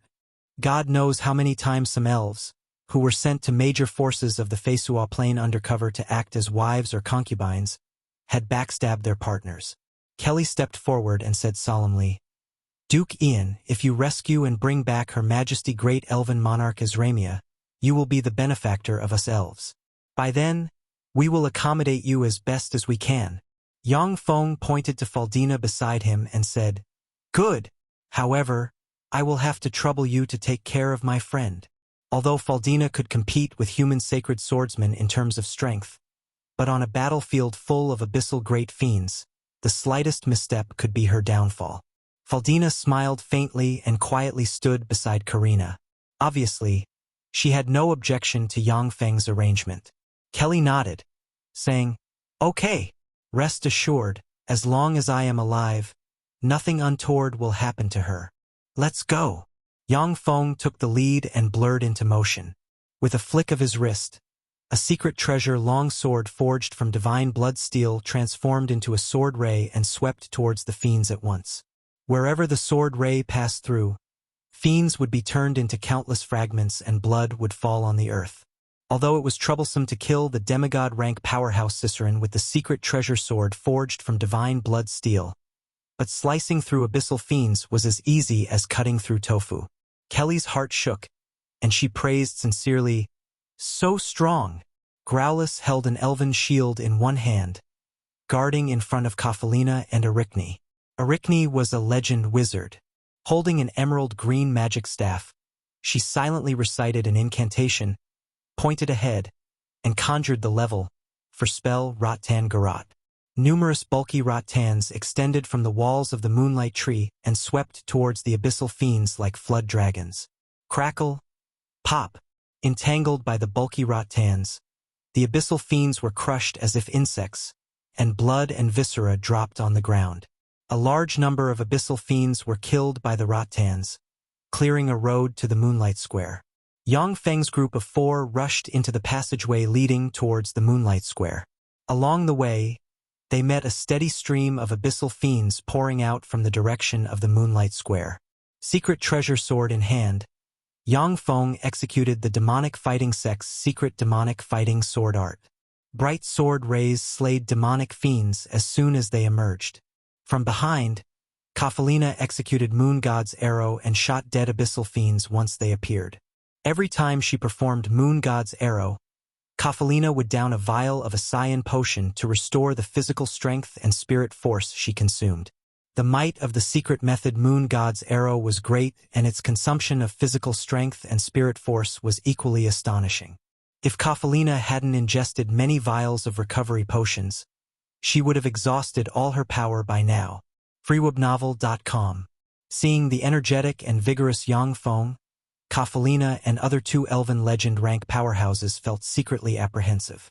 Kafalina, who had previously looked down on Yang Feng, finally changed her mind. Throughout the endless massacre, Yang Feng became more and more familiar with the demonic fighting sect's swordsmanship, and his understanding of battle improved continuously. After killing their way through countless abyssal fiends, the group finally reached the Moonlight Square. The Moonlight Square was packed with abyssal fiends. Nearly 100 abyssal great fiends and the 2 demigod rank powerhouses Dolores and Gleistar besieged Great Elven Monarch Azramia. Great Elven Monarch Azramia was covered in golden radiance, looking like a dazzling sun, and every move of her contained the divine energy of the sun. Wherever the sword rays she unleashed flashed, abyssal great fiends would get severely injured. The abyssal great fiends recited incantations, pointed at Azramia, and bombarded her with extremely vicious level for darkness spells.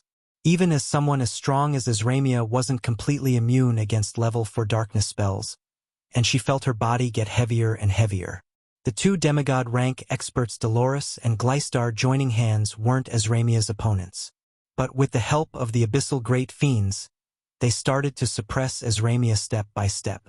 For every abyssal great fiend she killed, Azramia would receive 1 or 2 wounds from the 2 demigod rank experts Dolores and Gleistar. Carrying traces of black chi, her blood dripped from her wounds to the ground. Besieged by numerous abyssal great fiends, Azramia was ultimately doomed to exhaust her strength and fall. When Yang Feng's group of 4 appeared, everyone's gazes focused on them. Azramia, you are really popular. There are so many children coming to your rescue. I'll tear them to shreds in front of you. Okay? Just like those several stubborn little elves a moment ago. Dolores burst into enchanting laughter, then retreated abruptly. Using Blink, she disappeared, then appeared in front of Yang Feng and his party in a flash. The demigod rank Dark Elven Edge, shrouded in endless power of darkness, slashed toward Yang Feng with a tremendous force. In an instant, as if endless darkness covered the land, a sense of deathly crisis suddenly welled up inside Yang Feng's mind, feeling like no matter how he struggled, the fate of death could not be shed, feeling like he would eventually die to this strike. Chapter 322, Sun God's 2-Arrow Alignment. Chapter 322, Sun God's 2-Arrow Alignment. Translator, Zayamoch. It doesn't seem to be too bad to be killed by her. Yang Feng's eyes were unfocused, overcome with fascination towards Dolores. Affected by the power of the Dark Elven Edge, he had no will to fight and only wanted to die to Dolores' strike. The demigod armament Dark Elven Edge was not only sharp to the extreme, but it also possessed inherent supplementary spells like Charm Person, Seduce Person, Waver, and other permanent spells capable of eroding a person's mind and will. Ordinary people and even knight-rank powerhouses would be dazed from taking a look at the demigod armament Dark Elven Edge and have their heads sliced off by it. Dolores was a demigod rank expert. She was not only a beauty, but a peerless beauty, and she cultivated a special secret method. Every one of her movements was laced with a seductive and corruptible charm. Coupled with the dark elven edge, even the demigod rank expert Ciceron got affected by her charm. Yang Feng's cultivation base was merely at the level 3 warlock rank. The gap in strength was tremendous, and he could not resist her. The host's mind and will are being eroded by spells. Beginning shock therapy. A message reverberated in Yang Feng's sea of knowledge, and then a sharp pain surged in the sea knowledge, pulling him away from Dolores' bewitchment. Kill her! Once he became clear-headed, Yang Feng roared loudly. Ciceron, who was hiding in the darkness and stealthily following Yang Feng, suddenly showed himself in his fiend form and clawed at Dolores' chest. At the same time, the magical mechanical cloak draped over Yang Feng's shoulders fluttered and surged with energy, and 2 needles pierced into his neck, ready to inject tremendous fiend power into his body at a moment's notice. Transforming into a fiend baron was Yang Feng's final trump card. He didn't want to employ it in public. On the Feisua plane, abyssal fiends were treated as a scourge to be eliminated. There was a handful of powerhouses who could use abyssal fiend power. Once Yang Feng was linked to the Zhangji plane, then the foundation he laid on the Feisua plane would be destroyed. But now that he was forced into desperate straits, Yang Feng could no longer take that into consideration. If Dolores insisted on killing him, then at the same time, she would have her heart scooped out by Ciceron. Ciceron, what are you doing? Dolores' pretty face twisted. In the nick of time, the dark elven edge mysteriously made an arc and mercilessly slashed at Ciceron's claw. Ding! When the dark elven edge landed on Ciceron's claw, it was blocked by a black block of ice. Just as the dark elven edge was blocked, it surged with black magic power and sliced the harder-than-diamond black block of ice into 2 halves. Ciceron took this chance to unleash Blink and retreat by 100 meters. The moment before the dark elven edge changed its trajectory, it released a black blade ray that slashed at Yang Feng and cut open a long gash in the demigod armament black dragon armor with an astonishing defensive strength, nearly cutting off Yang Feng's right arm and exposing eerie white bone. The demigod armament black dragon armor had a horrifying defensive strength. Unfortunately, however, Yang Feng was too weak and could not fully display its might, which was why Dolores was able to wound him. If it was a demigod rank powerhouse to stimulate the defensive strength of the black dragon armor, then unless the dark elven edged had personally struck it, it would not be able to cause any damage to the black dragon armor with merely blade chi. Listen to my orders. Attack Dolores and Gleistar. They betrayed us, betrayed the great Earl Bavlicana. These 2 bitches colluded with the elves and want to get rid of us in one fell swoop. Kill them. In the name of the mighty Earl Bavlicana, I command you to kill them. Controlled by Yang Feng, Ciceron had no choice but to point to the 2 dark elven demigod rank powerhouses Dolores and Gleistar and roar wildly. With Starry Sky warlock rank cultivation base, Ciceron was classified as an abyssal fiend lord, abyssal fiend baron. His position was above that of the other abyssal fiends, and he was the commander of the abyssal fiend troops. At Ciceron's command, the abyssal great fiends paused. Finally, due to the fear towards abyssal fiend Earl Bavlicana ingrained in their souls, they launched a wild offensive against Dolores and Gleistar. Level for darkness spells, as if rain, shot towards Dolores and Gleistar. Gleistar's pretty face changed. Grasping the scepter in her hand, she conjured the level for divine spell protection from darkness spells, and a black shield enveloped her and Dolores. The darkness spells that slammed into the black shield were neutralized. One after another, abyssal great fiends dashed towards Dolores. Dolores waved the dark elven edge and released blade rays, slicing the abyssal great fiends in twine one after another, their blood clean absorbed by the dark elven edge. This content is taken from freewebnovel.cm. Taking advantage of the situation, great elven monarch Azramia blurred into motion and retreated, then reached out, and the demigod armament sun bow appeared in her lily-white hand. Once the demigod armament sun bow entered her hand, Azramia radiated a dazzling sunlight that quickly condensed into a resplendent arrow which seemed to contain endless light and heat on the sun bow, and a boundless might spread inside the moonlight square. Retreat! Dolores' pretty face twisted, and she barked and blurred into motion. Disregarding Gleistar, who was still persistently resisting a variety of attacks, Dolores turned into a black beam of light and shot towards the pitch-black teleportation portal. Dark elves were selfish beings. If they could escape with their life, they would do so without any misgivings about the life or death of their allies. Even though they were powerhouses of the same race, but there was no feeling of camaraderie. Once Dolores took to flight, Gleistar detected the spirit of great elven monarch Azramia lock onto her, and a premonition of deadly crisis welled up inside her. Gleistar gritted her teeth and silently recited an incantation. The demigod armament queen of Spider's staff in her hand blossomed with black divine light, and she conjured the level 5 spell defensive divine spell protection of Goddess Lolth, the upper body of an enticing, sensual, exceedingly fascinating, and charming beauty, and the lower body of a fierce spider. The bizarre phantom of Goddess Lolth holding a pitch-black shield engraved with a giant spider suddenly appeared and blocked in front of Gleistar. The phantom of Goddess Lolth exuded immense divine might. When the abyssal great fiends detected Goddess Lolth's divine might, their complexions changed dramatically, their bodies turned stiff, and the depths of their eyes shimmered with fear. The abyssal plane was linked to the 36 primary material planes. The abyssal fiends of the abyssal plane had fought against powerful existences of the 36 primary material planes for countless ages, among which gods were the strongest. In the same rank, whether dragons, high elves, ancient fiends, or ancient devils, none could compare to gods in terms of fighting strength.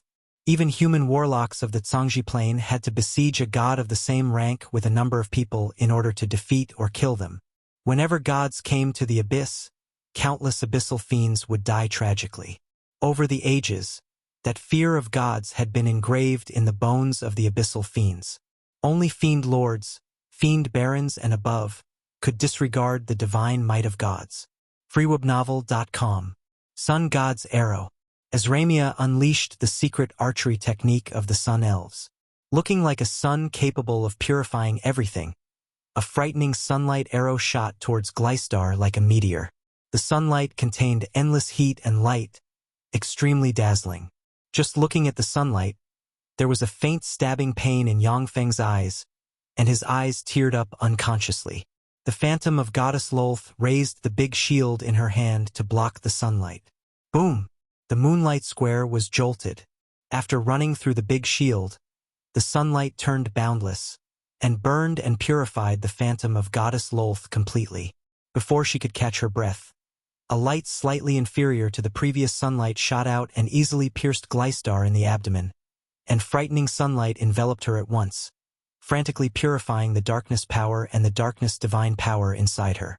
Gleistar screamed wretchedly, belched a mouthful of blood, and tumbled to the ground. She looked extremely miserable as she was burnt by the sunlight. When he saw this scene, Yang Feng took in a breath of cold air, a look of shock in his eyes. Sun God's 2-arrow alignment. Sun God's 2-arrow alignment was a legendary archery technique recorded in Sun God's Arrow. Among Sun Elves, more than 3 people grasped this archery technique, of which there was the ancestor of the Sun Elves, the first-generation elven Sun God Somrites. Then there was one of the current elven gods, intermediate divine power rank Sun God Alexia. And finally, there was Azramia. For Sun God's Arrow to be able to shoot through a level 5 defensive divine spell with 1 arrow, its might was already horrifying. Coupled with the silent second arrow, it could not be guarded against. Not many demigod-rank powerhouses were able to withstand Sun God's 2-arrow alignment. After she unleashed Sun God's 2-arrow alignment, Azramia's complexion paled and she bled from her hands. The skin and flesh of her lily-white hands were lacerated.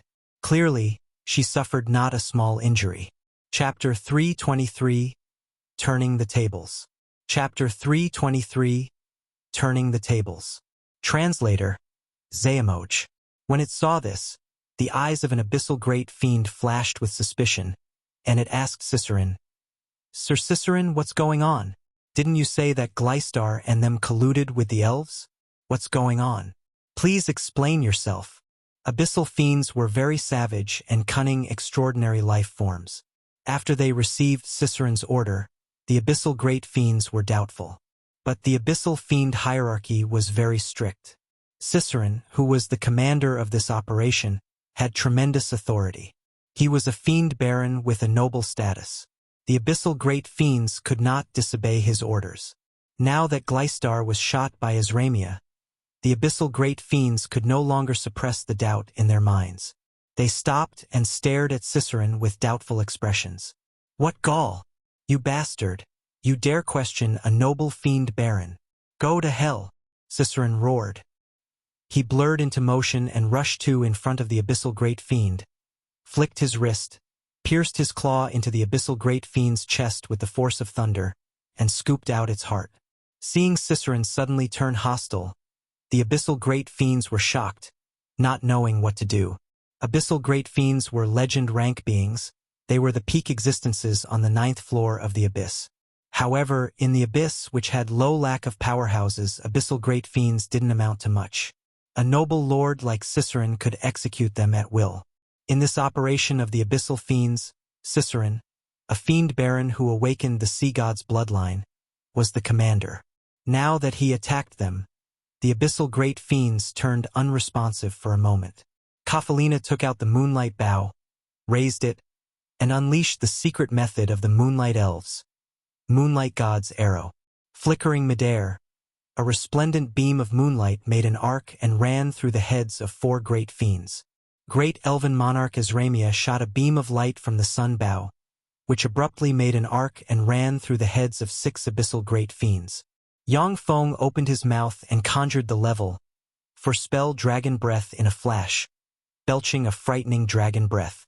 In the wake of the dragon breath, abyssal great fiends were burned to ashes. Arachne silently chanted incantations and released healing spells to treat the wounds of great elven monarch Azramia. Azramia, who had withstood the siege of the 2 dark elves in the Moonlight Square, had sustained severe injuries. Holding a big shield in her hand, Growless silently recited incantations. One after another, shields condensed in front of Arachne and Kafalina. Growless was an expert who practiced magic and martial dual cultivation. Her cultivation of martial arts and magic tended towards defense, specializing in defensive screens and archery. Ciceron took advantage of the situation to rush into the midst of the abyssal great fiends and slaughtered them wantonly. Because he was the commander of the abyssal fiend army, the abyssal great fiends didn't dare to resist him. They could only flee in helter-skelter. Not daring to act against Ciceron, the crowd of abyssal fiends surged towards Yang Feng like a tide, trying to tear him and his party to shreds. Yang Feng was like a reef. As soon as the numerous abyssal fiends collided with this reef, they were immediately disintegrated into countless pieces, their blood dyeing the surrounding land red. Yang Feng silently recited an incantation, waved his hand, and sent vampiric rattan seeds flying. Terrifying vampiric rattans burst out, crazily flailed about, and swept the abyssal fiends, sucking them dry. The abyssal fiends weren't weak either. As they cast spells, abyssal flames rained onto the troublesome vampiric rattans and easily burnt them to cinders. The crowd of abyssal fiends recited incantations and sent abyssal flames barreling towards Yang Feng, as well as the magic shields condensed by Growless, continuously consuming their strength. Even with the support of the demigod armament Black Dragon armor, Yang Feng still felt traces of fatigue surging in his heart. I suppose that's how the powerhouses who were killed by my battle robots felt at the time. I never expected that there would come a day when I would be on the receiving end of human wave attacks. Eyes shot with blood, Yang Feng downed vials of potions as his humanoid dragon-like frame transmitted signals of fatigue. No matter how many he killed, the crowd of abyssal fiends didn't seem to have an end. This gave rise to a sense of exhaustion and despair in his mind. Yang Feng could not retreat by even half a step. Once he retreated, then the archer Kafalina and wizard Arachne standing behind him would be exposed to the attacks of the abyssal fiends. Arachne continuously conjured spatial disruption spells so that the abyssal great fiends could not unleash Blink. Otherwise, if the remaining dozens of abyssal great fiends used Blink to besiege Yang Feng, then even someone as strong as him would not be able to resist them. Although Azramia was a pinnacle demigod rank powerhouse, but under the siege of countless abyssal fiends, as well as the two demigod-rank powerhouses Dolores and Gleistar, she had been badly injured, coupled with the injuries she suffered from unleashing the divine skill Sun God's two-arrow alignment. Her battle prowess dropped to junior demigod rank. She was busy shooting down the abyssal great fiends, and had no time to pay attention to the ordinary abyssal fiends. "Your Majesty, we came." As the battlefront was on the verge of collapse, the voice of Kelly came from the entrance to the passageway. Elven powerhouses gushed out of the passageway, shooting a rain of arrows towards the fiends in the Moonlight Square. The rain of arrows completely covered the fiends in the Moonlight Square, and many fiends died tragically. Visit fruyobnul.com for the best novel reading experience. Elven wizards silently chanted incantations and pointed to the surroundings, and magic radiances flickered. Suddenly, various magic plants, extraordinary plants, appeared and swept towards the abyssal fiends. Once the elves appeared, they immediately engaged the abyssal fiend army. By casting countless nature spells, countless magic plants appeared in front of the elven troops as meat shields. The fiend army continuously fired abyssal flames and released all kinds of darkness spells to destroy the magic plants and then attack elven warriors behind the magic plants. The abyssal great fiends of the fiend army were picked out and killed by Azramia and Cicerin, quickly shifting the situation in favor of the elven troops. Seeing that things were bad, an abyssal great fiend quietly moved to the teleportation portal opened on the Crystal Mountain and plunged inside. Like an avalanche, abyssal fiends rushed towards the teleportation portal on the Crystal Mountain. Although hundreds and thousands abyssal fiends were shot down by the elven warriors, but due to the numerical advantage, a great part of them managed to escape. Great elven monarch Azramia gracefully walked up to Yang Feng, looked at him with gratitude deep in her eyes, and smiled, saying, "Ian, thank you very much. Thank you on behalf of us elves. You don't need to take any other tests. From now on, you are qualified to be Karina's suitor. Furthermore, you are a distinguished guest of us elves. So long as your requests aren't too excessive, we elves will mobilize the strength of our race to accommodate you. This is a promise that we give you. If not for Yang Feng, great elven monarch Azramia could only escape from the Moonlight Square. Following which, the huge number of abyssal fiends would seize the opportunity to sweep across the Moonlight Tree and break up and get rid of the popes of elven gods sealed in the Moonlight Tree. The royal elves inside the Moonlight Tree would have suffered a calamity, and elves as a whole would have been hit hard. The elven powerhouses looked at Yang Feng with gratitude deep in their eyes, no one objecting to great elven monarch Azramia's words. Yang Feng pointed to Gleistar struggling on the ground in pain and said, "Then, your Majesty, can you give this person to me?" Azramia creased her eyebrows, then loosened them and revealed a smile, saying, "Okay." Kelly couldn't help saying, "Your Majesty, this is Gleistar, the Pope of the Dark Elven Church. If she is sacrificed to the mighty gods, we can get their favor." As the Pope of the Dark Elven Church, Gleistar always hid in the underground world of Fesua Plain, inside the temple of the Dark Elven Church, which had countless barriers erected. Even someone as strong as Azramia was reluctant to challenge Gleistar inside the temple of the Dark Elven Church. If she didn't leave the hideout, virtually no one could capture her. Once Azramia sacrificed Gleistar to the elven primary god Mophasareja via a special ritual, Gleistar's soul, instead of returning to the divine country of goddess Lolth, would enter the divine country of goddess Mophasareja and become her plaything. By then, Mophasareja was bound to bestow Azramia as well as the entire elven race with divine grace. Demigod rank experts weren't easily produced. Elves didn't lack in geniuses or powerhouses. Nevertheless, they had no more than 5 genuine demigod rank powerhouses in the secular world. Dark elves, on the other hand, only had 2 demigod rank experts, Dolores and Gleistar, in the secular world. Unexpectedly, Azramia wanted to give this live prey to Yang Feng, making the elves of the upper echelon very reluctant. Chapter 324, Dimensional Banishment. Chapter 324, Dimensional Banishment. Translator, Xayamoj. With a wave of her hand, Azramia domineeringly cut the elves of the upper echelon short and uttered with great dignity, "Say no more. If it wasn't for Ian, I wouldn't have been able to seriously wound Gleistar so easily. Besides, the trifling Gleistar is nowhere as important as our lives. If it wasn't for Ian, who knows how many of us would have died. We cannot have people say that the elves are a miserly and ungrateful race. Although she felt a little regretful, but Kelly still drew back readily. Yes, Your Majesty. After thinking it over, the elves of the upper echelon also felt a little touched, and no longer objected. Nice. It seems that this venture was worthwhile. Yang Feng's eyes glimmered with appreciation when he saw how forthright Azramia was. Gleistar, who was a dark elven demigod rank expert, was of great importance to him. Even if he used up the promise of the elves, he still wanted to get her. Seeing how straightforward Azramia was in agreeing to his request left him with a good impression of her. Yang Feng quickly came up to Gleistar and looked at her. There was a scary hole on Gleistar's abdomen, and golden sunlight burned on her bewitching body, burning ugly scars onto it.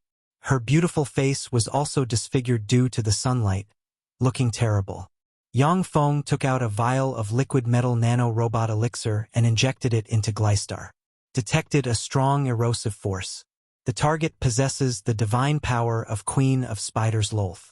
Currently, 60% of the elixir has been eliminated.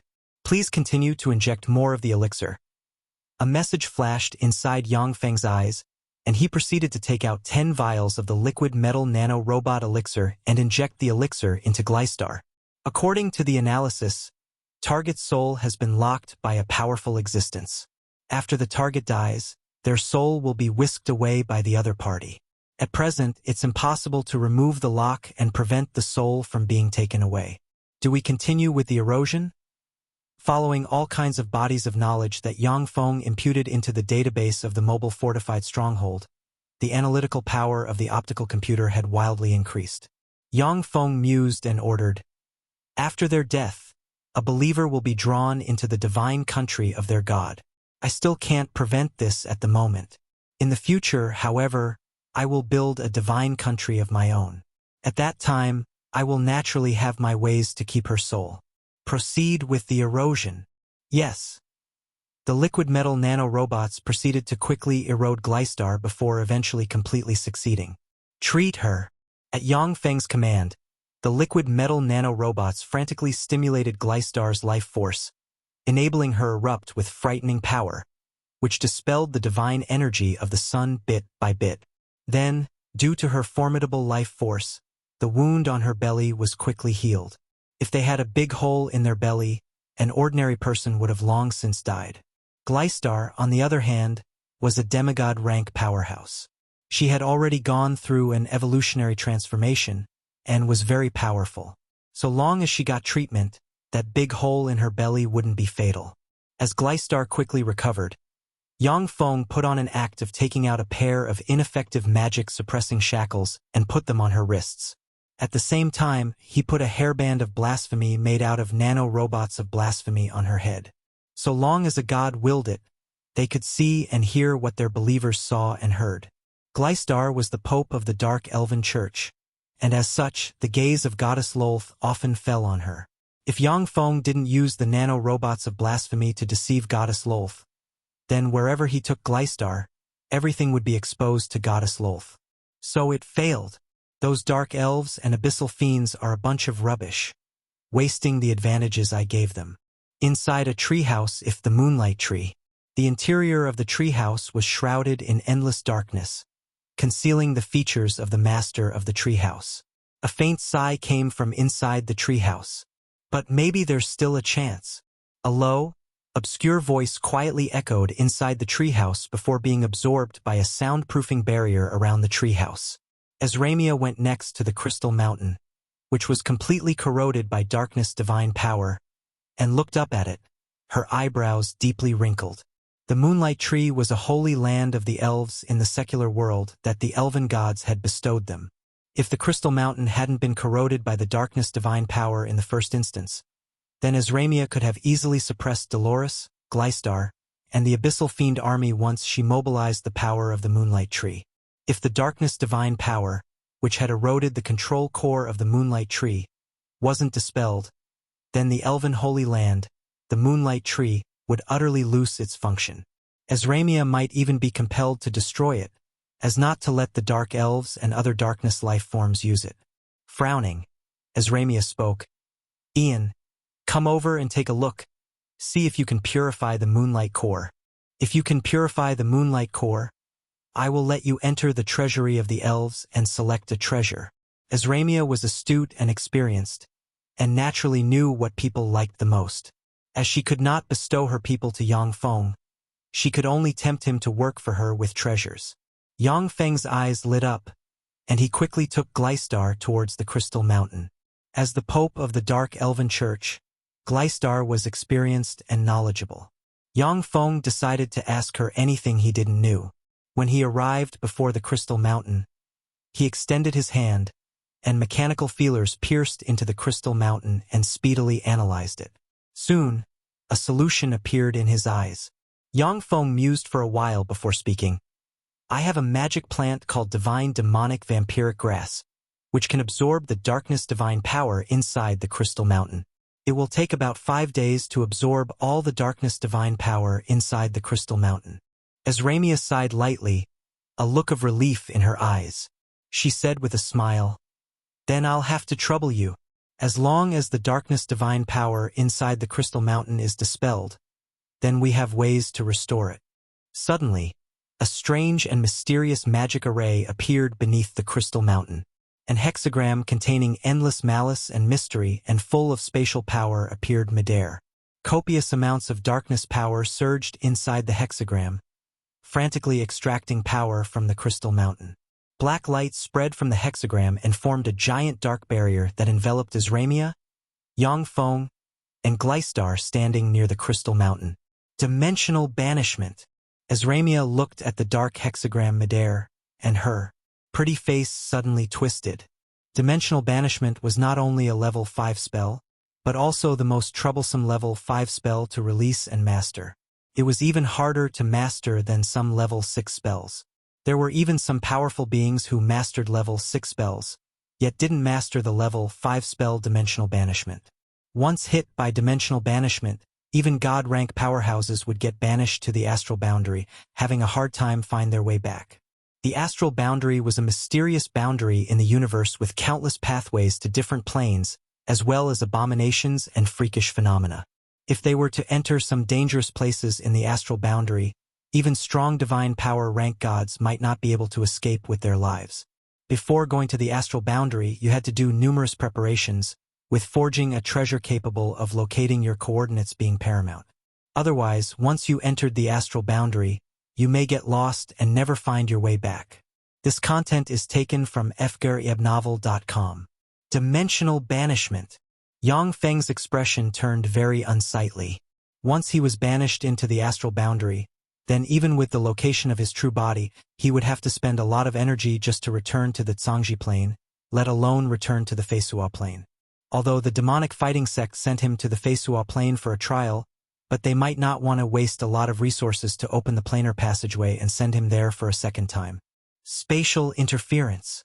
Yang Feng gritted his teeth, recited a series of incantations, pointed into the air, and cast the level 4 spell Spatial Interference. A spatial whirlpool suddenly appeared above the dark hexagram. In the next moment, the spatial whirlpool formed by spatial interference was swallowed and crushed by the dark hexagram. Black beams of light dropped from above, and the dark hexagram shot towards Yang Feng's group of 3. Gritting her teeth, Azramia took out a leaf shining with sunlight and shouted to Yang Feng, "Grab me!" Yang Feng dashed over and firmly embraced Azramia by her slender waist, taking in the tempting, delicate fragrance wafting out of her lovely body. Gleistar also dashed over and firmly hugged Yang Feng by the waist. The dark hexagram crushed down on and swallowed Azramia's group of 3. The moment the dark hexagram swallowed the group of 3, sunlight suddenly lit up in the center of the dark hexagram and then disappeared. When she saw the dark hexagram swallow Azramia and Yang Feng, Karina immediately rushed over and screamed. Tears streamed down her cheeks. "Mom!" Ian. Chapter 325, Goddess Lolth. Chapter 325, Goddess Lolth. Translator, Zayamoch. In a space covered by darkness, there was suddenly a light, then the space twisted and spat out 3 people onto the ground. Ouch! Yang Feng hit his head hard on the ground and cried out in pain. However, he didn't release his tight grip on Azramia. Ian, let go, you're crushing me. Azramia's magnetic and graceful voice sounded. However, there was a sense of pain in the voice. Yang Feng promptly let go. Sorry. After donning the Black Dragon armor, Yang Feng's Black Dragon Warlock rank power was still very frightening even without unleashing Dragon Force. If it weren't for Azramia's pinnacle demigod rank physique, which was tyrannical, he might have broken quite a few bones of hers. What a pity! He subconsciously felt reluctant. Suddenly, a thought flashed in his mind, reminiscing over the slender, soft, and sensual hourglass waist of Azramia. Glystar, holding tightly onto Yang Feng's waist, also let go. Staring at Yang Feng, her beautiful eyes flickered with a bewitching radiance.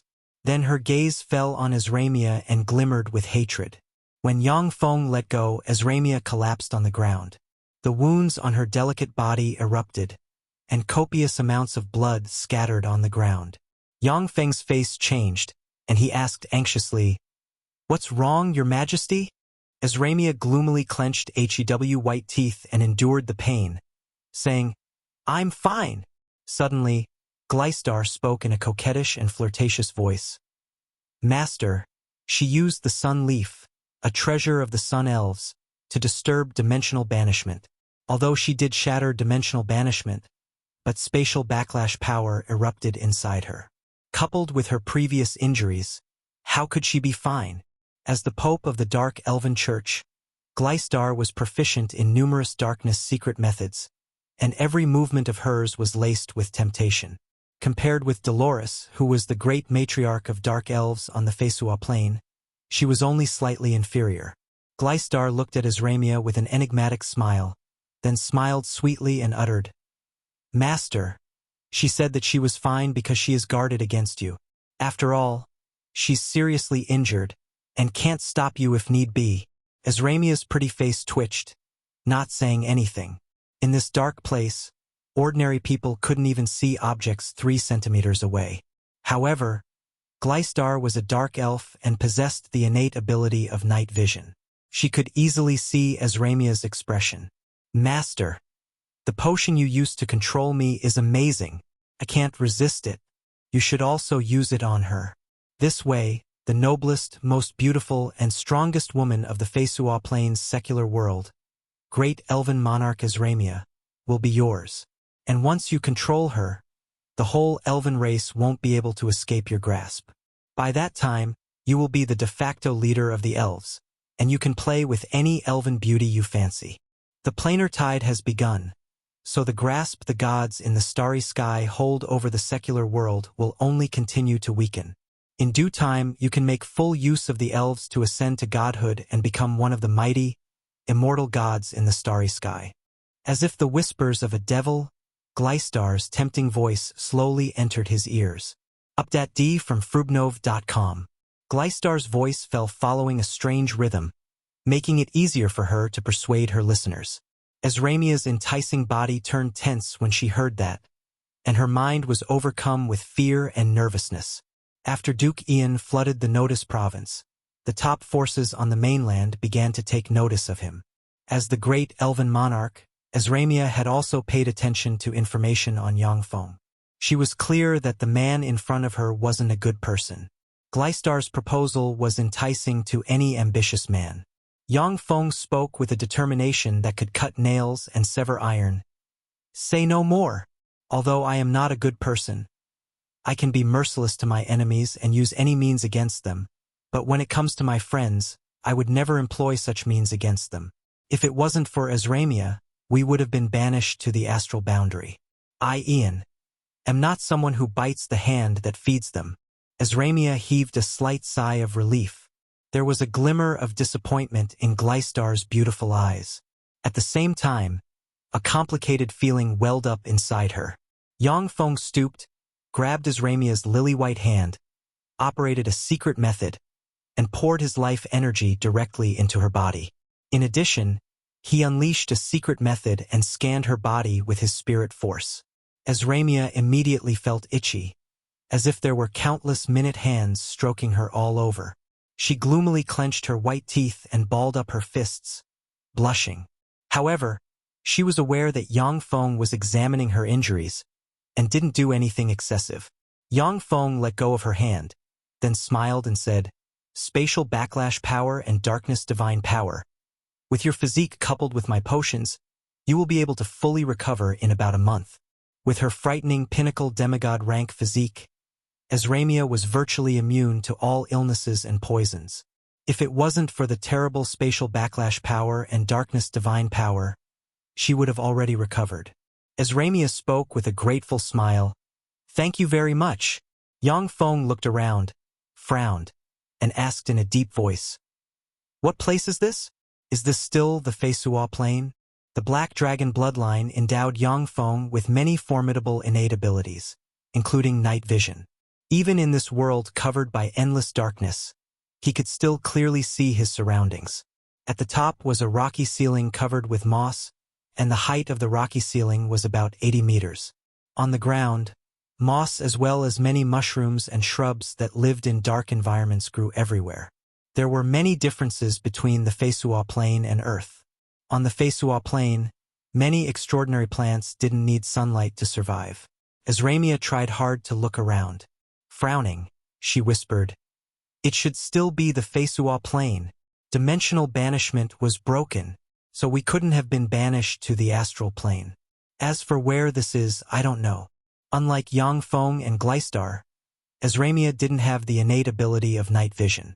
Without being blessed with a night vision spell, she could at most see things 500-odd meters away in this dark environment with her pinnacle demigod rank physique. Suddenly, the demigod armament queen of spider staff in Gleistar's hand shot into the air and emitted dark light. As if it connected to an unknown space, vast divine might dropped from above and landed on the queen of spider's staff. The queen of spider's staff emitted a vast divine might, which slowly condensed into a phantom of a both beautiful and sinister being with a humanoid upper body and a spider lower body midair. It was the phantom of Goddess Lolth. When she saw the phantom of Goddess Lolth, Gleistar unconsciously prostrated herself on the ground, trembling, her beautiful eyes overcome with fear. The gods of the darkness divine system intimidated their believers with terror and massacre, so as to have the latter overcome with fear and terror towards them. Sincere belief was a king of power, so was fear and terror. The gods of the darkness divine system were temperamental beings, and Queen of Spiders Lolth even took pleasure in inciting the dark elves to kill one another. In Lolth's clutches, the dark elven powerhouses were better off dead. When Gleistar saw Queen of Spiders Lolth arrive, fear overtook her, and she instinctively prostrated herself on the ground. Yang Feng frowned, then took out the supergravity gun, pointed at the phantom of Goddess Lolth midair, and pulled the trigger. Successive supergravity balls barreled towards the phantom of Goddess Lolth midair. The phantom of Lolth slowly opened her eyes, which were filled with indifference, dignity, and a trace of ridicule. "Mortal ant, you think you can hurt a great god with just this?" Goddess Lolth smiled indifferently and waved her lily-white hand, and the supergravity balls that could seriously injure a demigod rank expert disintegrated. "In front of a god, you who aren't even a legend rank ant must be humble." Goddess Lolth indifferently glanced at Yang Feng, and a vast and incomparable divine might fell from the sky and pressed onto Yang Feng. Crack! As Yang Feng tenaciously tried to withstand the terrible divine might, his body emitted sounds of bones fracturing. Despite his best attempt at operating his secret method, he still could not resist the terrible divine might. With the help of the black dragon armor, Yang Feng unbendingly stood in place and proudly stared at Goddess Lolth midair, anger and unyieldingness burning deep in his eyes. Surprise flickered past her beautiful eyes, and Lolth showed a beautiful and enchanting but also malicious and cruel smile. "Interesting, you're an interesting man. Now I want to catch you and see whether you can still show such an expression when I snap your bones inch by inch. Unfortunately, I don't have much time. Male ant, I'll do you a favor and give you a gift." Suddenly, Goddess Lolth revealed a strange smile and reached out with her hand towards the space between Ezramia's eyes. Chapter 326, Curse Kiss of Lolth. Chapter 326, Curse Kiss of Lolth. Translator, Zayamoch. Yang Feng was greatly alarmed.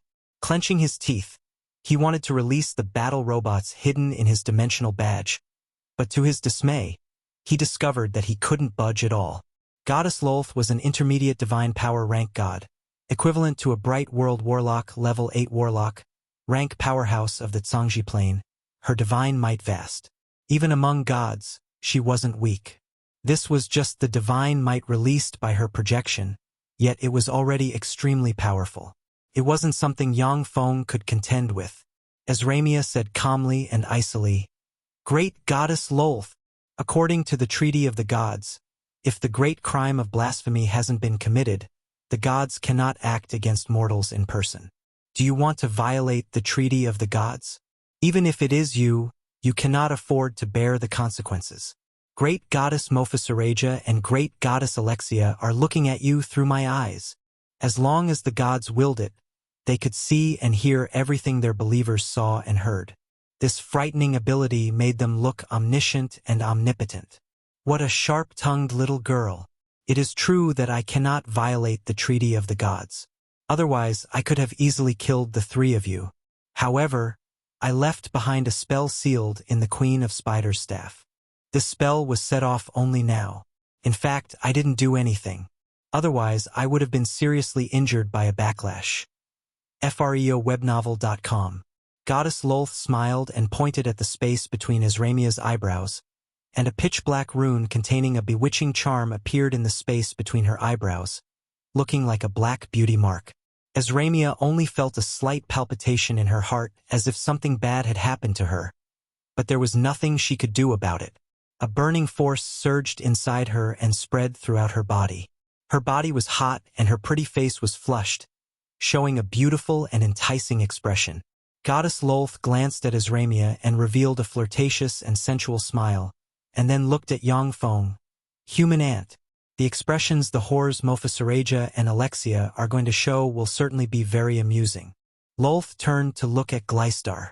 Eyes overcome with coldness and cruelty, she showed a sadistic yet enchanting smile.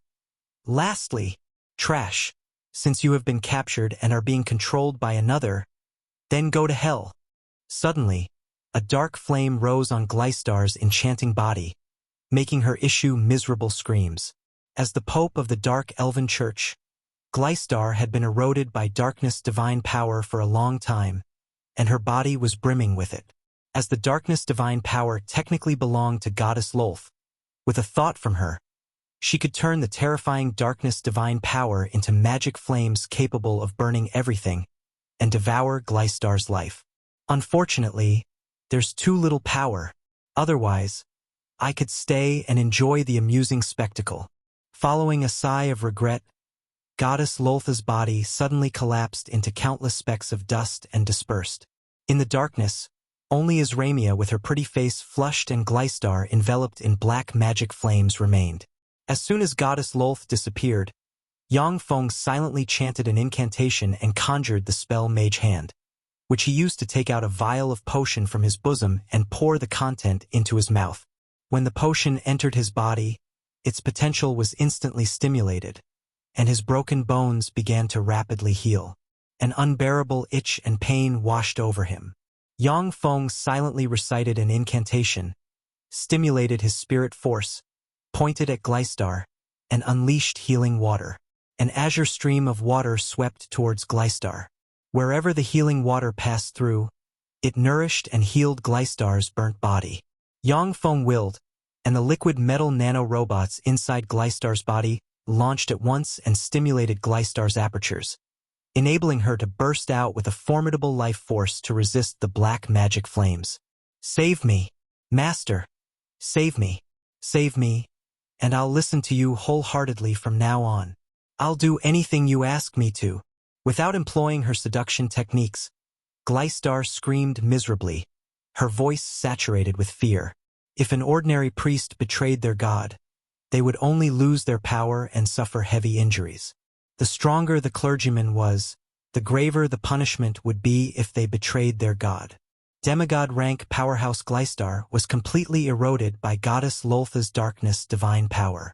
Once the divine power backlash started, the darkness divine power was going to burn her to death inside out. After her death, her soul would return to goddess Loltha's divine country, where she would suffer extremely cruel torment. When Gleistar thought of the cruel methods at goddess Loltha's disposal, fear washed over her, and she madly implored Yang Feng. "Rest assured, since I am your master, I won't let you die." Yang Feng gritted his teeth and blurred into motion. When he arrived next to Gleistar, he took out vials of potions and poured the content into her mouth. If only there was a man to come to my rescue so dauntlessly. Lying weakly on the ground, Azramia watched Yang Feng spare no effort to rescue Gleistar with a look of envy and confusion in her beautiful eyes. Between her eyebrows, the black rune that looked like a beauty mark radiated bewitching black light, shaking her firm will. Originally, with her extremely firm will, upon seeing this scene, Azramia would just peacefully smile and admire Yang Feng. Yet she would not feel envy. However, the vicious curse of goddess Lolth between her eyebrows gradually melted and eroded her firm will. As a junior demigod rank expert, the might of the magic flames inside Gleistar was terrifying to the extreme, and despite drinking many vials of potions, the magic flames still could not be completely dispelled. Yang Feng's thoughts revolved lightning fast as he madly pondered, his heart overcome with anxiety. What should I do? I'm still too weak. Damn it. It's the only way. Yang Feng gritted his teeth and took out a small vial, a pained expression on his face. He opened the vial and let drops of cyan liquid drip onto Gleistar's body, face, heart, kidneys, and other key points.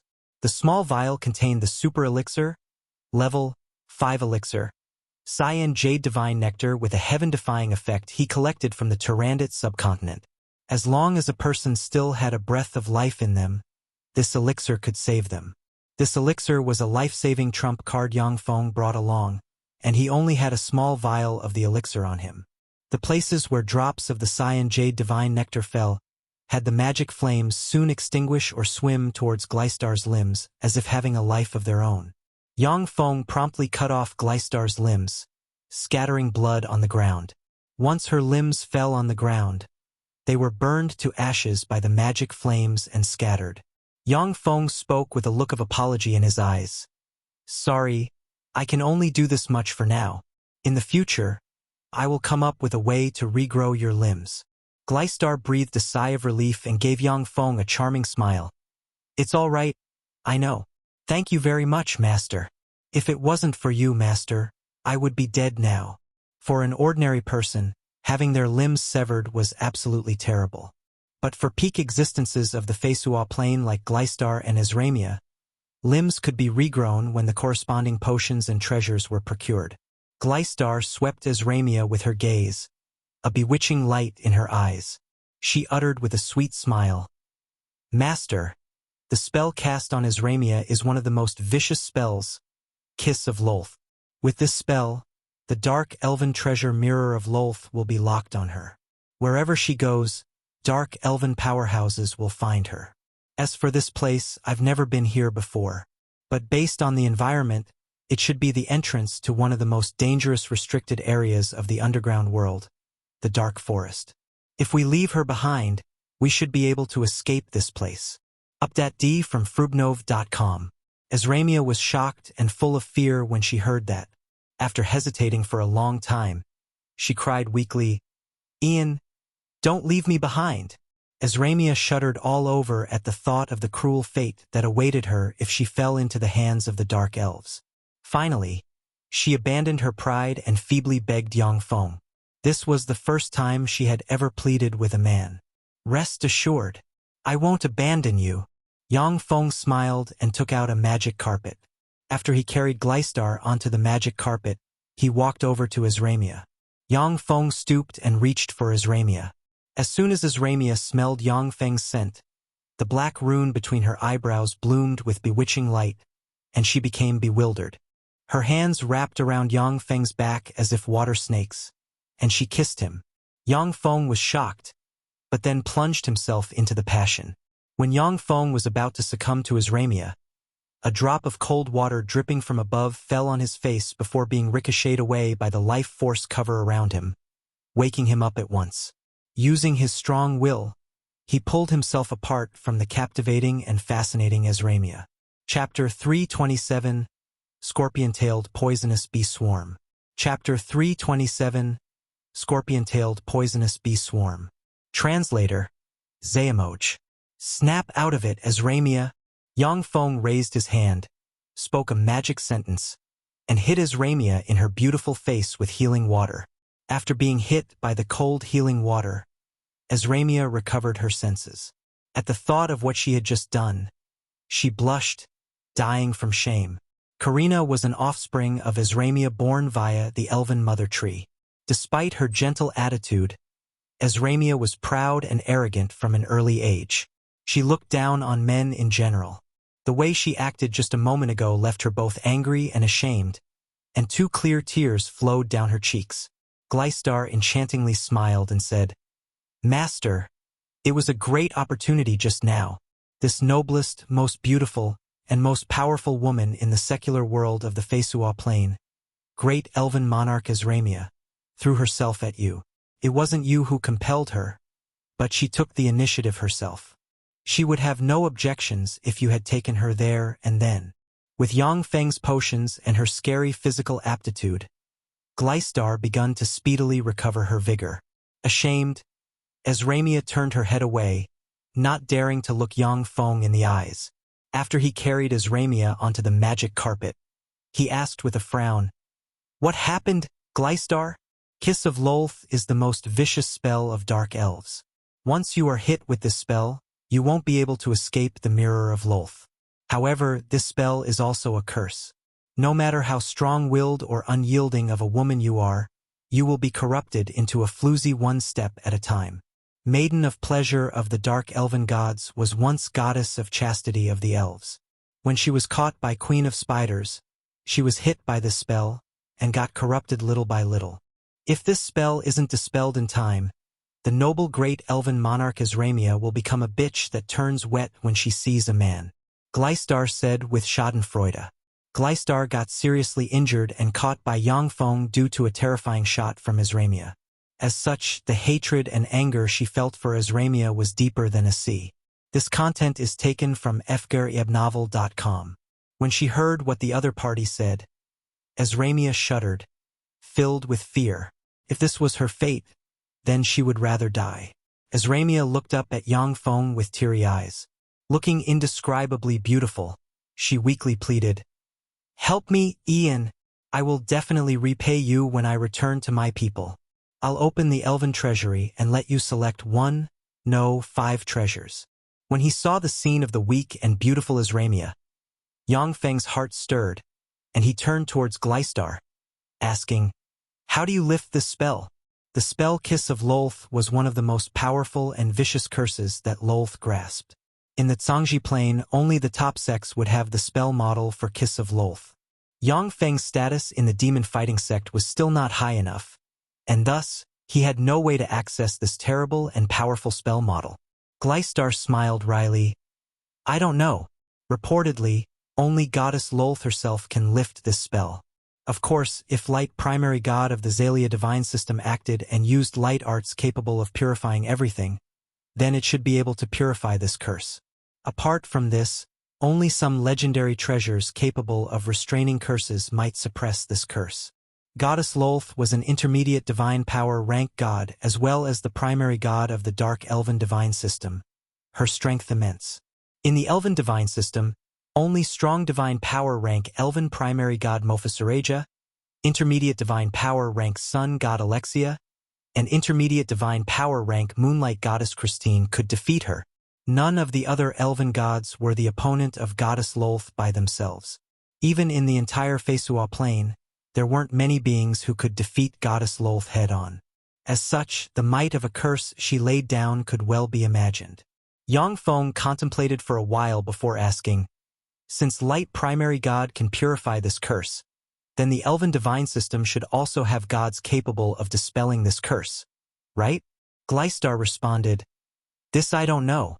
I think that Azramia should know more about the elven gods than I do." Yang Feng looked at Azramia. Azramia's beautiful eyes shimmered with a glint of bitterness, and she sighed faintly. Among the mighty gods, elven primary god, sun goddess, and moonlight goddess should be able to lift this curse. But there is an agreement among gods that they cannot directly interfere with the world. If it was Goddess Lolth who set up the curse, then even Pope Astrid can't get rid of it. Pope Astrid was a pope who served elven primary god Mophasareja. She was a demigod rank expert only second to Azramia. Even if she conjured a level 5 divine spell, she might not be able to lift a curse laid down by Goddess Lolth. Azramia was silent for a moment before finally sighing faintly. "Forget it, Ian, I only ask of you one thing. When I turn into a woman who gets in heat when she sees a man, please kill me. In this way, my soul can return to the divine country before being tarnished. Please, I will be grateful to you in the divine country." Gleistar rolled her eyes and revealed a depraved smile. "Heh. This is not necessary. Azramia, I have a secret method to break that curse. A curse to fight a curse." Azramia's eyes lit up and she asked at once, "What secret method?" Gleistar showed an enchanting smile. Using a secret method, she conveyed the information to Azramia in a low voice. Azramia's beautiful face suddenly turned bright red. She stared at Yang Feng with rage sparkling in her beautiful eyes and gnashed her teeth, saying, "I won't use this secret method even if I die." Puzzled, Yang Feng wondered why Azramia's bearing changed so drastically. He hesitated for a moment before asking, "What is the secret method, Gleistar?" Azramia uttered anxiously, "Gleistar, don't you say it. I won't let you off if you do." Gleistar looked at Azramia angrily before revealing a cheerful yet depraved smile. "Your Majesty Azramia, you think you are still the noble and powerful great elven monarch? You are currently just a burden to my master. If my master abandons you, your fate will be extremely miserable. What qualifications do you have to threaten me?" Azramia blushed and gnashed her teeth. She was left speechless by Gleistar. Gleistar smiled at Yang Feng and went on to say, "Master, we dark elves have a secret art. Once used, you'll dedicate your mind and body to another. As long as Azramia uses this secret art, she will only be in heat for you, master. Isn't that just perfect?" Yang Feng smiled awkwardly, realizing why Azramia had stared at him like that. He laughed, and as if nothing had happened, he propped up Gleistar and looked into the distance, asking her about the underground world of the Fesua Plain. After calming down, Azramia realized that it wasn't Yang Feng who prompted Gleistar, and her anger abated. The magic carpet had just flown less than 500 meters. Suddenly, droning sounds came from the distance. An extraordinary demonic insect scorpion-tailed poisonous bees the size of 2 fingers with locust-like mouthparts and scorpion-like tails appeared midair and flew over in a cloud of insects. Gleistar frowned and said in a low voice, "Master, there are many extraordinary demonic insects in the underground world. Except for dragons, some scaled creatures, and demonic creatures with legend rank might, it is best not to fly. Otherwise, it will incite a lot of extraordinary demonic insects to attack us. If they are alone, extraordinary demonic insects are easy to kill. But if their numbers are great, then even demigod rank powerhouses will feel the pinch. When traveling in the underground world, we usually use insect-repelling potions." Yang Feng nodded and looked at the dense swarm of insects, and his eyes flickered with dignity. "I was negligent." On the Tyrannid subcontinent, Yang Feng's mechanical legion had crushed everything in its way when it entered the underground world. If the extraordinary demonic insect scorpion-tailed poisonous bee swarm had appeared then, thousands and tens of thousands robots with flamethrowers could have burnt the insect swarm to cinders after several rounds of spraying fire. Now that he was alone, Yang Feng naturally couldn't resist the extraordinary demonic insect swarm. The flying speed of scorpion-tailed poisonous bees was terrific. Before long, they reached Yang Feng's party. Yang Feng pressed the black dragon armor on his chest, and it immediately exuded a frightening dragon might. As soon as the scorpion-tailed poisonous bees sensed the frightening dragon might, they immediately avoided Yang Feng as if he was a plague and parted, revealing a passageway. Gleistar worriedly said, "Master, if you use dragon might, you can indeed avoid insect swarms. However, there are terrifying life forms in the underground world who prey on dragons. Like this, we might attract terrific existences more dangerous than extraordinary demonic insects." The underground world was very dangerous, its environment extremely vile. As such, the existences that lived here were in general stronger than on the surface world. At the same, because of the harsh environment, their numbers weren't nearly as high compared with the surface world. Chapter 328 Encirclement. Chapter 328 Encirclement. Translator, Xayamoj. Yang Feng hesitated for a moment before immediately landing on the ground as per Gleistar's instructions. He took out a dragon leather belt and tied Gleistar on his front. At the same time, Azramia was tied on his back with the dragon leather belt. When she was put on his back, Azramia immediately uttered a moan, then blushed and powerlessly lied on Yang Feng's back. The black curse rune in the space between her eyebrows glowed gloomily. Yang Feng took out a piece of black dragon parchment and shook it. The piece of dragon parchment shimmered with magic light and turned into a black unicorn with dull eyes. Yang Feng leaped onto the back of the black unicorn. He shook its reins, and the black unicorn produced using alchemy speedily ran into the distance. On the Feisua plane, magic possessed various mystical properties.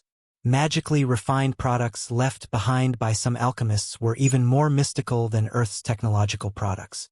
As elven and dark elven bigwigs, Azramia and Gleistar were extremely knowledgeable. They naturally wouldn't feel astonished because of a measly refined black unicorn. As he rode the black unicorn, Yang Feng took out vials of a poisonous insect repellent potion from his storage ring and sprinkled the content on himself and the other two people. He got this poisonous insect repellent potion from dark elves of the Tyrannid subcontinent's underground world. Although the dark elves in the Tyrannid subcontinent's underground world weren't nearly as strong as the dark elves on the Feisua plane, but they similarly lived in an underground world for many years and had experience producing various insect repellent potions. Gleistar looked at Yang Feng in surprise, and her evaluation of him rose a little. Along the way, with Gleistar giving directions, Yang Feng avoided one dangerous area after another as he cautiously headed towards the surface world. With the nourishment from the liquid metal nano-robot elixir as well as various potions, Gleistar's severed limbs slowly started to grow back. It would only take 10 days for her limbs to be fully restored. Azramia was surprised by how quickly Gleistar recovered, unless the best level 4 healing divine spells were used. Otherwise, only when using the best potions could the recovery speed for an injury such as severed limbs be this fast.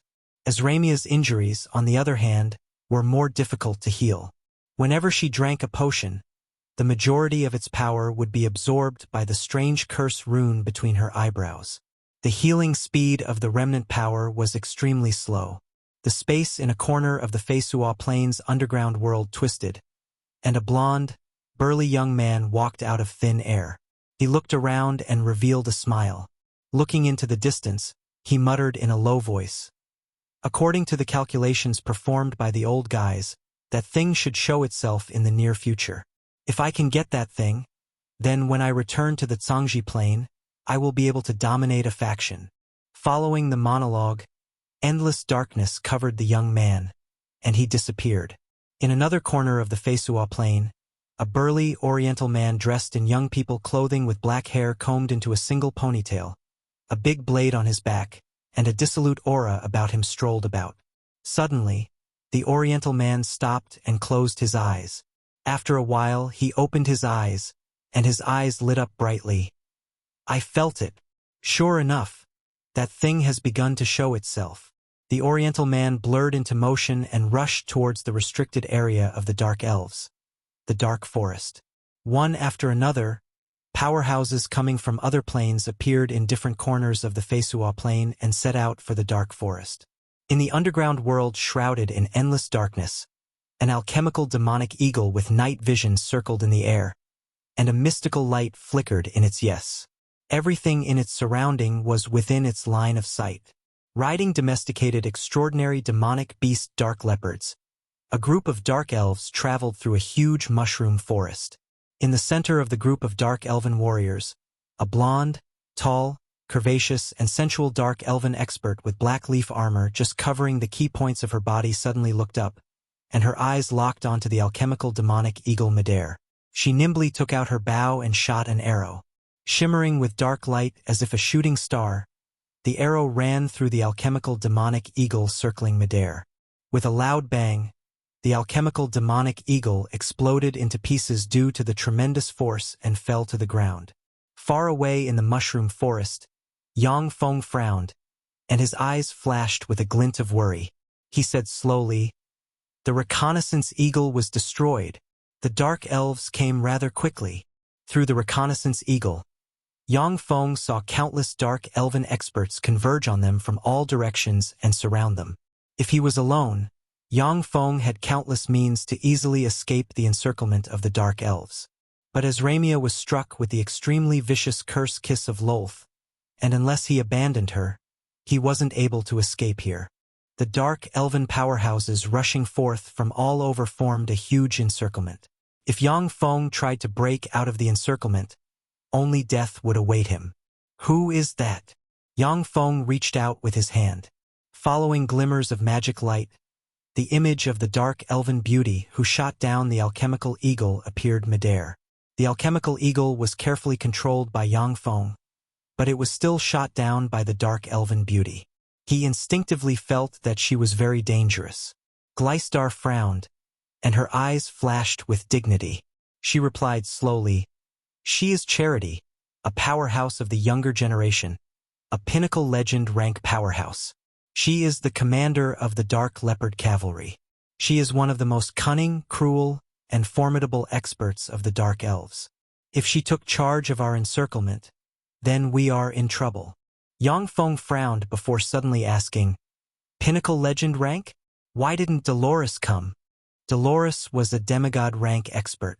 If she came, Yang Feng's group of the, which was mainly composed of injured and incapacitated people, would not be her match.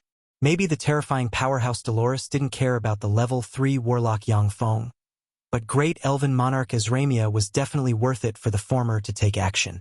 If she caught Azramia and sacrificed her soul to goddess Lolth, Dolores would receive great benefits. It was even possible for her to win the favor of goddess Lolth and get promoted to a god of the dark elven divine system. Gleistar's eyebrows arched and her eyes shimmered with resolve. Staring at Azramia, she said coldly, "We entered the moonlight tree through the teleportation portal. An abyssal fiend opened on the surface world. With Dolores' speed, it will take her 5 days to get back from that place at the fastest. Master, in our present state, with the burden Azramia, we can never escape the pursuit of Dolores. Please make up your mind and kill her. Whether it's for her sake or for ours, it's the best choice. After she dies, the elven gods will naturally help her remove the curse of goddess Lolth." Azramia shrank back. Her pretty face changed numerous times before her eyes finally glimmered with resolve, and she sighed lightly. "Ian, as Gleistar has said, you won't be able to escape the pursuit of the Dark Elves if you bring me along. Killing me is the best option for me and you." The curse kiss of Lolth turned Azramia into a beacon of light. No matter where she went, she could never extricate herself from the pursuit of the Dark Elves. Once the demigod rank expert Dolores came back, Yang Feng's group of 3 would have no room to fight back. "Heh, you never know until you try. We're not at the end of the line yet." Yang Feng gave a confident smile, then pulled the reins, turned the mount around, and sped away in the direction of the dark forest. Surrounded by dark elves on all sides, he could only move in the direction of the dark forest to see if he could take advantage of the forbidden place to block the dark elves and gain more time. They're on the run, heading towards the dark forest. After carefully watching the mirror of Lolth for a while, Charity's eyes flickered with a glint of decisiveness. She took out a communications crystal and ordered coldly, "Hannah Polly, take some people to cut off the retreat of the blasphemers to the dark forest." "Yes." 2 charming voices laced with heroism came from the communications crystal. Charity whistled, and a 7-meter-long legend-rank flying scorpion lion flew over at once. It was a demonic beast with red fur, a lion head, a scorpion tail, and a pair of wings on the ribs, and it exuded a brutal and sinister aura. Charity jumped onto the legend-rank demonic beat flying scorpion lion. The flying scorpion lion flapped its wings and speedily flew after Yang Feng's party in a gust of wind. This chapter is updated by freewebnovel.com. As a legend-rank demonic beast, the flying scorpion lion was fast to the extreme. Less than an hour later, it caught up to Yang Feng's party from behind. Chapter 329, Breaking Out of the Encirclement. Chapter 329, Breaking Out of the Encirclement. Translator, Xuanhuan. Black arrows shot towards Yang Feng like shooting stars. Superior warping force field. Yang Feng pointed with his finger, and a warping force field suddenly appeared midair. When the black arrows hit the warping force field, they were ricocheted onto the ground and exploded as if missiles, bursting open holes in the earth. With a gust of wind, the legend-rank demonic beast flying scorpion lion dropped from above and blocked Yang Feng's escape route to the dark forest. Charity swept Yang Feng's group of 3 with her gaze and revealed a smile. A human archwizard, great elven monarch Azramia, and the former pope, Gleistar. "Hello, I am Charity. Please keep me company for a little bit." Gleistar's eyes shimmered with graveness, and she said solemnly, "Charity, for the sake of the time that I took care of you, would you please step aside?" Charity's eyes flashed cruelly and viciously, and she spoke seductively. "Gleistar, you traitor, you betrayed the great goddess Lolth and thus have been forsaken by her. What right do you have to talk to me? When I catch you, I'll torture you and then sacrifice you to the great goddess Lolth. Goddess will definitely be pleased." The gods of the darkness divine system controlled their believers with terror and slaughter, leaving their believers with no choice but to fear and worship them. Similarly, blood sacrifice became very popular among gods of the darkness divine system. This was the reason why they were excluded by the other gods of the Feisua plane. If it wasn't for the fact that gods of the darkness divine system weren't weak, they might have already been eliminated by gods of other divine systems. Even so, once believers of the gods of the darkness divine system were discovered on the surface world, they would be persecuted by believers of other gods. Charity licked her lips seductively and said, "As for you, Ian, so long as you hand over those 2, I can let you have a good time. I have 30,000 dark elven beauties under my command. As long as you hand me those 2, I'll let you play with the 30,000 beautifies and have a taste of heaven." Yang Feng adjusted the dragon leather belt and shifted Gleistar to his back, sticking her together with Azramia. When Azramia smelled the enchanting fragrance on Gleistar, the black rune between her eyebrows released a strange light, making her body shudder and her pretty face flush. Only with great willpower could she resist the waves of heat surging inside her. Yang Feng willed, and the black dragon armor he donned radiated with black light. His cultivation base rose all the way until the great warlock boundary. "Are you going to fight me, Ian? Why should I bother? My task is just to stall for time. I can accomplish this task without fighting." Charity smiled and pressed the flying scorpion lion under her. The flying scorpion lion flapped its wings and flew upwards in a gust of wind. freewebnovel.cm. What a cunning lass! Yang Feng was startled. If Charity harassed him from above, he would be forced to use the black dragon armor to keep the great warlock rank fighting strength to cope with her. With his current physique, using the black dragon armor, Yang Feng could maintain the great warlock rank fighting strength for at most 1 hour. An hour later, unless he released his army of robots inside the dimensional badge, only death would await him. His thought turning lightning fast, Yang Feng pressed the dimensional badge, and a 10-meter-long mechanical aurora lightning python covered in pure white scales with a pair of wings on its ribs, a single horn on its head, and a lightning rune on its forehead suddenly appeared. When she saw the mechanical aurora lightning python abruptly appear, Azramia's heart shook and her beautiful eyes flashed with a glint of astonishment. A legend-rank demonic beast. What treasure is that? How can it hold living beings? Legend-rank demonic beasts were very rare on the Feisua plane, and only major races like the elves and dark elves could raise a few. For Yang Feng, who was a measly archwizard, to possess an aurora lightning python, a legend-rank demonic beast nearly extinct on the Feisua plane, was simply unreasonable. In addition, treasures capable of holding living beings were very rare on the Feisua plane. The elves had no more than 3 of such treasures. As expected, Master is indeed incomprehensible, and has multiple trump cards. There was a gleam of excitement in Gleistar's beautiful eyes. Dark elves respected the strong. The stronger Yang Feng was, as his subordinate, the happier Gleistar was, and the more she approved of him. Yang Feng jumped onto the back of the mechanical aurora lightning python, following which the mechanical aurora lightning python was covered by arcs of lightning.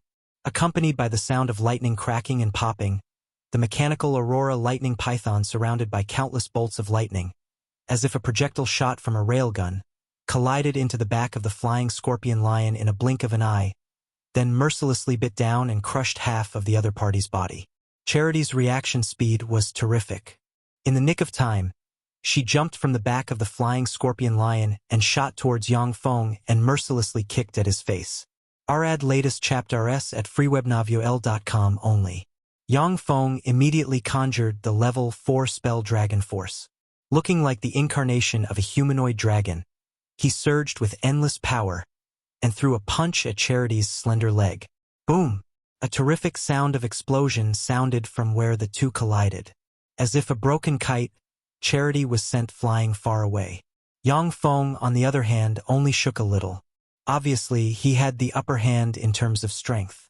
The mechanical aurora lightning python bit the flying scorpion lion and wrapped its huge body around its opponent, firmly binding it. The flying scorpion lion issued plaintive cries. As his thoughts revolved lightning fast, Yang Feng spoke a magic sentence and conjured the level 2 spell Wind Control in a flash. Surrounded by a strong wind, he flew towards the head of the flying scorpion lion, took out a secret treasure sword forged from divine blood steel, and mercilessly stabbed at the demonic beast. The secret treasure sword forged from divine blood steel was extremely sharp. Only a peerless genius like Ciceron, a demigod-rank powerhouse who awakened the sea god's bloodline and had fiend blood flow inside him, possessed terrific bones capable of withstanding the secret treasure sword. Although the flying scorpion lion was powerful, but it was only a legend-rank demonic beast, and its bones could not withstand the secret treasure sword forged from divine blood steel. The secret treasure sword pierced through the hard skull of the flying scorpion lion and crazily twisted, turning the brain of the demonic beast into mush.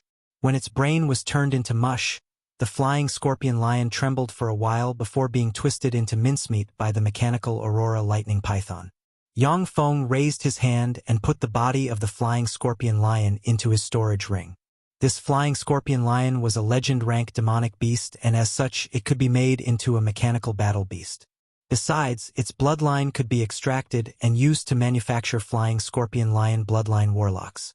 In the Great Cloud Dynasty, although bodies of warlock knowledge were abound, yet it wasn't easy to promote to an official warlock. The vast majority of people were just ordinary people. Although the bloodline of this flying scorpion lion could enable people to evolve into great warlocks at most, but it was already very precious. Taking advantage of this opportunity, Charity unleashed wind control, turned into a gust of wind, and landed on the ground. Next, casting the level for spell blink multiple times, she blinked continuously before disappearing in the mushroom forest. Yang Feng looked at the mushroom forest and frowned. In that short period of time, Charity's aura had completely disappeared. Only if Yang Feng employed a special method, if he released countless mechanical insects to cover the entire mushroom forest, would he be able to find Charity's tracks. Otherwise, with the spells at his disposal, it would be difficult to quickly find Charity hiding in the mushroom forest. Yang Feng made his choice. Riding the mechanical aurora lightning python, he rushed towards the dark forest. Following a booming sound, the mechanical aurora lightning python flew out of the mushroom forest. Startled, numerous extraordinary demonic insects and extraordinary life forms living in the mushroom forest scurried away. After the mechanical aurora lightning python left the mushroom forest, A figure flashed through the mushroom forest and jumped onto a huge mushroom like a leaf. It was Charity. Watching Yang Feng's back far in the distance, Charity's beautiful eyes flashed with an enchanting light, and she showed a smile. This Ian really isn't simple. It seems that he is far from an ordinary archwizard. However, it's not all bad. I can borrow his hand to get rid of the skanks Hannah and Polly. This way, my position of commander will be rock solid. After flying for several kilometers, Yang Feng had the mechanical Aurora Python land on the ground. After collecting the mechanical Aurora Lightning Python into the dimensional badge, Yang Feng changed back to the Black Unicorn and continued to move in the direction of the Dark Forest. Surrounded by bolts of lightning, the Aurora Lightning Python was like a beacon in the darkness of the underground world, triggering the phototaxis of countless demonic insects and formidable extraordinary life forms. It wasn't a vehicle that could be used for prolonged transportation in the underground world. Chapter 330, The Dark Forest. Chapter 330, The Dark Forest. Translator, Xuanhuan. Fire! Yang Feng's party had just arrived near a shrubwood, when suddenly, densely packed arrows shot towards them from the shrubwood. Superior warping force field. Yang Feng reached out and grabbed a large secret treasure shield forged from divine blood steel. Meanwhile, he silently recited an incantation and pointed into the air. A strange yet powerful warping force field suddenly appeared in front of Yang Feng.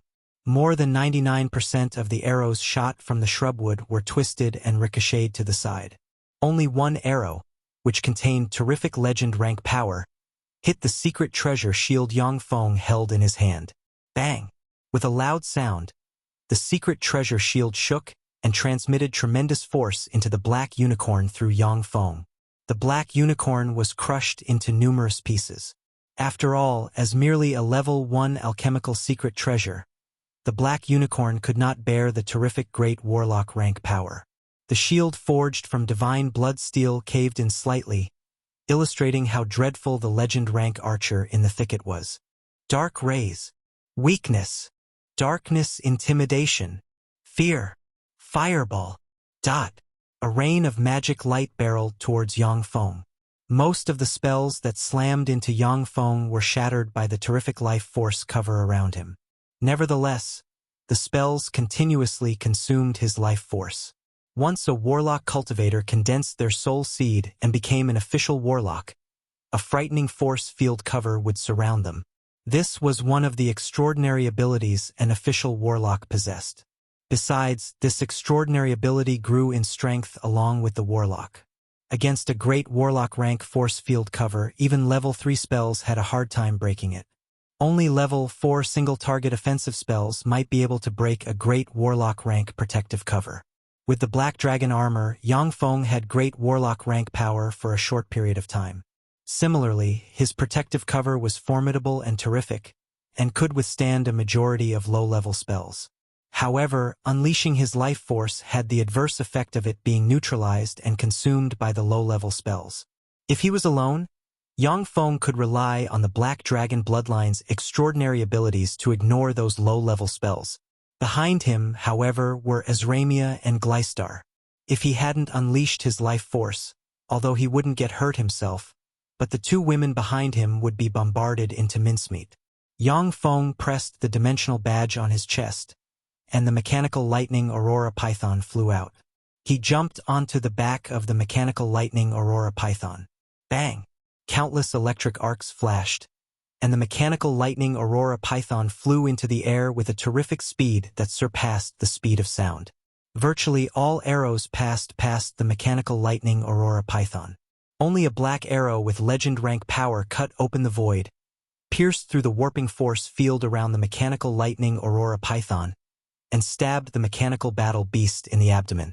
The black arrow ran through the scales and penetrated into the super alloy deck armor forged from divine blood steel. Boom! The black arrow exploded, and the frightening power of the explosion shook the mechanical lightning Aurora Python. Dark Explosion Arrow was one of the most powerful secret archery techniques of the Dark Elves. Arrows shot by performing this technique contained darkness power. Once such an arrow hit its target, it would detonate, releasing extremely terrific might. If Yang Feng hadn't used divine bloodsteel to comprehensively strengthen the mechanical lightning aurora python, the arrow just now would have seriously damaged the mechanical battle beast. It's impolite not to reciprocate. Let's give you a taste of my prowess. A menacing glint flashed past Yang Feng's eyes. Exuding vast dragon might, he opened his mouth and belched a black dragon breath. The dragon breath shot towards the direction from which the black arrow had come from. Shooting at an astonishing speed, the dragon breath arrived at the mushroom forest almost in an instant and slammed towards a sexy dark elven beauty. The complexion of the sexy dark elven beauty with legend rank cultivation base changed. She grabbed a dark elven beauty next to her and shoved her to block the dragon breath. Read @ST chapters at freewebnovel.com only. As if a shield, the level 3 warlock rank dark elven beauty was engulfed by the black dragon breath. She uttered a miserable scream, which abruptly stopped. She was burned to ashes. The sexy dark elven beauty with legend rank cultivation base rolled aside in an attempt to avoid the terrible black dragon breath. In the end, however, she was still a tad too slow. Her right hand was grazed. Like maggots feeding on a corpse, the black dragon breath spread along her right hand and consumed her flesh. The sexy dark elven beauty spanned the sword in her hand and decisively chopped off the part of her right hand corroded by the black dragon breath, revealing ghastly bones. She scanned her right hand corroded by the dragon breath on the ground, and her pretty eyes shimmered with a peculiar light. As expected of an expert responsible for the great matriarch eating a loss. Sure enough, this Ian fellow isn't an ordinary archwizard. The might of his dragon breath doesn't lose out to any adult black dragon. Charity asked me and Polly to intercept him. It seems that she wants to get him to do her dirty work. Dark elves betrayed and murdered one another nonstop. Goddess Lolth liked to see dark elven geniuses kill each other because of her sadistic disposition on one hand. On the other hand, because the souls of the massacred would return to her divine country and become her toys, servants, slaves, and troops. Additionally, internal strife promoted the individual strength of dark elves as well as made it impossible for them to unite and resist her rule. Hannah just blocked him for a moment. After she discovered Yang Feng's strength and terror, she directly gave up on the plan of sniping at him. A dark elven beauty approached Hannah and asked, "Lady Hannah, what are we going to do now?" As her thoughts revolved lightning fast, Hannah ordered, "Keep chasing." The dark elven beauty responded respectfully, "Yes, my lady." 5,000 dark elven warriors riding dark leopards rushed out of the mushroom forest and chased after Yang Feng in the distance. Riding a dark leopard, Hannah moved at a moderate pace within the crowd, having no intention to pursue Yang Feng by herself. She knew well that following a large force was the safest. After breaking through Hannah's interception, Yang Feng landed and changed to another black unicorn. Traveling day and night, he rushed towards the entrance of the dark forest. The dark forest lied at the deepest part of the 9th floor of the Feisua Plains underground world, and it was perpetually covered by a black fog. Under the effect of the black fog, even dark elves with their innate ability of night vision would have their line of sight reduced to 10 meters. Moreover, the black fog had a restraining effect on spells. With archery and wizardry impaired, dark elves would feel like they had their hands tied inside the dark forest. Additionally, there were countless terrifying demonic plants inside the dark forest. Many legend-rank dark elves who entered the dark forest had fallen, and even demigod-rank dark elven heroes had gone missing after entering the dark forest. Eventually, following a divine decree, the dark forest had become a forbidden place for dark elves which no one was allowed to trespass. After breaking through Hannah's obstruction, Yang Feng and his party quickly arrived at the genuine entrance to the dark forest. Looking at the dark forest, Yang Feng frowned, and his eyes flashed with graveness. The dark forest! In the dark forest there were numerous huge ancient trees. As if they linked heaven and earth, the huge ancient trees ran through the 9th floor of the underground world and grew towards the 8th floor of the underground world. Needle-like leaves, serrated leaves, strange rattans, giant carnivorous flowers, and various other dangerous extraordinary plant features extended from the branches of the huge ancient trees. With his keen vision, Yang Feng could faintly see eerie skeletons on the branches of the ancient trees. With his keen, level 3 warlock rank intuition, Yang Feng could perceive the dangerous aura emanating from the dark forest. Even someone as strong as him might die inside the dark forest due to the slightest misstep. Gleistar looked at the dark forest, frowned, and spoke solemnly. Master, kill Azramia. The dark forest is too dangerous. It is said to be the dwelling of a terrible existence of the Zhangji Plain, an existence more terrible than devils or fiends. Even gods aren't its match, and there is even the possibility of death once gods enter the dark forest. It's too dangerous for us to enter this forbidden place. Yang Feng's eyes flashed with a peculiar light, and he quickly came to a conclusion. An existence of the Zhangji Plain more powerful than gods. That would be Glorious Dawn Warlock, level 7 Warlock, or above. No, since this dark forest had yet to be invaded by others, the existence should be stronger than a strong divine power rank god, level 9 Warlock. In other words, it should be the relic site of a Warlock Monarch, level 10 Warlock, or above. We've reached the end of today's episode. Thank you for traversing the boundless landscapes of fantasy with us. If today's story has sparked joy within you, please remember to hit the like button, share our journey with others, and subscribe to Lord of the Stories for an ever-expanding collection of mystical escapades. Until we meet again to turn the page to a new adventure, hold the tales dear in your heart and let the embers of magic warmly glow in your spirit. Farewell, intrepid explorers of the narrative unknown.